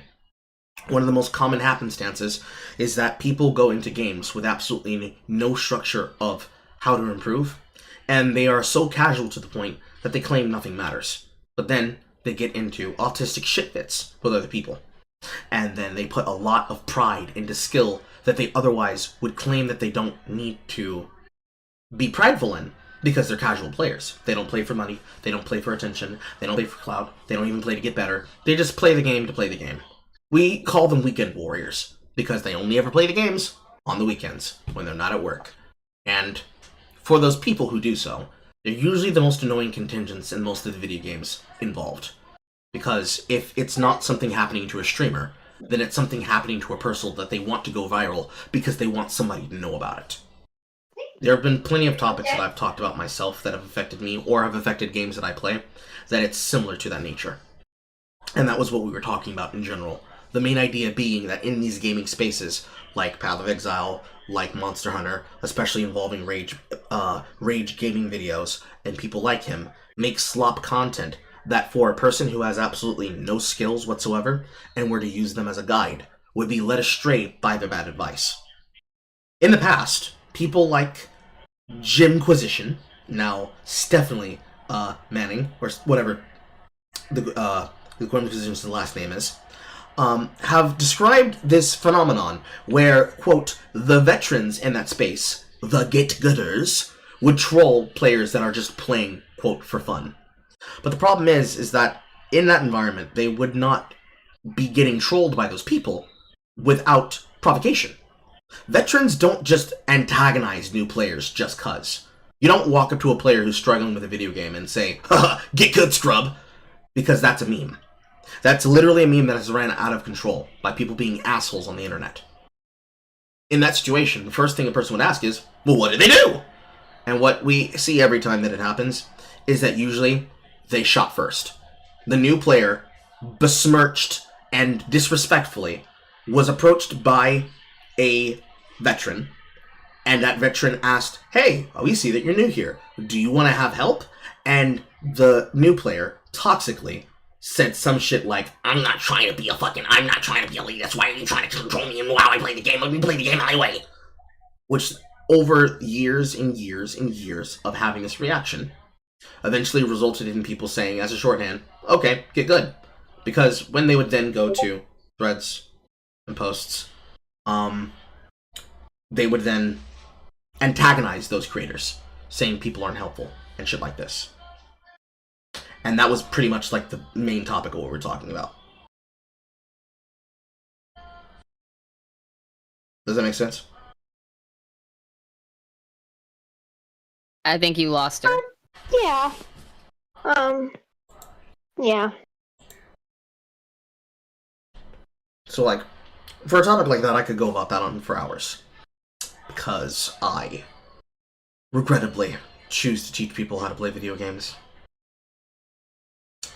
It is autistic, to say the fucking least. I mean, so are you, but... I'm anally retentive. They might as well be the same thing at this point. Yep. Pretty much. I mean, I don't know how you could get more autistic than me, but okay. Oh, you'd be surprised. You would be surprised at the shit people put money and have arguments about. For the most part, most of it It ends up just being like topical drama that entertains them for the week, gives them something to look forward to, gives them something to talk about with somebody else at a later date. However, in the general sense, it makes a lot of gaming obnoxious to get into. If single-player games themselves have a skill ceiling, and then there are people who will judge you for how you play a single-player game, there is 11 times more people who will do the same thing for multiplayer games. A good example is the streamer stupid? Have you ever encountered something like that? I don't believe so. So, imagine you're playing a video game as a single-player game, and you're the streamer. And you have one person in your chat room, one guying you, meaning they're saying and doing annoying shit to get your attention so that they can piss you off, and then you keep bouncing off of them, circling a topic because that person just keeps pissing you off with the things that they're saying or that they're doing. That the equivalent of all of their comments that they may be saying vocally or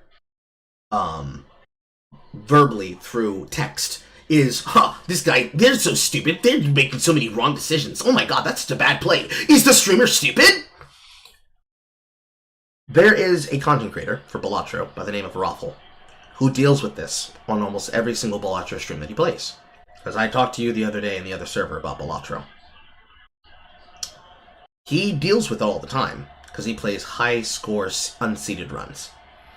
He starts off with a fresh hand and a fresh deck, and he tries to see how far he can get the deck to work off of the collective knowledge that he knows, and off the collective work that he has. And there are plenty of people who would backseat him, or any person like them, playing in such a situation. Because, while Balatro is a single-player game, there are so many people who have played it that they all have a framework of understanding that comes with the game. Because they're all playing the same game. The mechanics are the exact same every single time. So, with all the factors being equal, the way that the player interacts with the game is based on their learning curve. Balatro, as effectively solitaire with illegal joker hands that affect your gameplay, is like any other roguelike deck builder. But it's poker. So the rules of poker are what manipulate the game. And the jokers, which are the artificial modifiers that alter how you choose to encounter those poker hands, controls your relative game experience. And with any game that has a double unlock system, the more you play, the more you unlock. So, you have to meet everybody where they are in their experience, rather than assuming they know everything about the game. Are you following along with me? Okay. So, imagine a content creator like Raffle, who streams the game every day, and that's basically how he makes his money. Basically acting as a tutorial for beginner players, intermediate players, even high-level players, to learn how to better play in a situation based on the flops, the card spreads that they're offered through their shops in earlier antes, to then scale a run into the end game. And as he spends, as he sends a run over thousands of hands or multiple hours of different runs, from attempts that use hide card, to attempts that use flush, to attempts that use flush 5, to attempts that use 5 of a kind, or whatever strategy he uses in that run, that you have potentially hundreds of thousands of people effectively trying to hyperanalyze your hands for mistakes, which is just a part of the streaming experience. It's no different from anyone else. But they do so in such a derogatory and inflammatory manner that every single comment is basically, why are you doing that? Is the streamer stupid? Then it becomes a running meme.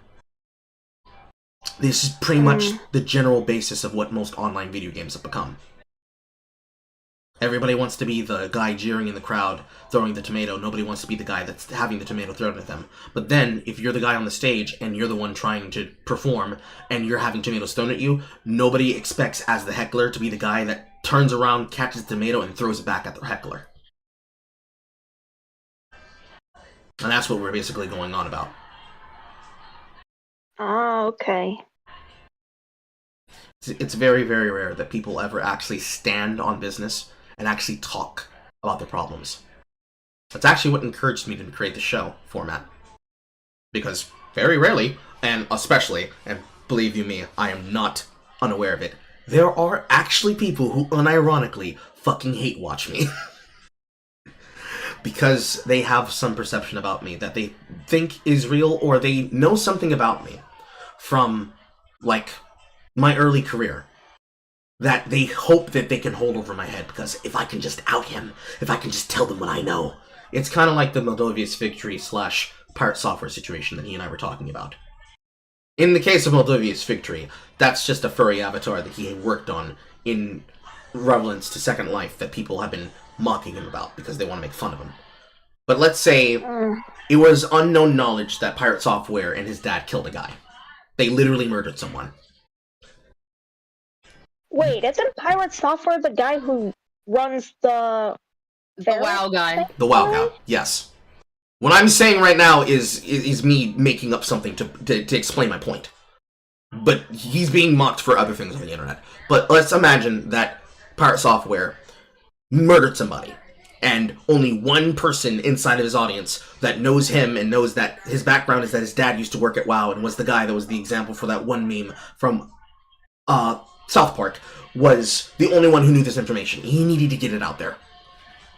There are people that will hate stalk that guy's live stream, his and also Waffle Lights, because they feel so passionately about the things that they do that they would risk hijacking the live stream to make it about themselves, which is what one guy is. It's effectively somebody trying to hijack the live stream, where they're going outside the lines of what the point of the content is, and effectively trying to harass, antagonize, or annoy the content creator or the content creators or guests involved in the work as a secondary way to salt snipe and then get some kind of benefit off of them. One of the things that he and I were talking about was how people have been doing that to Pirate Software. So imagine if a person was doing it not for an illegitimate reason, to troll him, because they want to make fun of him, because of the recent drama he is, but was actually a person who knew that he did illegal actions. While a choice, it's not the smartest choice, especially in a hostile environment where you would not have the trust of the chat to do so. Because it puts a lot of faith on the streamer to hear you out, and also other people to listen to you as well. You get what I'm saying? Okay. It's really autistic. The TLDR is that there are lots of people who like to be assholes, but nobody likes to feel like they're being made an asshole, and they don't like feeling bad when they've been an asshole. And navigating those social waters is difficult if you're being fair to all people involved, which then leads to a greater conversation about gatekeeping your hobbies and social spaces and making space for those conversations so that people don't hijack a conversation about fucking apples to talk about how much they hate bananas. Make gatekeeping great again. Make gatekeeping great again. Lord, Doge will do it soon. I bet. Only if they say real slurs! But yeah, that's what this segment does. That's what the show is for. And that's how to do all that. Those are all your questions?